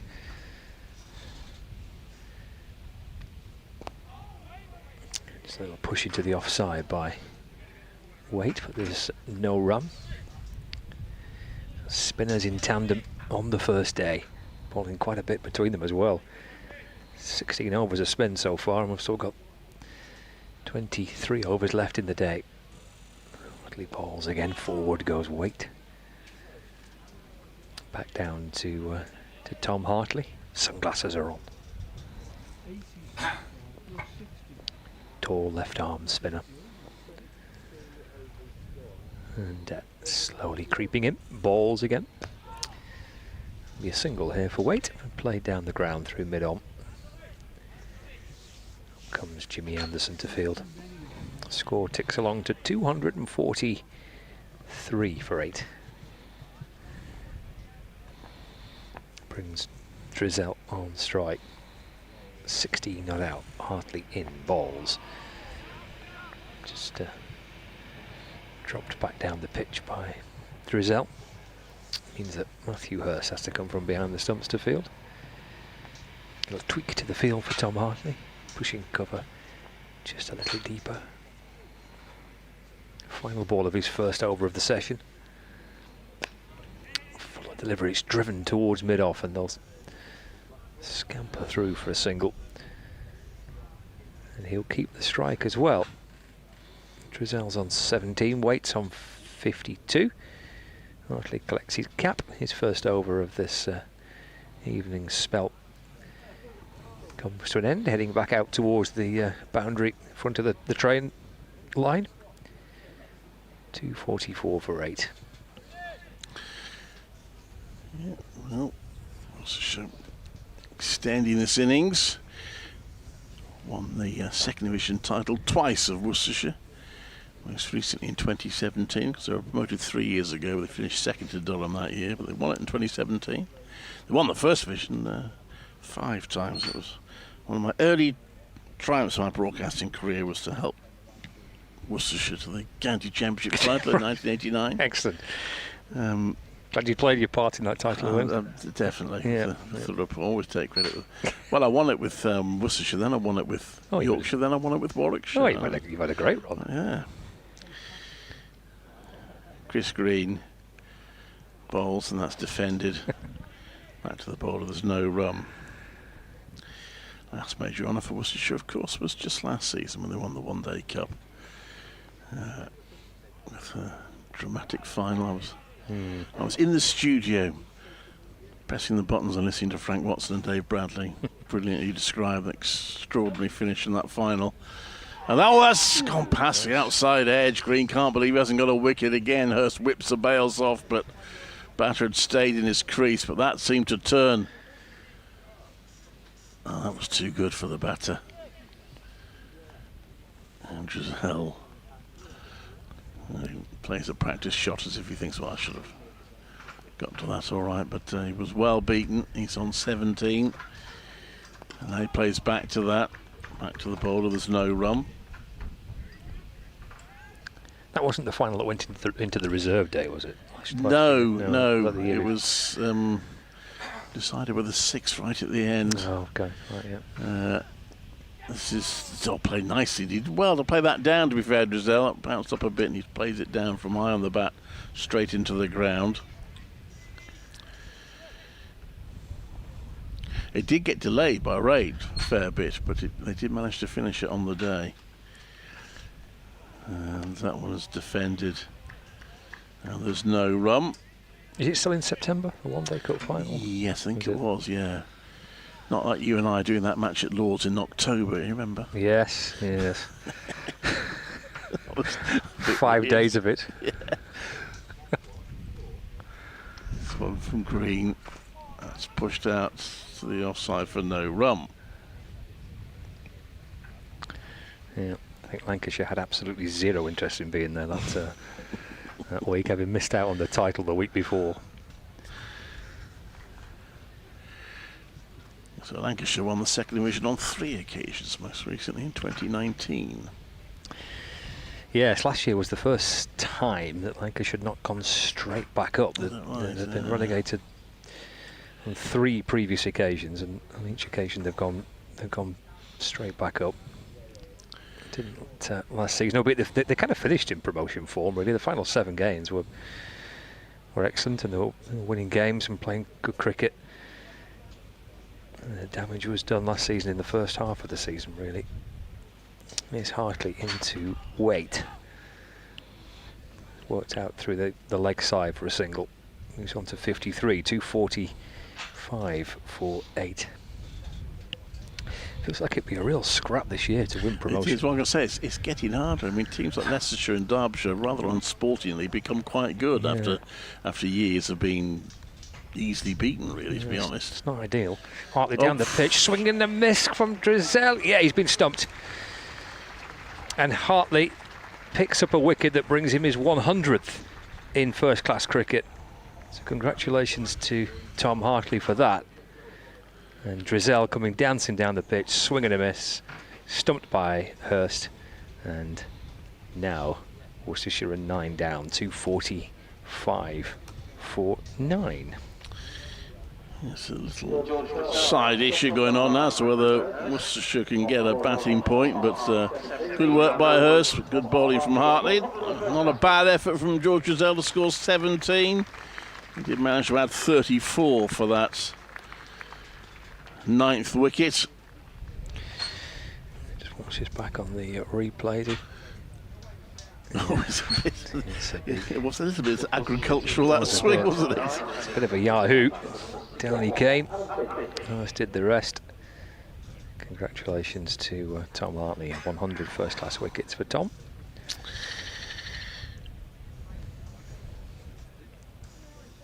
So 9 down, 245 for 9. Adam Finch, the last batter. First job. How many balls is going? It was only the second ball of the over, so chance for Hartley to try and finish this innings quickly.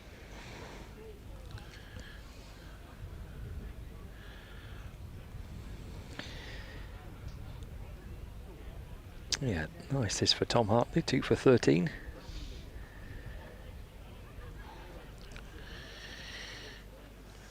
What will Waite be, what will his approach be at the other end? Assuming he gets back on strike. Finch has got 2 ducks so far this season. Well, there's a chance of a 3 for hit, Tom Hartley. Yeah. And the ball was used by Lancashire. Decent amount of spin on the first day. Between Green and Hartley. Got a slip in place, a silly point as well. Hartley. Nope. Ball's driven away by Finch. Bouncing out to cover. Where there's no addition to the score. 245 for 9. Hartley in balls. Again, Finch on the drive. It ran in between the legs of Keaton Jennings at silly point. Doesn't want to play forward defensives, does he? Jennings has moved from silly point to short leg.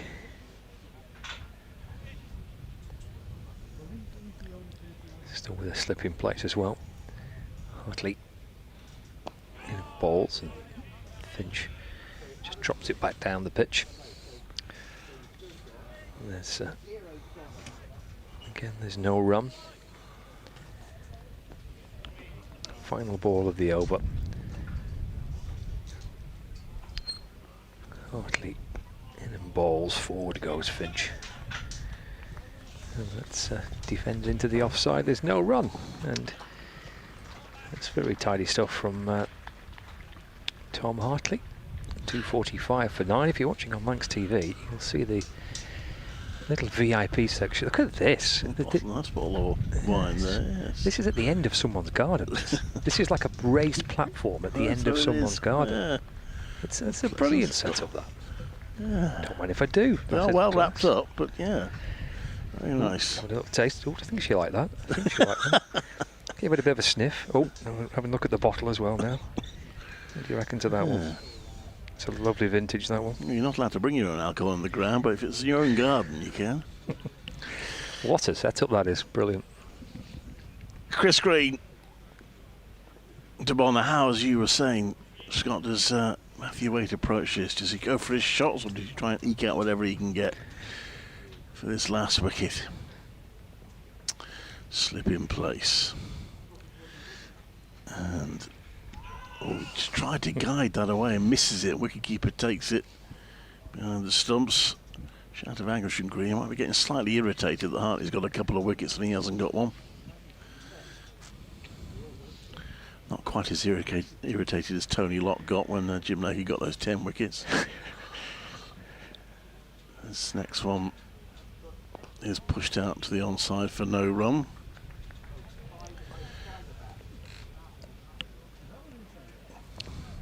Plays into his hands and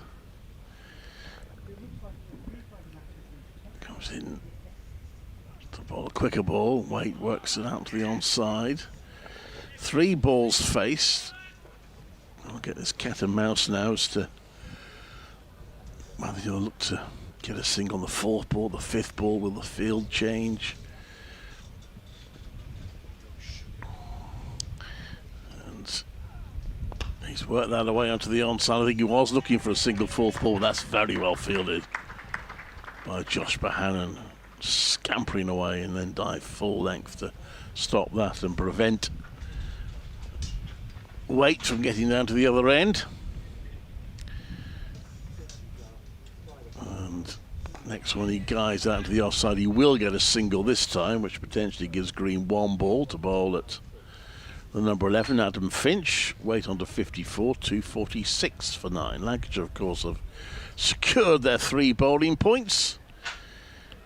Worcestershire are looking to nick a batting point at this stage. Yeah, well, score of 250, 260 might yet be a decent first innings total.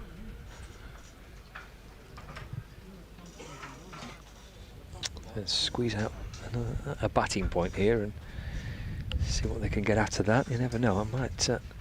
Well, it certainly runs on the board, isn't it? And 2 slips and a short leg for Drisdale, who does, Finch rather, who does forward defend that quite efficiently. And there's no run, so just a single off the over, 246 for 9. You said the average score was here about 270? 275. Right. And if you take out the highest and lowest score, that takes it to 271.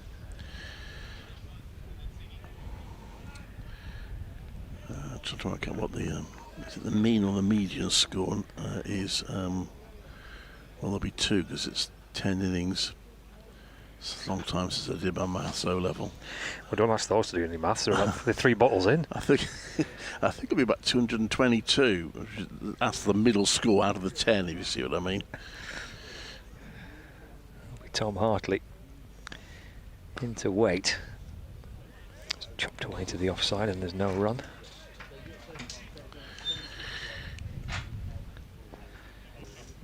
.246 for 9. Hartley around the wicket. Push and go by weight. Takes a single to mid off. 247 for 9. I mean, 2 years ago, Lancashire made 355.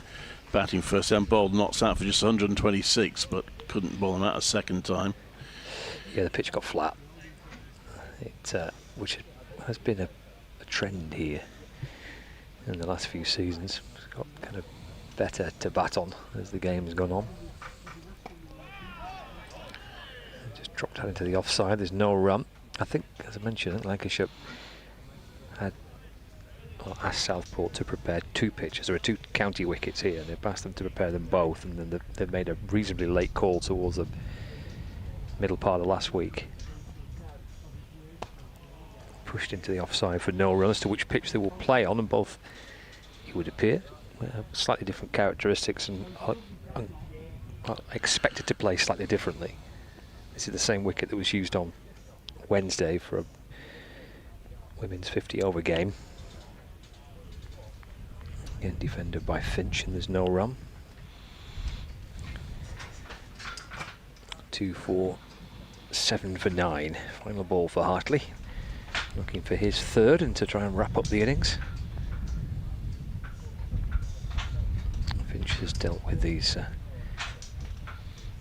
deliveries so far and deals with the 4th successive ball he faces in that over. Just defends it back to the spinner. End of the over. I guess you would have the chance to take a second new ball in 3 overs time to polish it off if it's not done by then. That's what the accountants will think if they took a new ball and then got a wicket after 2 deliveries. Whether they just sort of clean the ball up a bit and bring it out at the start of the next innings. Yeah. Anyway, Chris Green. To wait, who's on 55, tantalisingly 3 runs away now from a batting point for Worcestershire. Another train heads for Liverpool. Oh, they're getting shorter again now. And that one is pushed out to the offside. There's no run. It's a bit busy little route though, isn't it? Back and forth from Southport to Liverpool. Yeah.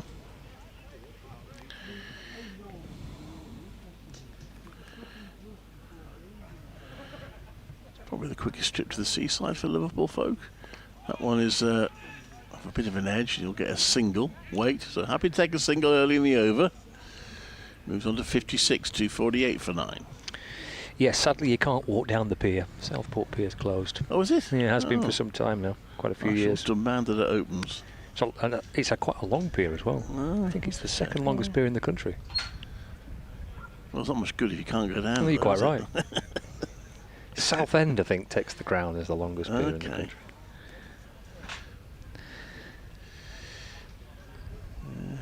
Yeah, it's a shame. Can't have a little tootle down the pier. Yeah.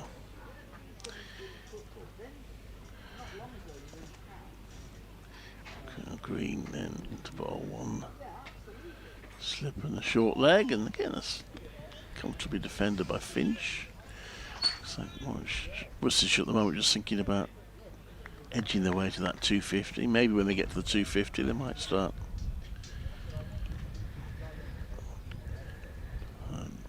accelerating a bit, see if they can get anything more from this last wicket. That's well played by Finch, and he's played that onto the onside for a single, so they're 249 for 9 now.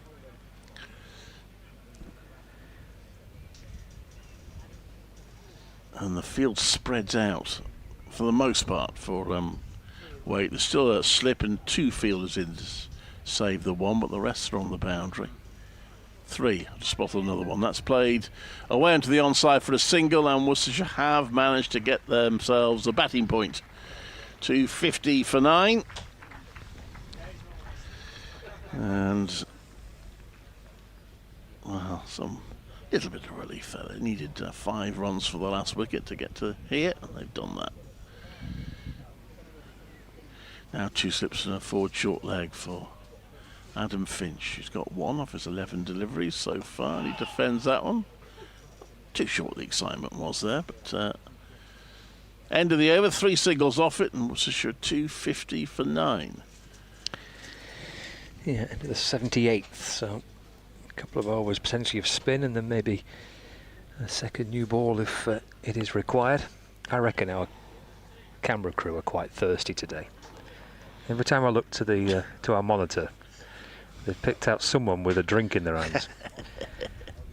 Now, if it's Jake directing, I'm not surprised. 250 for 9, but it's a perfect day for a little scoop and watching the cricket. It's cut away by Wait out towards the point boundary, Bailey Fields. Wait to 58, 251 for 9 here across the BBC Sport website and app and on Lancs TV. Right at the tail end of the Worcestershire innings, but how long will it go on for? They've nudged their way towards the batting bonus point. Finch is back on strike. Here's Hartley's left arm spin. Let's play back to Hartley. And there's no run. 251 for 9.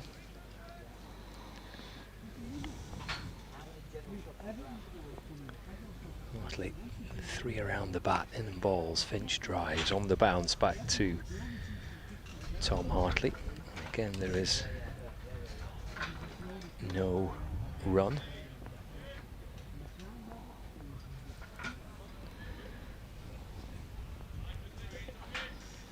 Just a little subtle change. It sees Keaton Jennings go from short leg to leg slip. Hartley to Finch. Just play at that shot. Ball runs out towards George Balderson. At, backward point, and again there's no run. 251 for 9.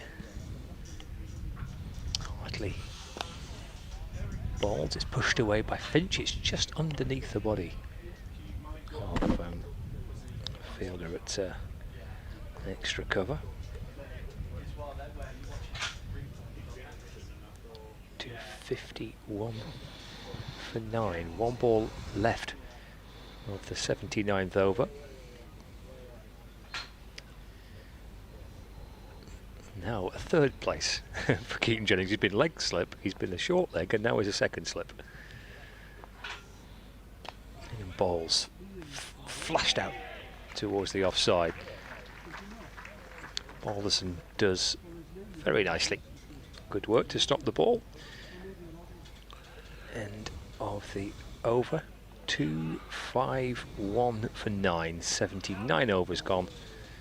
That's 17 remaining in the day's play. Scores elsewhere in the First Division: Leicestershire 270 for 6 now against Essex at Chelmsford. Still haven't got back on at Southampton because of rain, but Hampshire 128 for 6. And the other three are all pretty similar. Glamorgan 257 for 4 against Warwickshire, Yorkshire 273 for 4 against Surrey, Somerset 287 for 4 against Sussex. Chris Green, just somebody walking across the side screen there. As Green comes into bowl, and that's played down the pitch for no run. Second division Kent 3-3-1 for 1 against Durham. That's some effort from Kent. Centuries for Ben Dawkins, he's 159 not out, and Sam North, he's 117 not out. Green's coming round the wicket now to right-handed Adam Finch. And Finch defends and pushes it on to the offside for no run. Gloucestershire 138 for 8, some trouble against Northants. And we mentioned Middlesex bowled out for 177. Derbyshire off to a decent start, 33 without loss. This next one is hit into the ground, back to the bowler Chris Green, who fields off his own bowling. There is no run.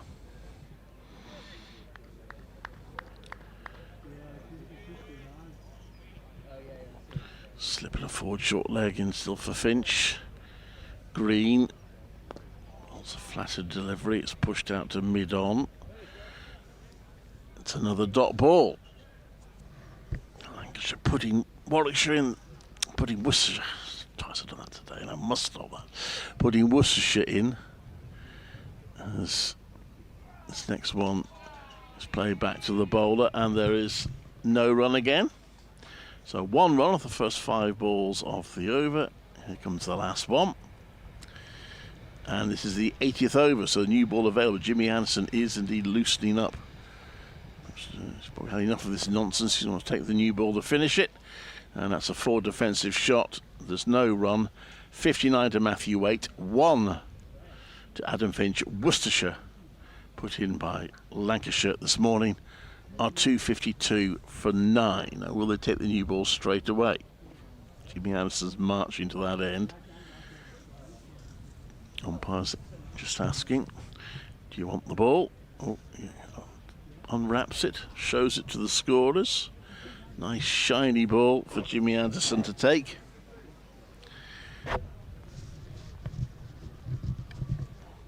And he'll be bowling first to Matthew Waite. We'll hope that maybe the pace of the new ball will allow him to score some runs. Good innings from Waite, who's looking for his 3rd unbeaten half-century of the campaign. I was kind of waiting for the end of the innings, but it looks like it's never going to happen. So we'll bring Caleb in now. No doubt the wicket will fall. It's a certainty now, Clive. Yep. Well, as Clive has been describing, new ball has been taken. Jimmy Anderson has it in his hand, and Lancashire will be eager to get this all wrapped up. But Worcestershire will take a great deal of heart from the way that they've battered at the back end of their innings. Weight has been key to it. 252 for 9. Here comes Anderson then. In and balls. That's swatted out towards the leg side. It's a good low stop by Harry Singh at mid-wicket, diving down to his right-hand side. Yeah, Waite's partnerships with Taylor worth 68, Swanepoel worth 36, Drizzell worth 34. Very, very handy indeed for Worcestershire. 252 for 9. Listens in again and balls muscled high in towards the leg side. 1 bounce and a 4, I think. Yes, just this side of the rope. Waite on the attack here against Jimmy Anderson. As Callan's back alongside me. Yeah, runs could come a little bit quicker, but then the new ball being taken. Nice firm ball for Matthew Waite to try and hit around for some quick runs. I think that'll be the plan now. Now they've got that first batting point. Just try and see what you can get. Yeah. Every run's See a if you bit of a can bonus. somehow get up to the second batting point. Oof. Yeah, that would be some final wicket partnership, wouldn't it? Anderson in the balls. Oh, he swings. It's a thick edge down towards third man. And again, it's a bounce, 1 bounce and 4 down towards the third man boundary. Tom Hartley was lurking down in that region, but I don't think he was fine enough to get round and cut it off. So back-to-back boundaries, and Waite's certainly here, clearly with some intent. He's having a swing against Jimmy Anderson. He's moved on to 67, 260 for 9. Yeah, we're going to see some fun here now out with Matthew Waite throwing the kitchen sink at everything. The field fully spreads, just the cover and the slip catcher in what would be a regular ring. Anderson in and balls. Waite punches along the ground this time up towards Bohannon on the long off boundary, so a single to Waite. So that brings Finch on strike. He's got a couple of deliveries to try and negotiate here. The field, as Callum mentioned, which had scattered to various parts of Birkdale, now are creeping a little bit closer in. We've got 3 slips in place. Mid-off's up, mid-on's up, square leg. Hartley's gone from fine leg to fine leg here. There's also a cover as well. 261 for 9. How does Finch face it to Jimmy? Well, he drives a full ball to mid-off, which is fielded, and there's no run. 261 for 9. Well, they're always useful runs, these, aren't they, at the back end of the innings, and frustrating ones for the fielding side. Yeah, it's more the frustration, isn't it, for the fielding side? It sometimes has an impact when you go into bat as well. Final ball of the over. Anderson cries of catch as Finch works it out towards the leg side, well in front of Green. So no chance for him to take a catch, and a pretty useful over that for Worcestershire. 9 runs coming off it, thanks to the swinging bat of Matthew Waite.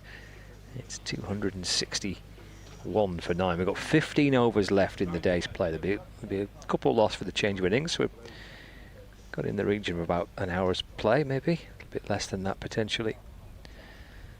And actually quite an interesting little final session here. If these two are going to come out and have a bit of a swing, that makes quite good viewing. And of course, at some stage, Lancashire might actually have quite a decent chunk to bat as well. Yeah, this late on in the day, a bit of entertainment. Final wicket partnership. Matthew Waite, 68 off 121 deliveries. He's batted absolutely superb for Worcestershire, coming in a real tricky period where Lancashire was in full flow, getting wickets very quickly after that lunch break. But he's put some vital runs on the board for Worcestershire, where at one stage it looked like 200 might have been a struggle. Tom Bailey's going to return with the new ball. That one's driven from Waite, who gets a leading edge. It goes all the way to the deep backward point boundary, but there's no run. It must be so frustrating for the bowlers, especially this, isn't it? It's like, well, we've almost got through them. Jimmy can put his feet up, Tom Bailey can put his feet up, not just yet. It's how long the overs go as well. You've got everyone out on the boundary, you've got to wait for it to get to the boundary to throw it back for no run. Bailey in, and he's gone through. Waite, that one coming back into the Worcestershire all-rounder. So often his natural shape is away from the right-hander. Tom Bailey just sending that one back in. Waite surprised by that one. I wonder if there was a conversation about maybe not taking the new ball, especially with once he got to that batting point. I'm sure most of the Lancashire fielders would have knew that Waite maybe throw the handle at the rest of it. As Bailey's in, and he drives nicely through the covers, and he gets a 4. He beats James Anderson, who's out here at long off. James Anderson doesn't actually move. Goes all the way to the boundary, picks up another 4. Yeah, I wonder if there was a conversation about maybe just bowling with the old ball.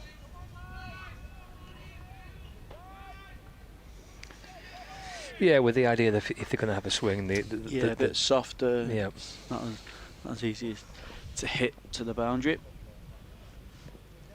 But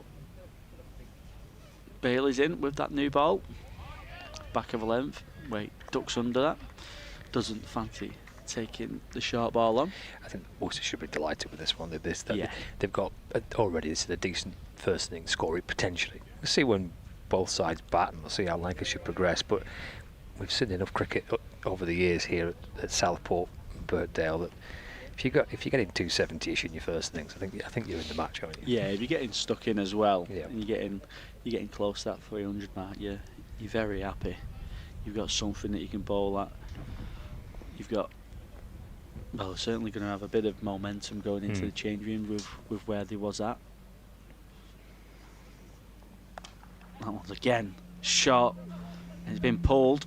And it's going to stop just short of the boundary row. They're going to pick up a couple of runs. Of course, you factor in the potential changes that Lancashire are going to have to make again at the top. Will Bobbleson open the batting? I mean, he's sent down 20 overs today. It'd be pretty tough ask to say go out and open the batting. So that means that maybe Harry Singh opens the batting. A bit of pressure on Harry Singh. He's had a couple of chances already this season. There's no Marcus Harris in Lancashire's top 4. We know Luke Wells he's not available, so they can go into that with a bit of momentum from this. Bailey in, back of a length to Wait, who fends. Quite a nasty looking delivery. Off into the leg side, maybe a bit of extra bounce with that new ball. He gets a single to end the over, he keeps a strike, 268 for 9. Yeah, certainly them challenges of a temporary opener, with all due respect. Harry Singh and Balderson, who are natural openers, but you know, your natural opener would be a Luke Wells, who sadly got a nasty injury. So there's that doubt of who's going to open first of all, and then, like you say, you're missing your main batter in the middle order of Marcus Harris, who has been the glue really for Lancashire alongside Keaton Jennings, so there'll be a lot of pressure on that middle order. Anderson in, that's run away by Waite. Don't take a single here. I feel there's a spread again with Waite being on strike. 268 for 9. Sure, I saw someone then doing their knitting. Oh. Someone's and doing we were saying it was getting entertained. I'm sure someone was just doing their knitting then. The edge of the boundary. But knit a scarf, it's quite chilly. Emergency scarf, yeah. Anderson ball that's cut down to third man by Waite. There's a dive, that's an excellent piece of fielding. Very smart work down on the third man boundary. Probably saving, well, they've come back for 2, so he's saved a couple there for his side. Paul Coghlan. No, it wasn't, but Coglan's over there. I can't see from the around the tent, and I couldn't think it's Harry Singh. Harry Singh, thanks. Out there. Yeah, Matthews had to get his skates on to come back for 2, because I think at first he thought it was going to be 4 runs. I think we all did, didn't we? Yeah. Great work by Harry Singh. Dropped away into the offside this time. So that ball, he's got a long way to travel before, again, Harry Singh comes up. This is a dilemma now. Well, so there's going to be 1 ball left, and then he'll look to take the single. Are you a fan of this sort of plan, or would you rather just go, especially with it being the first innings, just bring them up, and if you can see the boundary, you can see the boundary. You hopefully got a full over at the next, at the number 11. It's a tricky one, isn't it? Anderson in, and ball swings it way again. There's Waite, he's in the air, and taken. What a fabulous catch by Harry Singh. Wonderful work down on the boundary, really good catch. Waite departs, it was an excellent 77, and Worcestershire are bowled out for 270. Well, fair play to Waite, he's earned the right there to have a swing at the back end of the innings. He's succumbed to a fabulous catch from Harry Singh. Second wicket for Jimmy Anderson. 270 all out. Yeah, I was just about to say I'm a fan of keeping them out on the boundary as well. No, it was a fabulous innings from Matthew Waite to get them up to a very respectable total, especially when you've been put into bat on a wicket that was offering enough for the seamers You know, there's a little bit of movement out there in the air and off the pitch. So 270 in the first innings total being put into bat. I think Worcestershire will take that, especially from the position that was in just after lunch. I think I agree. Yeah, it is runs on the board that for Worcestershire. Lancashire, I'm sure they put Worcestershire into bat. They bowled them out, haven't they, before the close of play on day one. So in a way, perhaps they'll equally be pleased. Maybe a bit of something from both sides. But we're going to have an interesting little final end to this first day with Lancashire.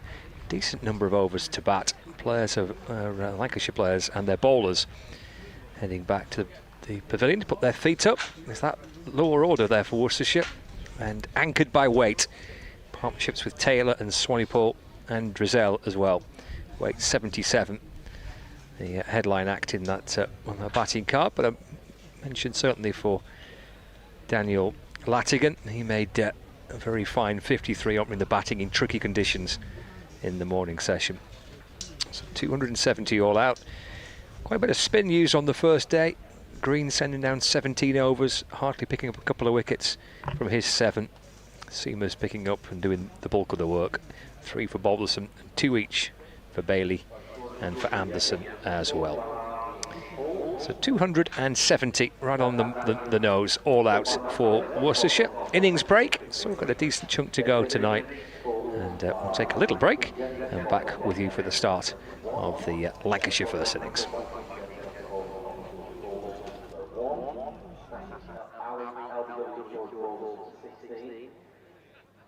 Adam Harrell scored Harry Singh off George Rawlinson for 2. Brett Delavera caught Matthew Hurst bowled Tom Baker North. Matthew Waite caught Harry Singh off James Anderson for 77. Tom Taylor LBW scored Rothesay for 41. Bayer Swanepoel LBW to Tom Hardy for 21. George Russell stumped by Matthew Hurst off Tom Hardy for 17. And Adam Finch not out on 1. So 20 extras, 8 leg byes and 12 low balls, and Worcestershire all out for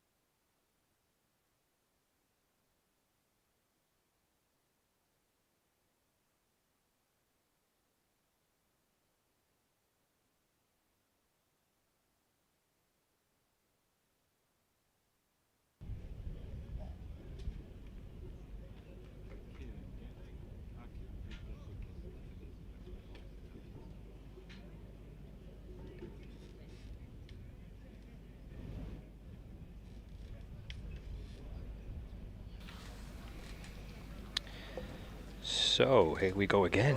Final time on the first 11 overs remaining in the day's play. And Worcestershire boys are out in the middle in their little huddle with something to work with here. 270 all out is the Worcestershire score. Matthew Waite top scoring 77, and it will be George Balderson to open up the batting. He's a man of many talents, George Balderson. He'll bat pretty much anywhere for you in the batting order. He'll open the bowling for if you want. He'll bowl more than anybody else, and he just seems to crack on with it. So it will be Balderson and Jennings to open up the batting for Lancashire. Yeah, big ask for George Balderson. 20 overs, just short of 20 overs, 19, yep. Yes. 3 for 62 off his 19. So he's done part of his job. The rest of the job now will be to try and get through the evening session and to try and come back tomorrow morning and start again. Yeah, I think it's not as much about runs, is it? You say it's wickets, isn't it, really, for Lancashire here? Not want too much damage done in this little session before the close of play. Yeah, it'll certainly be the plan. Try and minimise that as George Balderson starting up allows that one through to the keeper. Tom Taylor opening the bowling for Worcestershire, a very fine operator. He'll look to exploit the conditions as much as possible with this brand new Duke's ball. We've seen at the start of the day that once it got to around the 20 over mark, it just seemed to do a little bit more. So Worcestershire will look to try and get early inroads quicker than Lancashire did, as that one beats the outside edge of George Balderson, who plays from the crease and defends, but goes through to the wicketkeeper. Yeah, I suppose with opening with Balderson, it just protects Harry Singh a little bit, doesn't it? He's had a couple of goes at the top this season, 18, 1, 3, 10 and 0. Taylor in, finding the outside edge of Balderson, who plays it with soft hands. He goes along the ground, but it finds a gap, and that's the first boundary for Lancashire, and the first runs on the board, 4 for none. Plus it also, I guess, it keeps a little bit of consistency. We see a replay of that 4 down to third man. You don't want to keep chopping and changing at the top. They've had to make one enforced change because of Luke Wells's injury. I suppose it don't want to keep having to chop and change. Taylor squaring Balderson up, just trying to get that ball to angle away from the left-hander. He finds the outside edge again, goes along the ground. This time finds a gully fielder. Balderson has been batting at 8 up until the last couple of rounds of games, moving up the order for the game at Durham, where Lancashire had to make a change because Luke's injury was at Gloucestershire. Taylor in, Balderson defending into the offside for no run. So we're expecting Singh to slot in at 4. I think that might be the key to it, like you said about upsetting. You know, Balderson's going to play every game unless it's in terms of looking after him and just resting him for one game here and there. But if he's fit, he's going to be playing. He's a big player for Lancashire, both with bat and ball. So maybe it's more the consistency of giving him a good run up top as he plays forward and defends into the offside. That's the end of the first over. 4 for none, Lancashire. Yeah, and I suppose you look at the makeup of their team for the last game as well. That they managed to go with the extra seamer, didn't they, for the Middlesex match? They had Anderson, Stanley, and Bailey, and then of course they had Green and Hartley. In the game before that, the Durham game, they had Anderson, Stanley, Bailey, and Coghlan, plus Balderson. So he's trying to take a little bit of the workload off Balderson's bowling, I guess. It's a tricky one to try and get the balance right, isn't it? Because he's such an effective bowler for Lancashire, and he's leading wicket taker last season. He bowled more overs than anybody else for last season for Lancashire. But then you can't really then expect him to play such a significant role with the bat. Yeah, you want your openers to play long innings. You see, similar to that wicket-keeping role where you chat about test keepers, can they bat at 3 and stuff when they've been keeping all innings? Swanee Paul it will be. Oh, and it comes off the shoulder of the bat from Jennings, I think. And, into the direction of that third slip fielder around the wicket. Oh, yeah, it's bouncing in front of third slip. Interesting ball to get first up though, isn't it, from Swanee Paul from around the wicket to the left-hander. Yeah, it's an excellent start from the South African. He's bustling his way back in, and Jennings understandably is on the walk. A little step down the pitch and taps it into the offside. And there's no run. So 4 without loss. Well, there will be now 10 overs left in the day. There was 11 at the start of Lancashire's innings, so a decent chunky spell of batting here for Lancashire. Swanee Paul to Jennings around the wicket, sliding on past the edge of the bat and through to the keeper. We saw the going tough for the openers with a new ball this morning. The Worcestershire opening pair, Jake Libby and Dan Lettigan, needed plenty of skill to get through a tricky spell with a new ball this morning. Let's see a few more of that as well. Right at the back end of the day. Swanee ball in to Jennings. It's down towards third man. There's a chase on here. Will be retrieved before it reaches the boundary rope. Jennings comes back for his first runs as well. He moves to 2, Lancashire 6 without loss.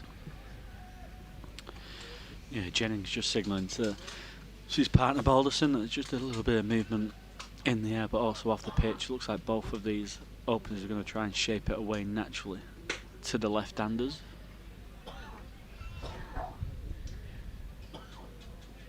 Swanee Paul to Jennings. Leans into it and defends. Deflects it away to cover.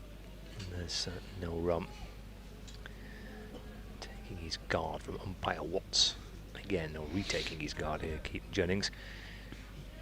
We'll see him back quite a bit out of his crease. Certainly early on in his innings, and especially if the ball is moving around a bit. Swanee Paul to Jennings. He's covering up and carefully, cautiously defending away into the offside. Intriguing first over that from Swanee Paul. That first ball that Keaton Jennings faced certainly woke a few people up. Six without loss. Balderson on 4 and Jennings on 2. And understandably, the following 5, he played with an enormous amount of care and caution. Keaton Jennings, 6 without loss. Yeah, I think it woke Keaton up as well. I think he was a little bit surprised by that first up, but I think, like you say, Keaton Jennings will look to advance down the track, and it's something that he uses quite a lot. It brings him a lot of success. Tries to put the bowlers off their lengths. Taylor round the wicket. Balderson nicely in defence into the offside. Let's take a little scout around the ground, shall we, in Division 2. Gloucestershire all out for 154 in their first innings. Ollie Price made 50 in that score of 154. They were 7 for 3 and 20 for 4. 5 wickets for Ben Sanderson, the evergreen Ben Sanderson. Taylor round the wicket, left through to the keeper by Balderson. Kent enjoying a decent day with the bat. 364 for 2 are Kent. Sam North East made 141. Ben Dawkins is 168 not out. Kent 364 for 2. And there's one other Division 2 game, which is Middlesex against Derbyshire. Taylor in, and again Balderson not offering a shot. Middlesex all out for 177. 5 wickets for Ben Aitchison. Derbyshire in their reply of 55 for 2. Again taking place at Lords this week. And there are 5 Division 1 games as well in this final round of Championship fixtures before we start the T20 Blast. Taylor in again, finding the outside edge of Balderson. He plays it with soft hands. It goes along the ground. He picks up a couple of runs through the gully region. And Division 1 scores: Leicestershire 311 for 7. And batting first against Essex, Stevie Eskenazi's 50 not out for Leicestershire. Hampshire 128 for 6. Batting first against Nottinghamshire, 128 for 6 Hampshire, but they're off for rain. Balderson defending into the offside with no run. Somerset are 309 for 5 against Sussex. James Rue made 86, Tom Lammonby made 73, and Tom Abel is currently 66 not out. Glamorgan 291 for 6. Ben Kellaway made 139 for the Glammy boys today. 291 for 6 Glamorgan against Warwickshire. 3 slips and a gully as Balderson plays that nicely through the onside off his pads. Picks up a couple of runs. 111. Oh, 111. 11. Where's that 10? There's a scoreboard dummy. Might be 10, yeah. 10. 10 for none. Off 3. Our final game in Division 1 to bring you: Yorkshire against Surrey. Adam Lythe is 127 not out. Johnny Bairstow's 95 not out. Yorkshire 321 for 4. Joe Root made 44 and Harry Brook made 7. Yorkshire have got Root, Brook and Bairstow in their team. Quite a few internationals on show in that match. Jennings just takes a step forward and defends as we start a fresh over. See up to date with the scores around the County Championship here at Trafalgar Road in Southport. Well, actually we're in Birkdale, but it's the home of Southport and Birkdale Cricket Club. On Lancashire TV and the BBC Sport website. It is Lancashire 10 without loss in their first innings, replying to 270 all out. Swanepoel from around the wicket bowls and Jennings goes after him, looking to drive. Playing a miss through to the keeper. There's no run.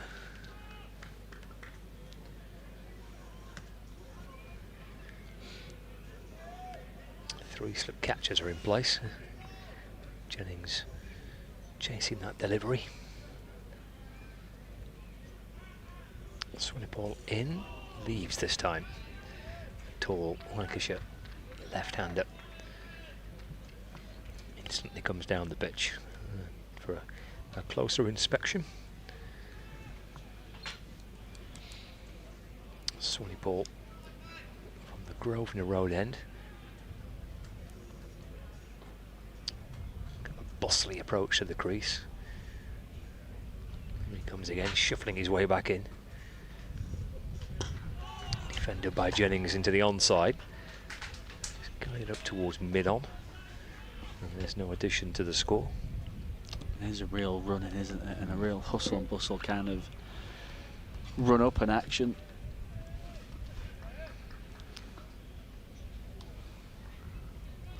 Looks like he bowls a heavy ball, does Swanee Pole, the South African overseas. 7 wickets so far for Worcestershire. From around the wicket, a foolish delivery to Jennings, who drives on the bounce back to Swanee Pole. And there's no run.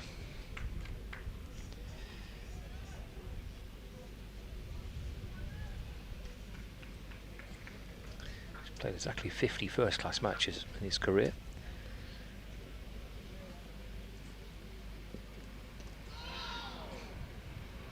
Jennings on the walk, trying to work it out towards the leg side. And there's no run. End of the over. 10 without loss. Swanee Pole coming into this game on the back of 2 for 94 against Northamptonshire. Picked up 5 wickets in the match against Kent. 3 for 51 and then 2 for 73. So his 3rd game for Worcestershire. We've had 4 overs of Lancashire's first innings, 10 without loss. Yeah, Taylor round the wicket to Balderson. He beats him on the outside edge. Balderson in defence, a big lunge forward. That nice shape. Just straightening up, taking it away from the 2 left-handers. George Balderson's. They've both been stuck at their ends that they're currently at. Balderson has faced all of Taylor, and Keaton Jennings has faced all of Swanee Pool. 3 slips and a gullet. Balderson this time offering no shot, allowing that one through to the wicketkeeper for no run. Tidy start though, isn't it, by the Worcestershire bowlers here? Lancashire obviously being careful, but taking too many risks really. I guess the perfect outcome for the day for Lancashire is that they go in 0 down. Not too much concern for the runs scored. On a full day's batting tomorrow if they can. Yeah, if Lancashire can go in without any wickets lost tonight, I think they'll be really happy. Taylor in, Balderson in defence into the offside. There's no run. Forecast for tomorrow. It was a bit dodgy, I think, at one stage, wasn't it? But yeah, I think there's a little bit of rain showers around, but also a bit of sunny spells. So hopefully we do. Oh, yeah, we can miss most of the rain. Kind of been pushed back now, isn't it, towards the back end of the day tomorrow? It's like kind of after 4 o'clock might be slightly dicey, but should be okay for a decent chunk of cricket. Taylor in, full of 11. Balderson turns that away to mid-on. I'll tell you what, one thing I have noticed commentating from where we are in this medium tent rather than in front of the tennis pavilions, it's an awful lot quieter, isn't it? It is. It is. It'll be rowdy over there now. It will definitely be, yeah. You wouldn't know, would you? No. You think it's nice and sedate over there, but I promise you it won't be. I mean, everyone's behaving. Prime time hours were between 4 and around 6, wasn't it? Just after the tea break. Taylor in, that one leaps off a length. Everyone's a little bit surprised by the carry and the bounce off that delivery. It's gone over the shoulder of Balderson's bat, who does play at it, but with the extra bounce, he doesn't really get anywhere near it, and it nearly leaps over the keeper's head.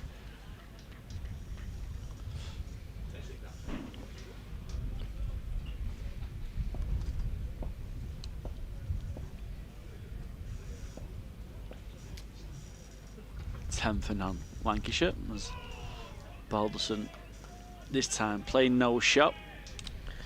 A good over from Taylor. Have you seen the setup on the VIP section on the far side there? Just watch this ball back that bounced. Ooh. Even the keeper started looking back. I think he was a bit surprised. But look at this setup here. Look at that. I think he's just drinking straight from the bottle. Yeah, he is. Might be a bottle of beer. Hope it's not wine. Yeah, it might be a bottle of beer. There's a couple of bottles of white there. There's isn't there? A little bit of rosé there as well. What a setup that is. But their plastic bins are always full in the summer. the walk of shame. 10 without loss. Punched by Jennings up towards mid-on, and there's no run. Monday mornings in the summer, neighbours hate it.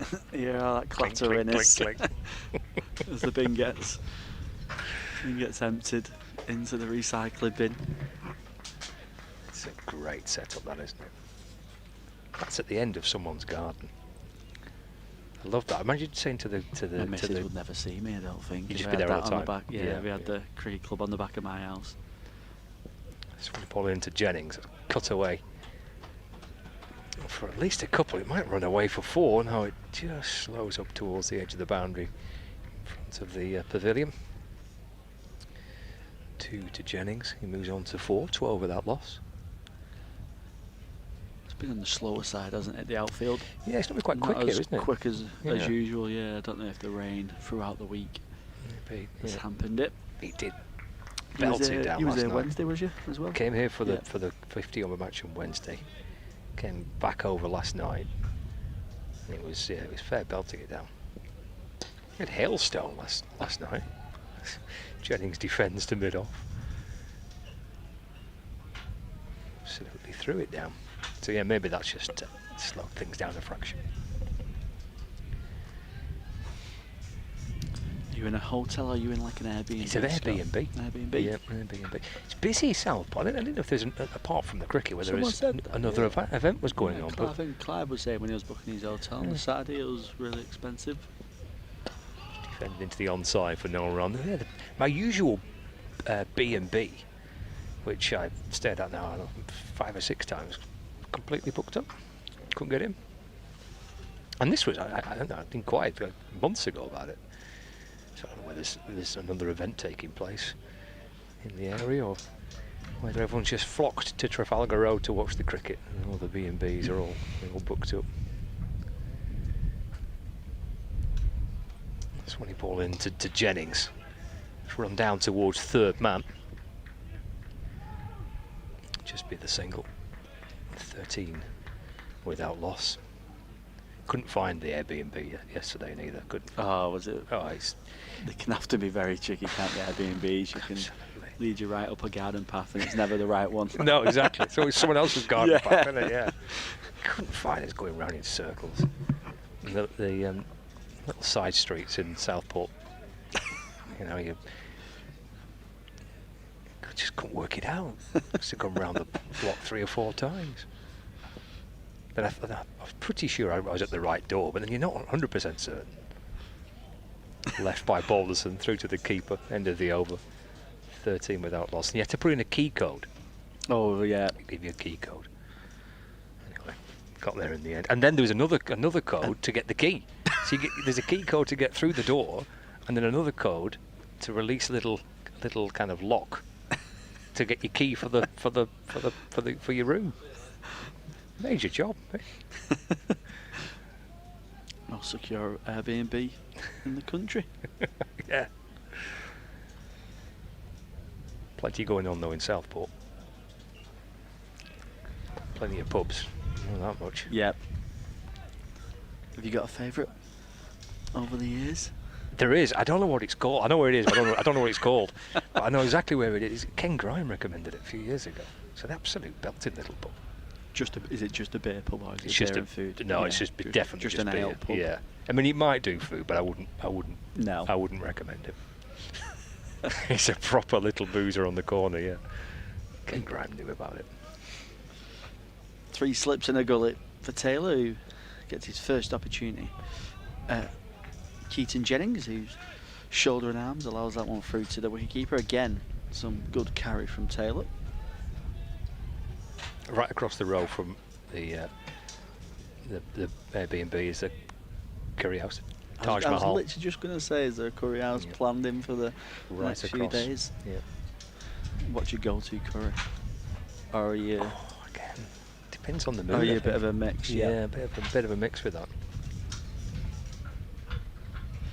Taylor in, Keaton Jennings defending into the offside. But there is something fun in there about this kind of seaside towns like Southport.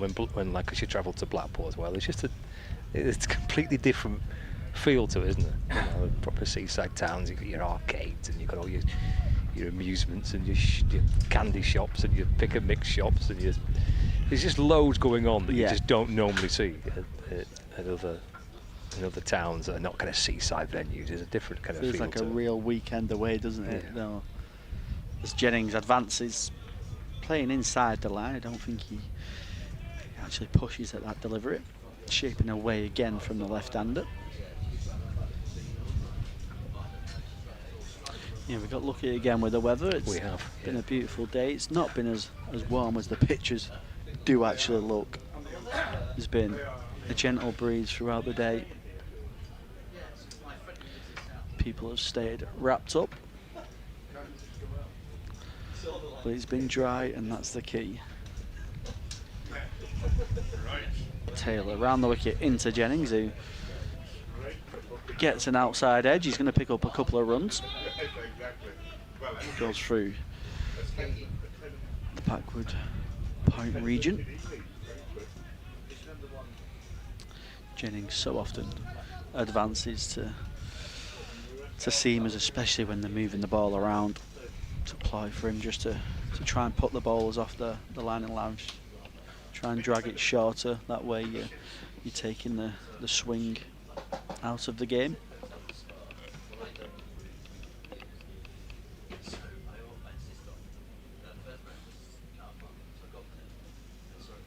Jennings again advancing, this time hitting the pad, but he's 2 or 3 steps down.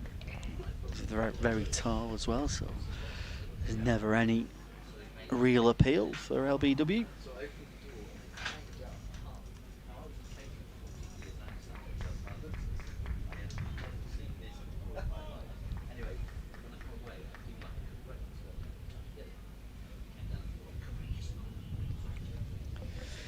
$15 for none. Lancashire. This is the 7th over. Jennings advancing and playing no shot at that one. Jennings on 7, Balderson on 8.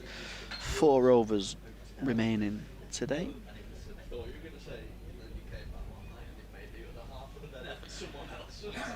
The crowd's just starting to fizzle out and beat the rush. Yeah, maybe trail back to the train station for those not staying in the area.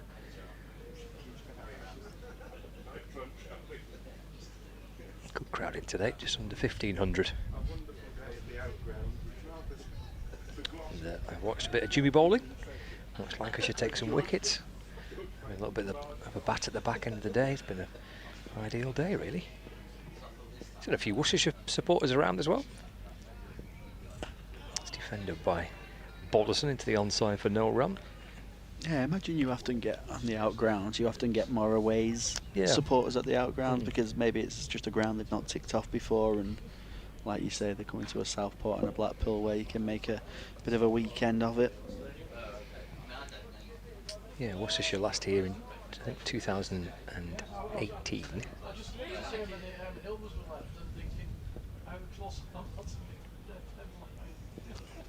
Swing the ball in, targeting the pads of Balderson, who defends. And there's no run. Yeah, there's quite a few Worcestershire supporters dotted around the ground. They'll be up for the weekend. There's a blast game at an outground. Is it Blackpool this year? It is. There is a T20 game at Blackpool. There might be 2 at Blackpool. There's certainly at least 1. They play Glamorgan at Blackpool. It's tapped into the offside by Balderson, and there's no run. That'll be really good fun, won't it, if they get the weather as well. Yeah. That'll be a really good evening. They played the T20 there the other year, and Joss Butler played in it. I think I remember all the socials and Butler doing Blackpool. I think he got a 50 in that game. But that will be good fun, yeah. If that's good weather, that'll be packed. Yeah. That'll be excellent night. Oh, again, he's almost got one to get through. Balderson there. He's brought the bat down and defends. And there's no run. Lancashire start their T20 campaign a week today. They're at the Oval. They take on Surrey. It's actually a men's and women's double header, so it's a cracking way to get the competition started. Lancashire Thunder take on Surrey Women in the afternoon, and then the men in the evening. Am I right in thinking, is it just one from a different group you play? And Lancashire have got Surrey? You play one away and one at home from Right. a different group. Swanee balls it into Balderson. That's dropped into the offside. He's done well here. He wants a quick single and gets it. Of course, because Glamorgan will be Lancashire's home fixture, won't it? Yeah. Yeah. Yeah, into the three groups, a southern group and the kind of the central group. So Lancashire won't play Worcestershire this season. They're in that kind of central group. Won't play Northamptonshire this time round, Lancashire.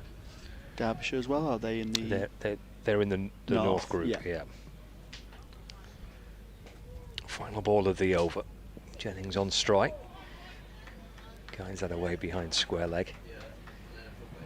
And through for 1 run. End of the over. And it's 17 without loss. Just 3 overs remaining in the day's play. We should be hoping that this kind of calm approach to this evening session will continue. But no real opportunities created just yet. Still got 3 overs to negotiate though. 17 without loss. Balderson on 9, Jennings on 8. Yeah, Lancashire will be really happy if they can get through the end of day 1 without any wickets lost. Inserting a team and bowling them out as well for 270.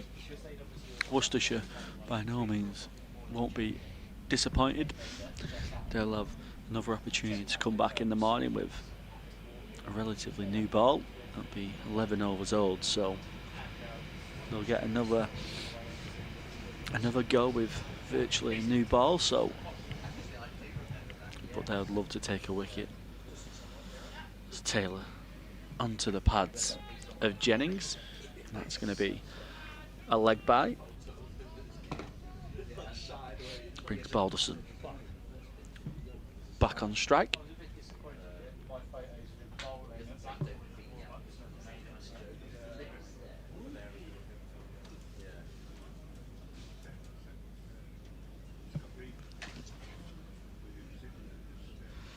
Three slips gully, point, mid off, mid on, mid wicket, and a long leg to George Balderson. Again, this one's jumping off a length. Balderson just looking down at where it's pitched, just giving it that stare as you do as a batter, where you're just indicating that it's done something a little bit extra. It's a beautiful delivery from Tom Taylor. Did rise. Worcestershire desperately want one before the close. Yeah, that'll be the aim, won't it, for Worcestershire? They'd love to just get one of them. They'd love to get Jennings especially. 16 more balls to go. Taylor in, Balderson this time allowing that one through. Just like to see Taylor just attack the stumps a little bit more, especially with the shape that he's getting. And that extra bounce, causing a little bit of uncertainty outside the line of off stump. Can he just get Balderson playing a little bit more?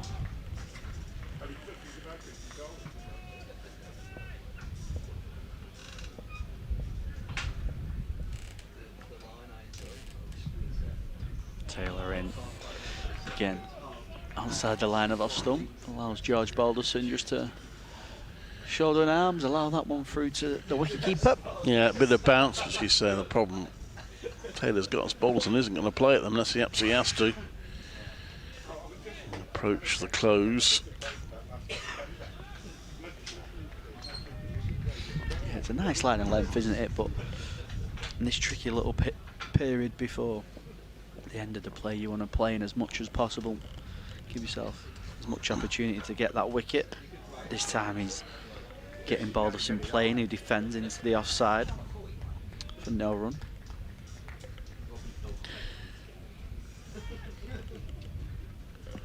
It's been a good day's cricket.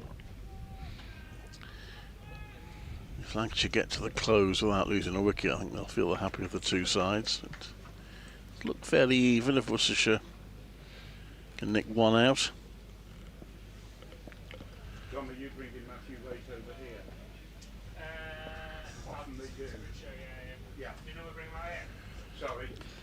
Taylor in, finding the outside edge, which he's done 3 times now. It might run away for 4. It does, it goes for 4.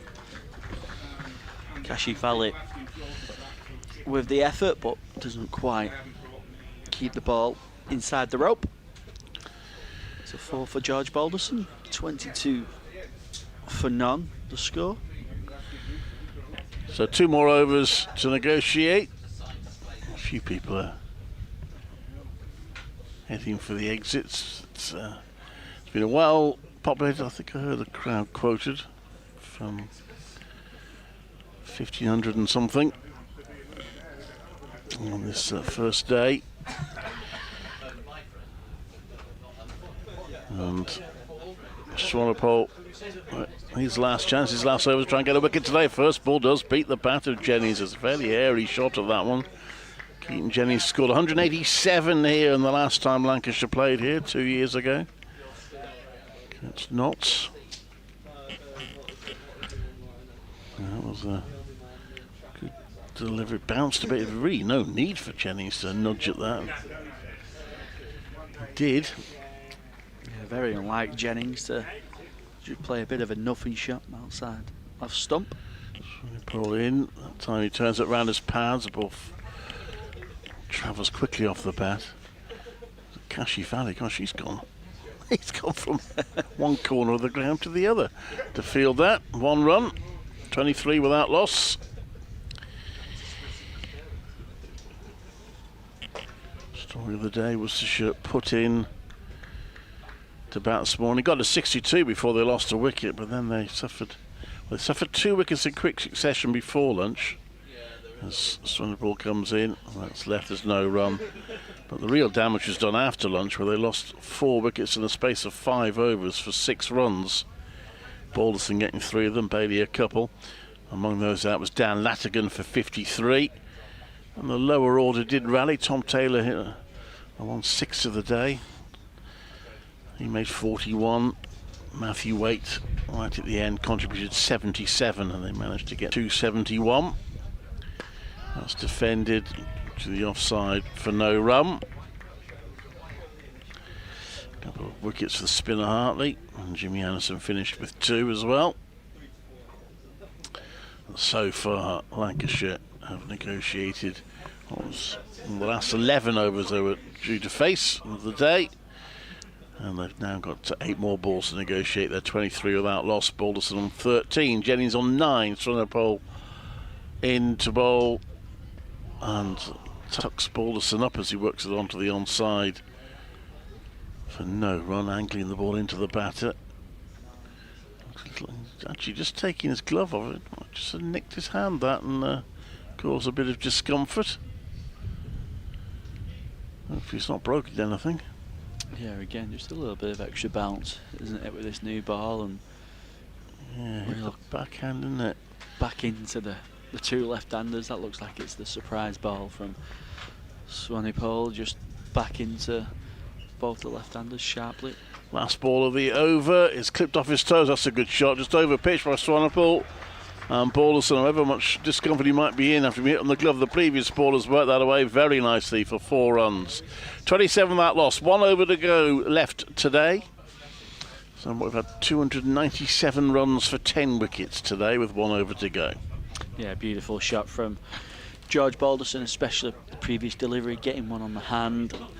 Clearly didn't allow that to take over his focus. He's got an over-pitch delivery on his pads, the next one, and he's tucked it away for 4. 27 for none. Been an excellent start for Lancashire. If they can survive this over without losing a wicket, they'll certainly be very happy with how day 1 has gone here at Southport and Birkdale. 3 slips and a gully to Keaton Jennings. Tom Taylor's gonna see us out of day 1, and Jennings advances, tucks that away off his hip, gets a single down to fine leg. Keaton Jennings now probably saying to George Balderson, don't you dare get a single now. Yeah, he's hoping his job's done for the day.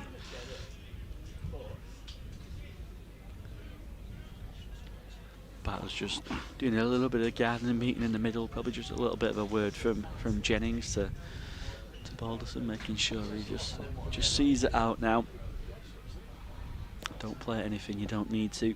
You've done a bit of the hard work as Tom Taylor hitting nice line and length, but again Balderson allowing that one through to the wicketkeeper. 17 off 34 from Balderson, 10 off 28 for Jennings. Runs wouldn't have been the discussion this evening for the Lancashire pair. It would have been about survival and making sure they get through to tomorrow morning without losing a wicket. Taylor in, beating the outside edge of George Balderson. He plays forward, looking to defend. Yeah, beat the bat again there, Taylor. So knocking on the door right to the end of the day. He's got beautiful shape to the left-handers, hasn't he? How he starts it straight and then just goes away towards the slip cordon.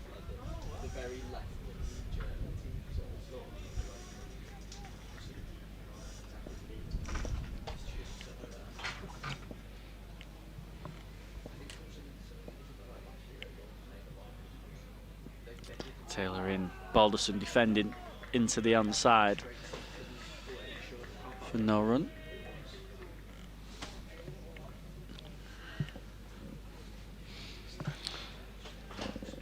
Well, fancy coming on tomorrow. Should be a very good day's cricket. Very pleasant surroundings.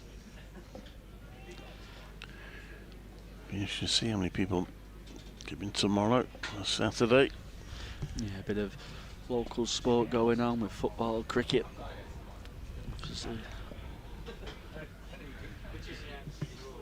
Taylor in, Balderson again.